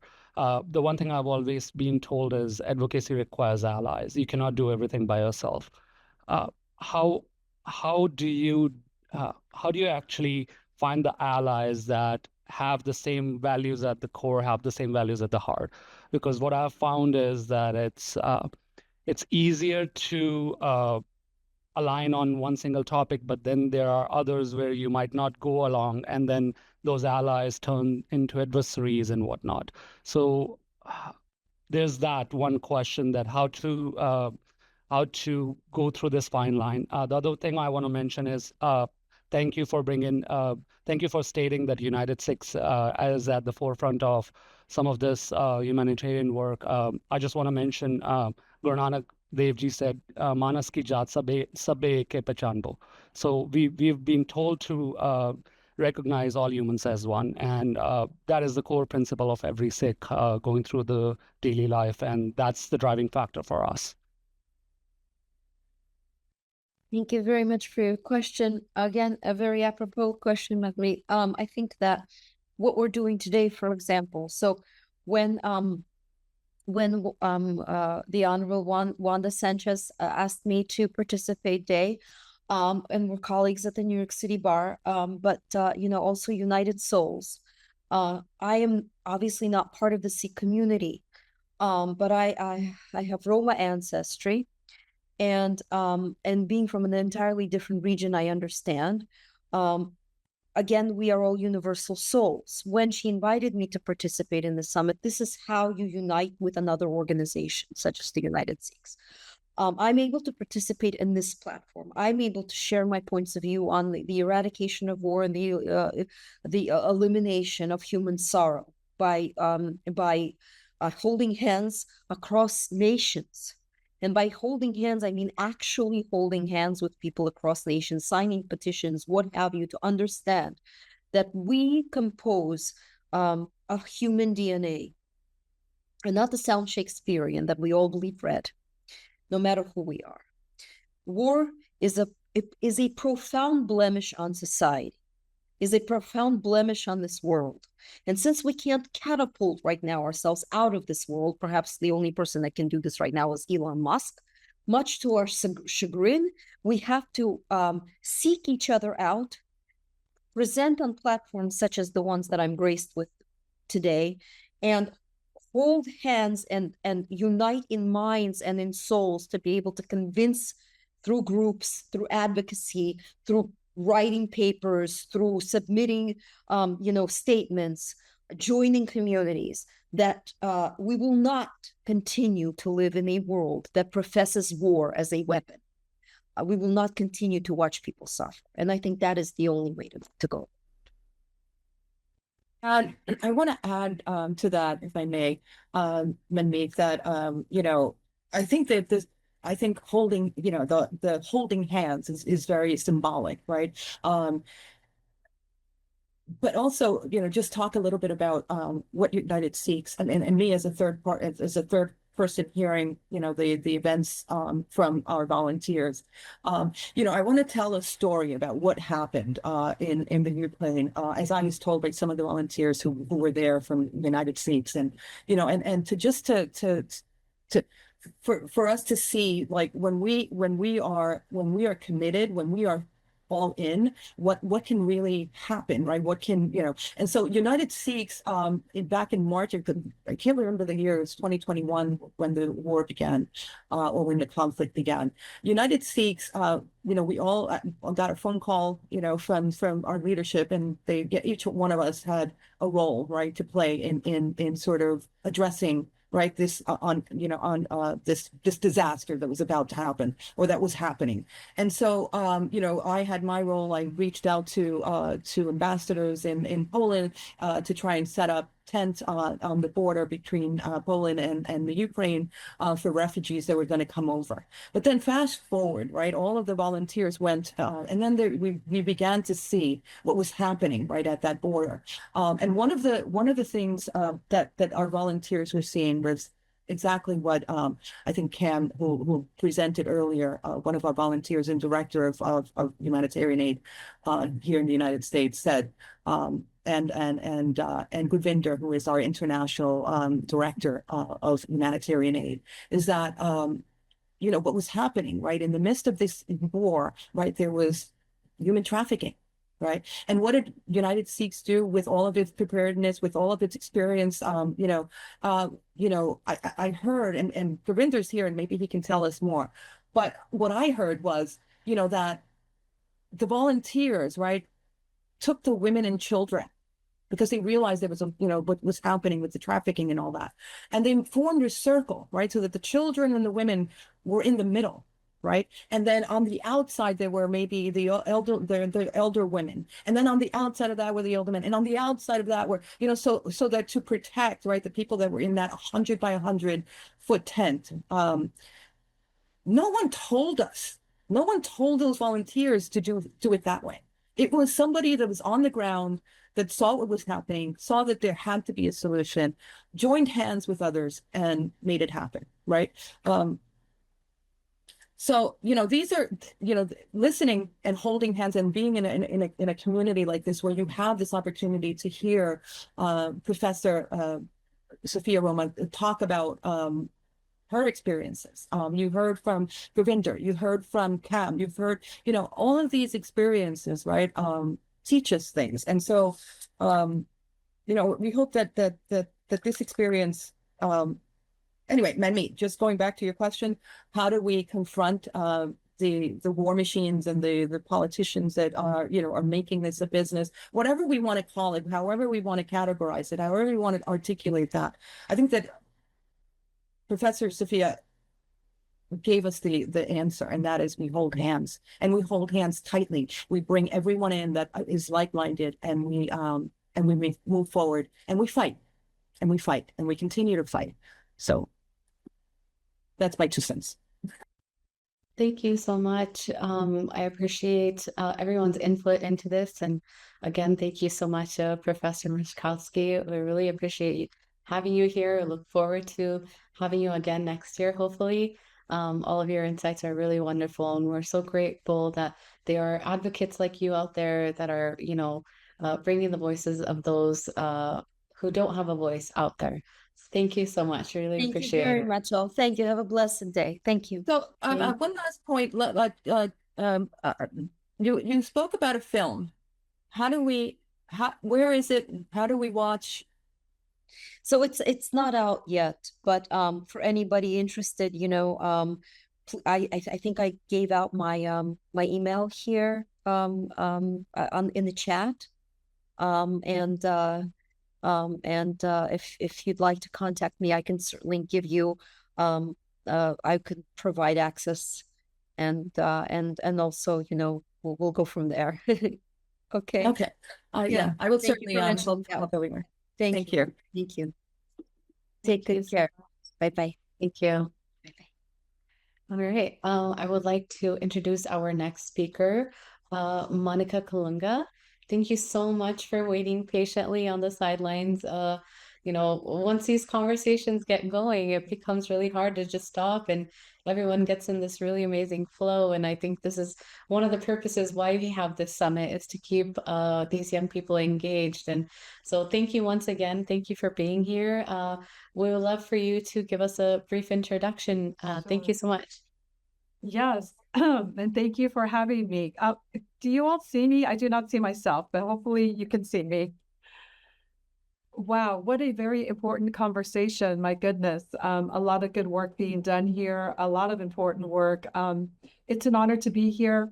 Christina, thank you for helping in the background, getting this presentation. We've been presenting now for a couple of years now, and it really is an honor. Thank you so much for inviting the EEOC.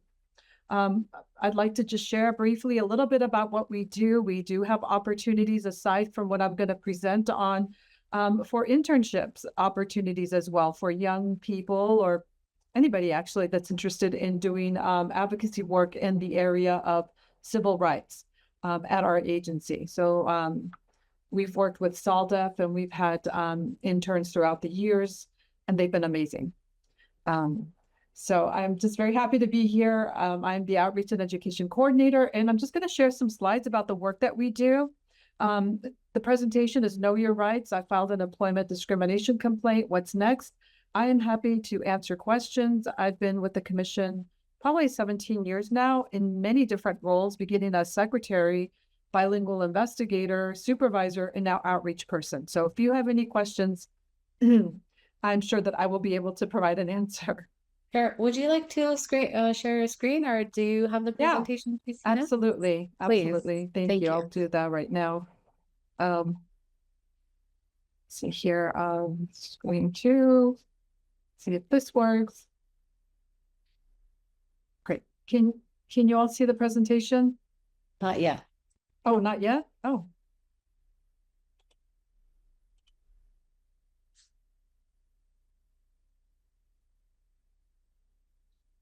Do you all see it now? No? No. I'm so sorry. 1 second, please.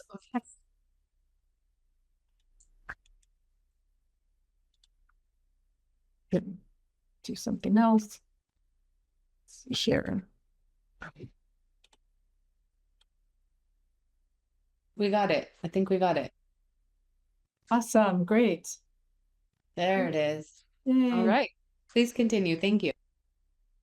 Absolutely. So just a disclaimer that this is for general information purposes. Who are we? We're a federal agency. Our story began with the civil rights movement, with the signing of Title VII of the Civil Rights Act. Congress wanted to enact an agency that would actually enforce these really important laws. So we are the sole agency authorized. We investigate and litigate against businesses and private sector employers for any violations, anti-EEO violations. Let's see here.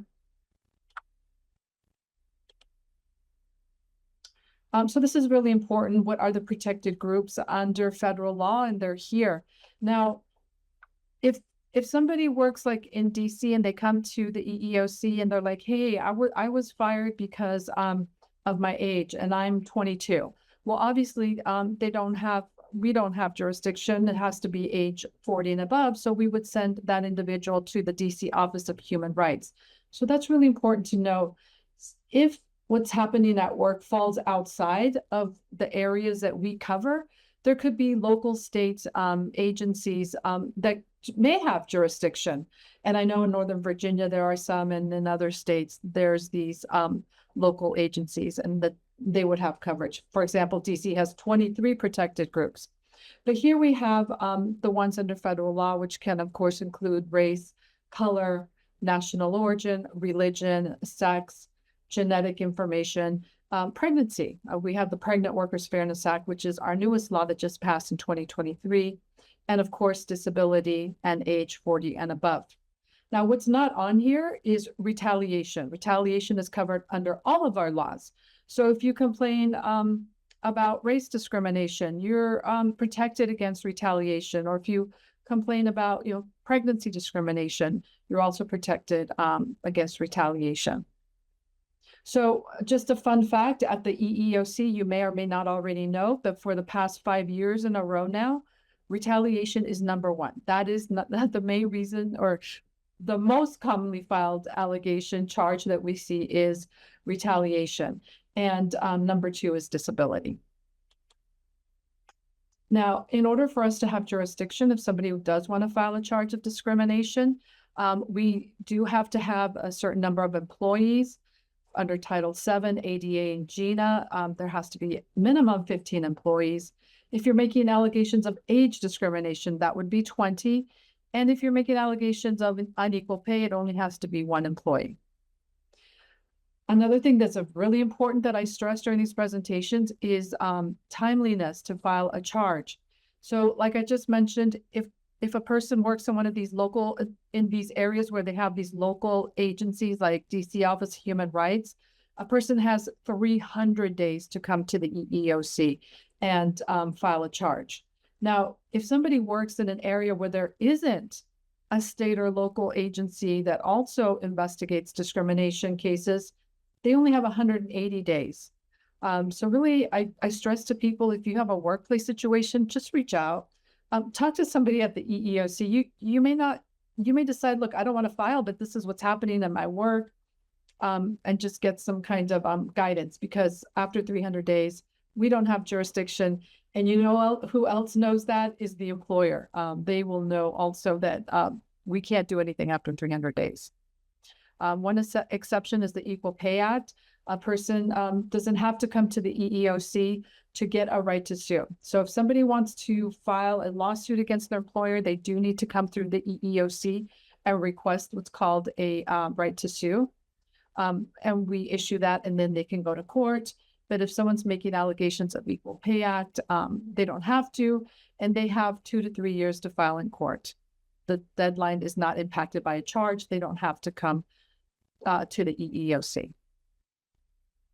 Okay, moving on. Charge filing parameters. So who can file a charge? Well, it could definitely be an employee. It could be a temporary employee. It could be a job applicant. I could make allegations that I wasn't hired because of a disability. It could be a former employee, or it could be a union member as well. And so who can a charge be filed against? Well, private companies, educational institutions, colleges, universities, and labor organizations, joint labor management apprenticeships and training committees, as well as employment agencies that serve covered employers, and state and local police department, fire department. Now, the information I'm sharing with all of you is for the private sector, right? It's for people that work at companies, colleges. Federal sector, it's a little bit different. If I'm a federal employee, the charge process for myself would be different. So this is really for private employers, if you work for a private employer. Now, people come to us when they feel like they've been treated differently at work, and they may want to file a charge with the EEOC. What is a charge? Well, it's statements of allegations. It's a summary of what an employee believes that they were subjected to by their employer. So we take these charges. Somebody comes to us. We conduct an interview. There's a charge of discrimination form, and towards the middle, at the end, it's basically a short summary of what happened at work that would meet our jurisdiction. So then the person signs that, and then we provide that to the employer. We are a fact-finding agency, which means we're neutral. We don't we don't represent the individual that's filing the charge, and we obviously don't represent the employer. So we'll provide the charge to the employer, and then they will have to provide a response to that. Let's see here. Something that's really important to know about the EEOC and charge filing: you don't need an attorney. Of course, our services are free, and we really try to resolve our cases many ways. One of them could be through mediation. Most of our cases go through mediation because it's a very successful program, and it's an opportunity to resolve a charge sooner rather than later. And like I said, it's a very successful program. If that doesn't work, it's voluntary, so both parties have to agree. Let's say it doesn't work, or maybe the employee doesn't want to go through mediation. No problem. The case moves forward to an investigation. And that's when the investigator will gather the employer's position statement and do an analysis based on the evidence that's in the file. Now, it's not unusual for a settlement to occur during an investigation. The person filing the charge could tell the investigator, hey, I'd like to explore settlement, and the investigator will reach out to the employer. And sometimes cases are resolved that way. I'm just going to go to this next slide. I know it's got a lot happening here, but it kind of describes what I'm explaining to all of you. When somebody files a charge, again, we offer mediation. If it resolves in mediation, then the case is closed, a settlement agreement is signed, and it's resolved. If it doesn't, like I just mentioned, it can go to an investigation. A lot of our cases do get closed. The reason why, it's hard to prove discrimination. It really is. So if I was to give advice that somebody files a charge, okay, now what do I do? Is really preserve evidence, preserve information, have a timeline, have a list of witnesses, any type of evidence that's going to really support your case. You want to hold on to that. people say, yeah, I got a screenshot on my phone. Well, you know, phones can get lost. So what I recommend people do is send an email to yourself, preserve evidence, because that's going to be really important down the road. If we don't find discrimination in the case, again, when I was an investigator, I would tell folks, hey, it may be that discrimination did occur, but we were not able to prove it. So I would close the case, and then I would give that person the right to sue. And then they go to court, and they have 90 days to go to court after our investigation is closed. And I want to be honest with you, there would be times when the person would prevail in court. They take their, you know, the right to sue, and they file on their own behalf. They get an attorney, and they can prevail that way. If an investigation happens and we do find that there's discrimination, we are no longer neutral at that point. We now represent the individual that came to the EEOC. We're now their advocate. So we work with the employer to try to resolve it. Hey, employer, we found discrimination in this case now. How can we resolve it? Resolution means monetary reimbursement for the person. And then we also have an invested interest. And what the EEOC would like to see happen is training and reporting so that this doesn't happen again.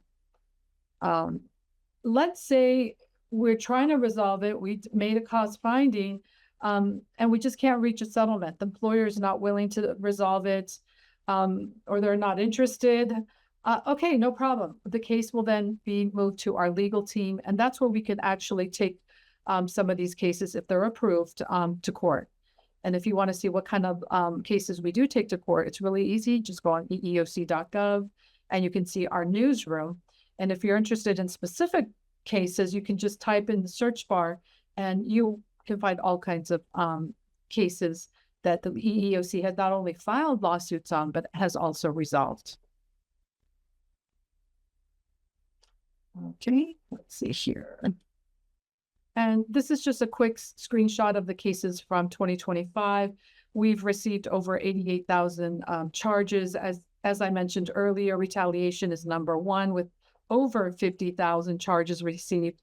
And as you can see, disability is next with over 30,000.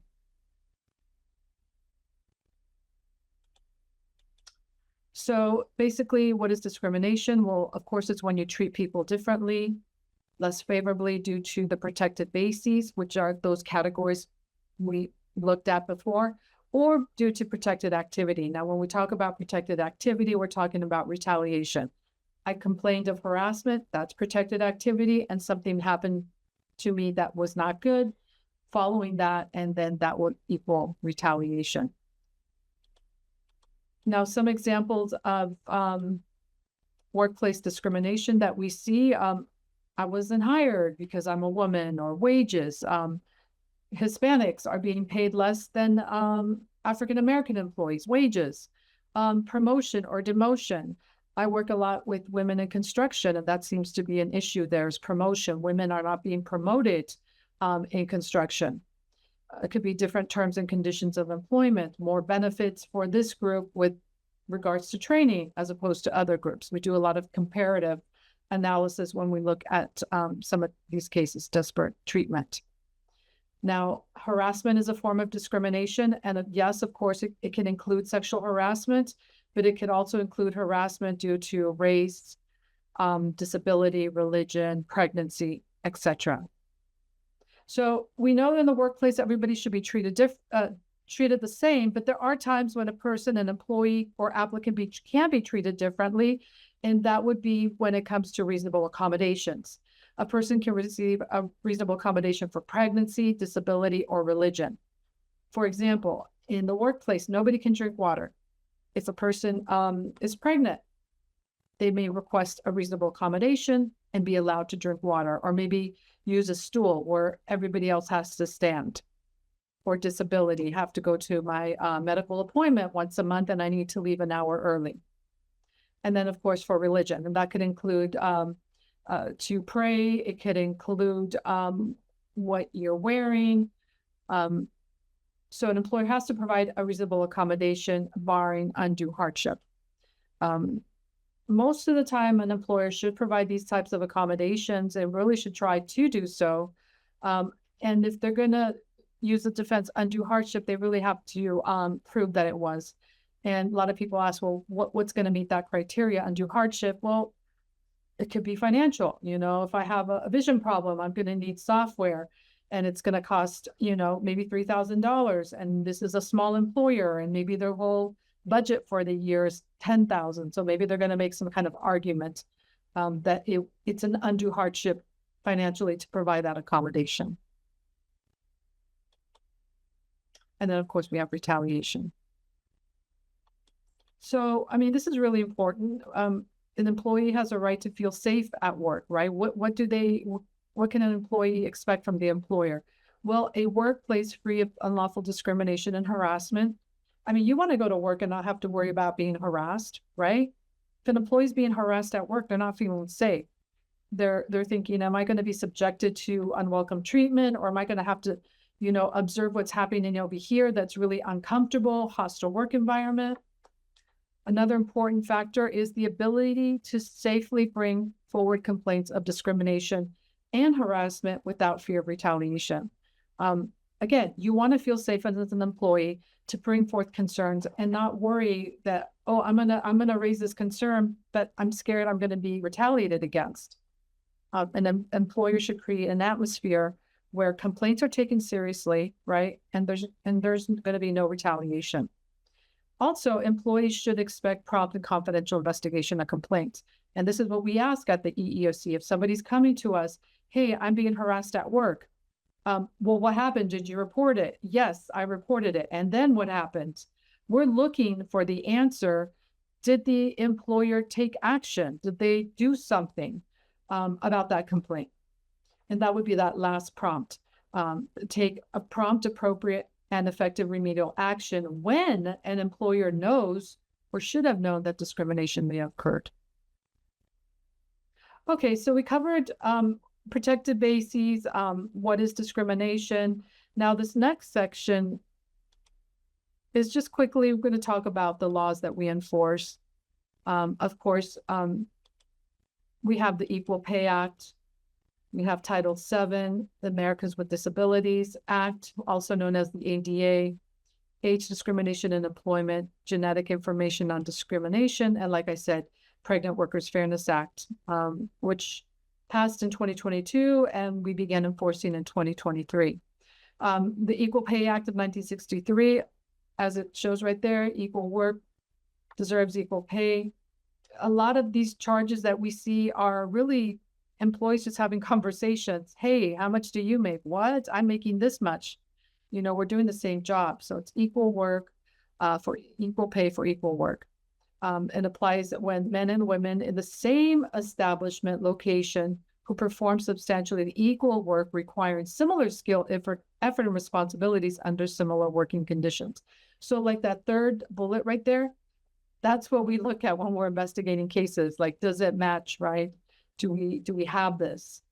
Of course, a man can come and say they're being paid less than a woman, are covered under this law. Now, Title VII of the Civil Rights Act, this one has coverage, which includes, prohibits discrimination based on race, color, national origin, and sex. And this law requires reasonable accommodations based on religion. And then, of course, we have protections for age, and that would be 40 and above. Another interesting fact is if you're a business owner and you have to lay off some employees, you can actually say, I'm going to keep these 2 employees that are over 40 and let these other employees that are younger than 40 go. You can actually make a business decision based on age if it's favorable to the protected category of 40 and above. Some cases that we see regarding age are like in advertisements, looking for fresh applicants or recent graduates. Those types of advertisement can be problematic and potentially indicate that there may be some age discrimination. And here we have the Americans with Disabilities Act, the ADA, which prohibits discrimination against individuals They could have mental, physical disabilities, or they could have a record of a disability, or maybe they're even perceived as a person with a disability. Oh, so-and-so is always out. They're always at medical appointments. They could be regarded as having a disability and being treated differently, and maybe they don't. Or it could also be association with somebody, an individual who has a disability, maybe a family member. This law requires that employers provide reasonable accommodations to qualified individuals with disabilities. And the emphasis is on the accommodation, not determining if the condition constitutes a disability under the statute. Again, we see a lot of cases with the ADA. I had a case, well, I didn't have a case, but I sat in an interview that an investigator was conducting, and this individual had just started work. He was super excited. And then one day he started to take off all his clothes down to his underwear. And it was in an open space where everybody was working. And people were like shocked, like, oh my goodness, what's happening here? So HR immediately showed up and he said, oh, this is the second time this has ever happened to me. I just had an epileptic seizure. My goodness. I can't believe it happened. And HR is like, well, we have rules against that and you're fired. So in that situation, the employer acted too quickly. This individual has said, I have a disability. He didn't use those exact words, but simply stating, I had an epileptic seizure, which is covered under the ADA. There should have been an interactive process. So sometimes employers jump too quickly without really engaging in that interactive process. Okay, we have GINA, Genetic Information Non-Discrimination Act of 2008. Basically, this is a law that prohibits employers from getting medical information, genetic information, and then using that information against the individual, the employee, or the applicant.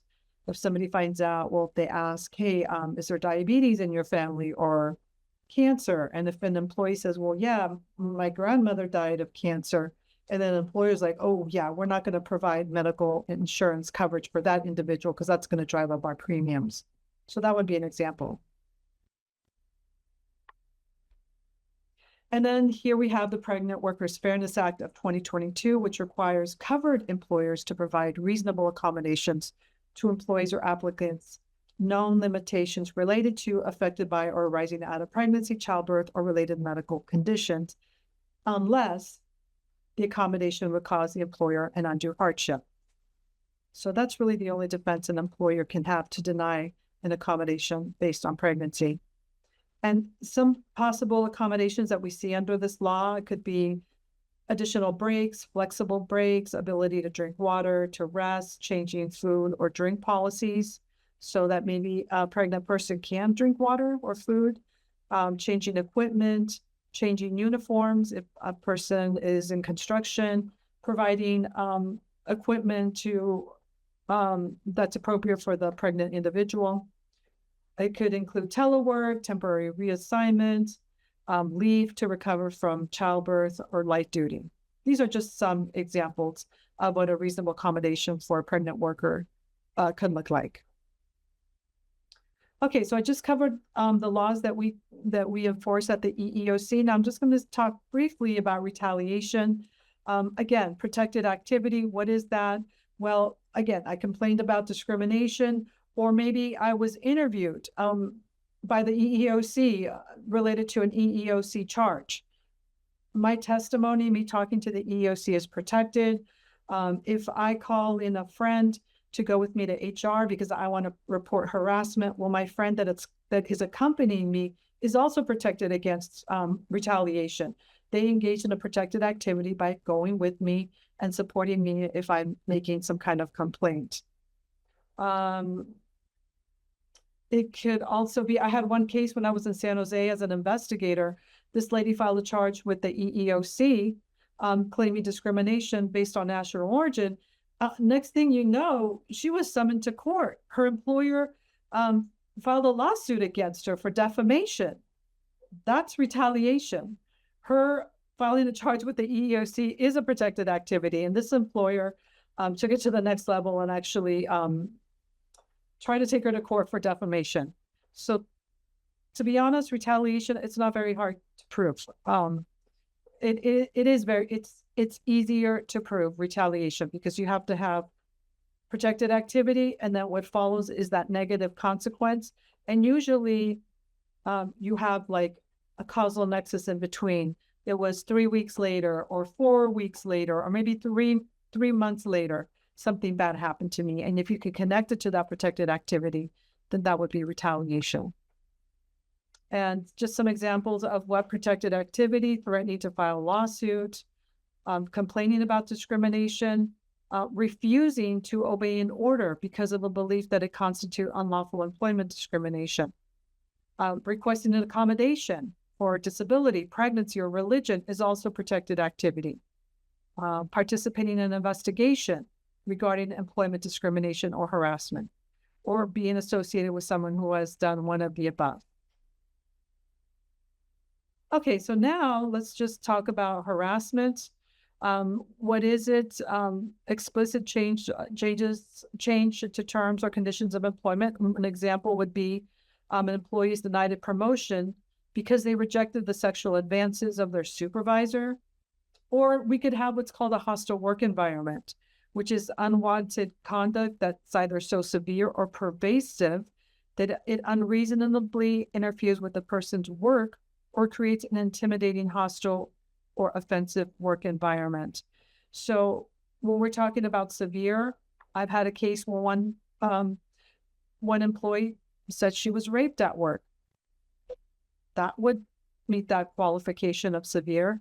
Now, pervasive could be over time, 3 times a week. Hey, you look good. You want to go out on a date? Or, wow, that skirt looks real good on you.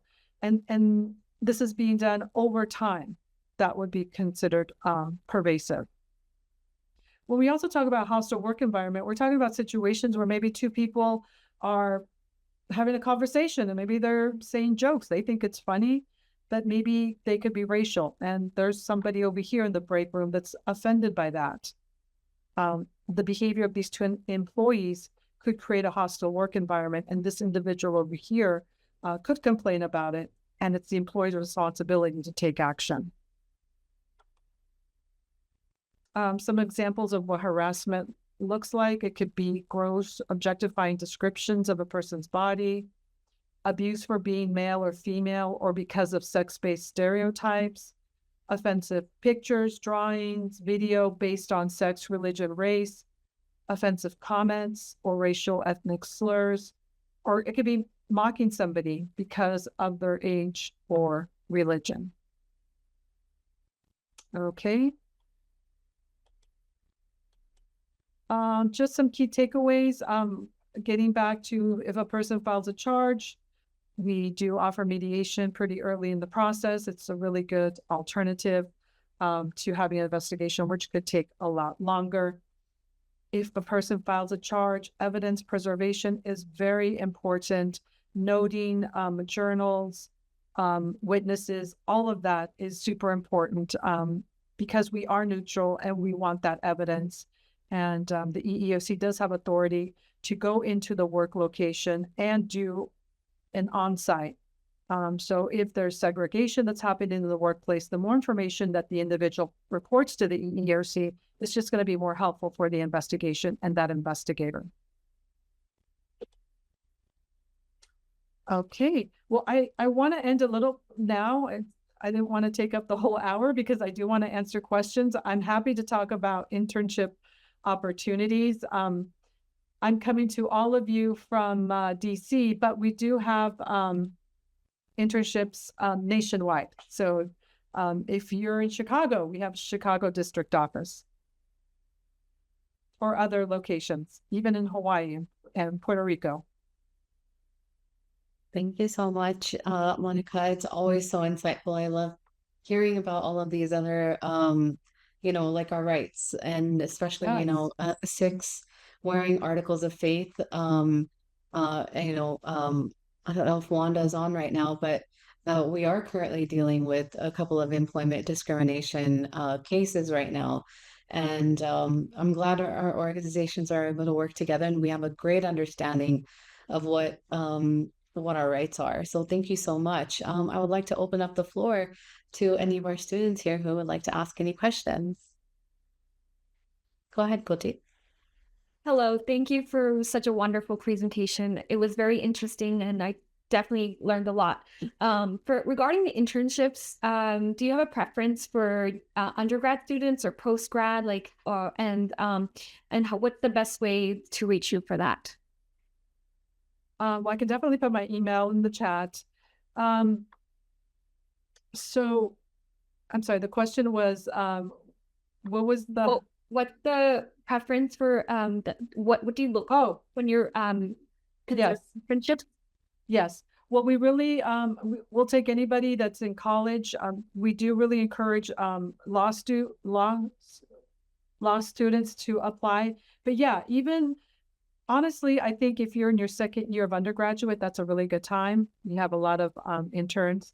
Today, I did a presentation to some high school students, and they were kind of eager, but I really think there's too much going on when you're a high school student. So yeah, we accept interns starting first year of college and on up, and of course law school too. And the internships that we have different programs. The first one is in enforcement, and that's where you're actually engaging with members of the public. And I tell everybody, look, no one's grabbing Starbucks for anybody. You are in the trenches. You are interviewing individuals. They're telling you the story. I know we talked, the prior presenter talked about, stories, and we hear that. And interns have that ability to take notes, draft up the charge, and that person will sign it. And I'm telling you that sometimes when we have a case that actually goes and we file a lawsuit on, the director will be like, where did that charge originate? And you would be surprised. Many times it started with the intern who took that first charge. We investigated it and it went on up. Thank you so much. You're welcome.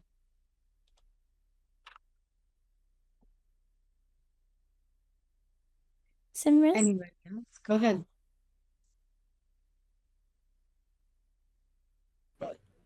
Thank you so much for your presentation. It was very insightful, and honestly, like, it just reinforced that, we matter and that we can take a step and that we're all equal here. My question for you is, like, throughout your whole career in the public and private sector, are there any like common misconceptions or like anything like you would want us to like know about your like workplace affiliation? Well, what I would like to say is that I really enjoy working for the federal government. It's a very professional environment, and how we spend our time is very important. And we spend a lot of time and hours in the workplace. And what better place to be in a job where you really believe in the mission, which I really do at the EEOC. I tell people, if my boss said tomorrow, hey, we have to cut your hours, we got to cut your salary, I'm sorry, we don't have as much money, I would still be doing this job because it's really important. And especially when I'm talking to vulnerable populations, I do a lot of outreach to Afghan refugees. And for them to know about rights is very empowering. And so it's really important that the work that we do be meaningful. And at the EEOC, if you are interested in an internship, maybe it just stops there. Maybe you don't become an investigator or a lawyer for us down the road. That's okay. But just having that exposure is really important.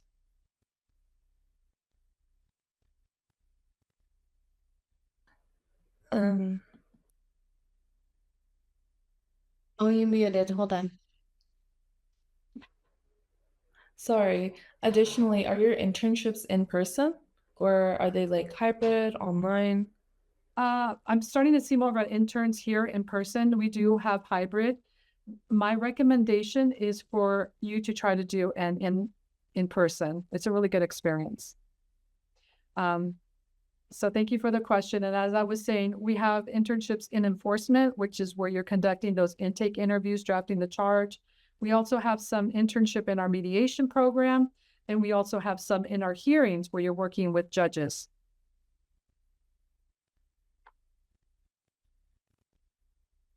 I had a question related to what you mentioned in the presentation regarding Title VII. I was wondering, since the Supreme Court case with Groff versus DeJoy, and has that actually raised the bar for employers? And what does that change mean in real time for Sikh workers, and how can community organizations help enforce it? Oh, that's a very good question that I am not familiar with. I apologize for that. No worries. But I'm happy to look into it and get an answer. But thank you. Thank you. I also wanted to just ask really quick about like the emergence of AI in the workplace, and if you've encountered any sort of like issues with, people being laid off because, they're being replaced by AI. Like, how are you navigating that? I'm not too sure about how we're being affected in our intake with the AI. I know that we're trying to be cautious because people can now use AI to like even probably drop their charge, right? And so we're just trying to keep an eye on that. But as far as people losing their work, I don't have more information on that. I'm sorry.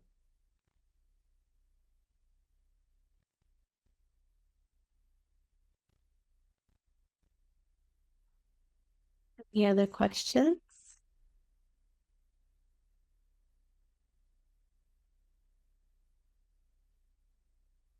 Are there any questions in the chat? Anybody have any questions? Inderjeet Virji, I think you had your hand up. Let me. Sorry, Inderjeet. Go Yes, ahead. I just had a quick question. So, can a client still file like a complaint with the EEOC even after they have filed like with their city or state human rights commission? That's an excellent question. Thank you for that. So that would, when it's called like a dual filing, so like, again, I'm going to use DC Office of Human Rights. If somebody goes to DC Office of Human Rights, it's considered dual filing with us. So we would then step back and let them do the investigation. So you can't have two open charges with two of the agencies. You'd have to go to one or the other. And I put in the chat a link for more information about our internship programs. Thank you so much. Any other last questions? Thank you so much, Monica. We really appreciate your time. I look forward to having you here again next year. And thank you so much for giving us all of your insight and sharing all of these important details about these opportunities and just knowing our rights. Thank you so much. You're welcome. It's been a pleasure, and thank you all. Thank you. Alrighty, everybody else. Does anybody have any questions? It's been a really amazing day today. What do you guys think? A lot of insight, a lot of motivation with Gurvinder Vijay, a lot of activism, especially with the Professor Sophia, and amazing to hear Mani Kang tell us about our previous Sikh history. Just knowing about the advocates in that time frame. So I want to thank you all for today. I think it was a really wonderful day, and day 2 down. All right, we shall meet up here same time, 11:30 Eastern tomorrow. And I hope you guys are still doing that homework that we mentioned to you about, just throwing it out there that there's gonna be a nice little couple of surprises. So not just one. We want to give a couple of prizes to people who are able to make those videos, and we'll try to get these videos of these sessions posted on our YouTube hopefully in another day or two, just finishing up these final touches. So you guys can feel free. You guys, again, you may record your own clips as you see fit. And thank you all for being here again today. See you tomorrow. Waheguru Ji Ka Khalsa, Waheguru Ji Ki Fateh. Thank you.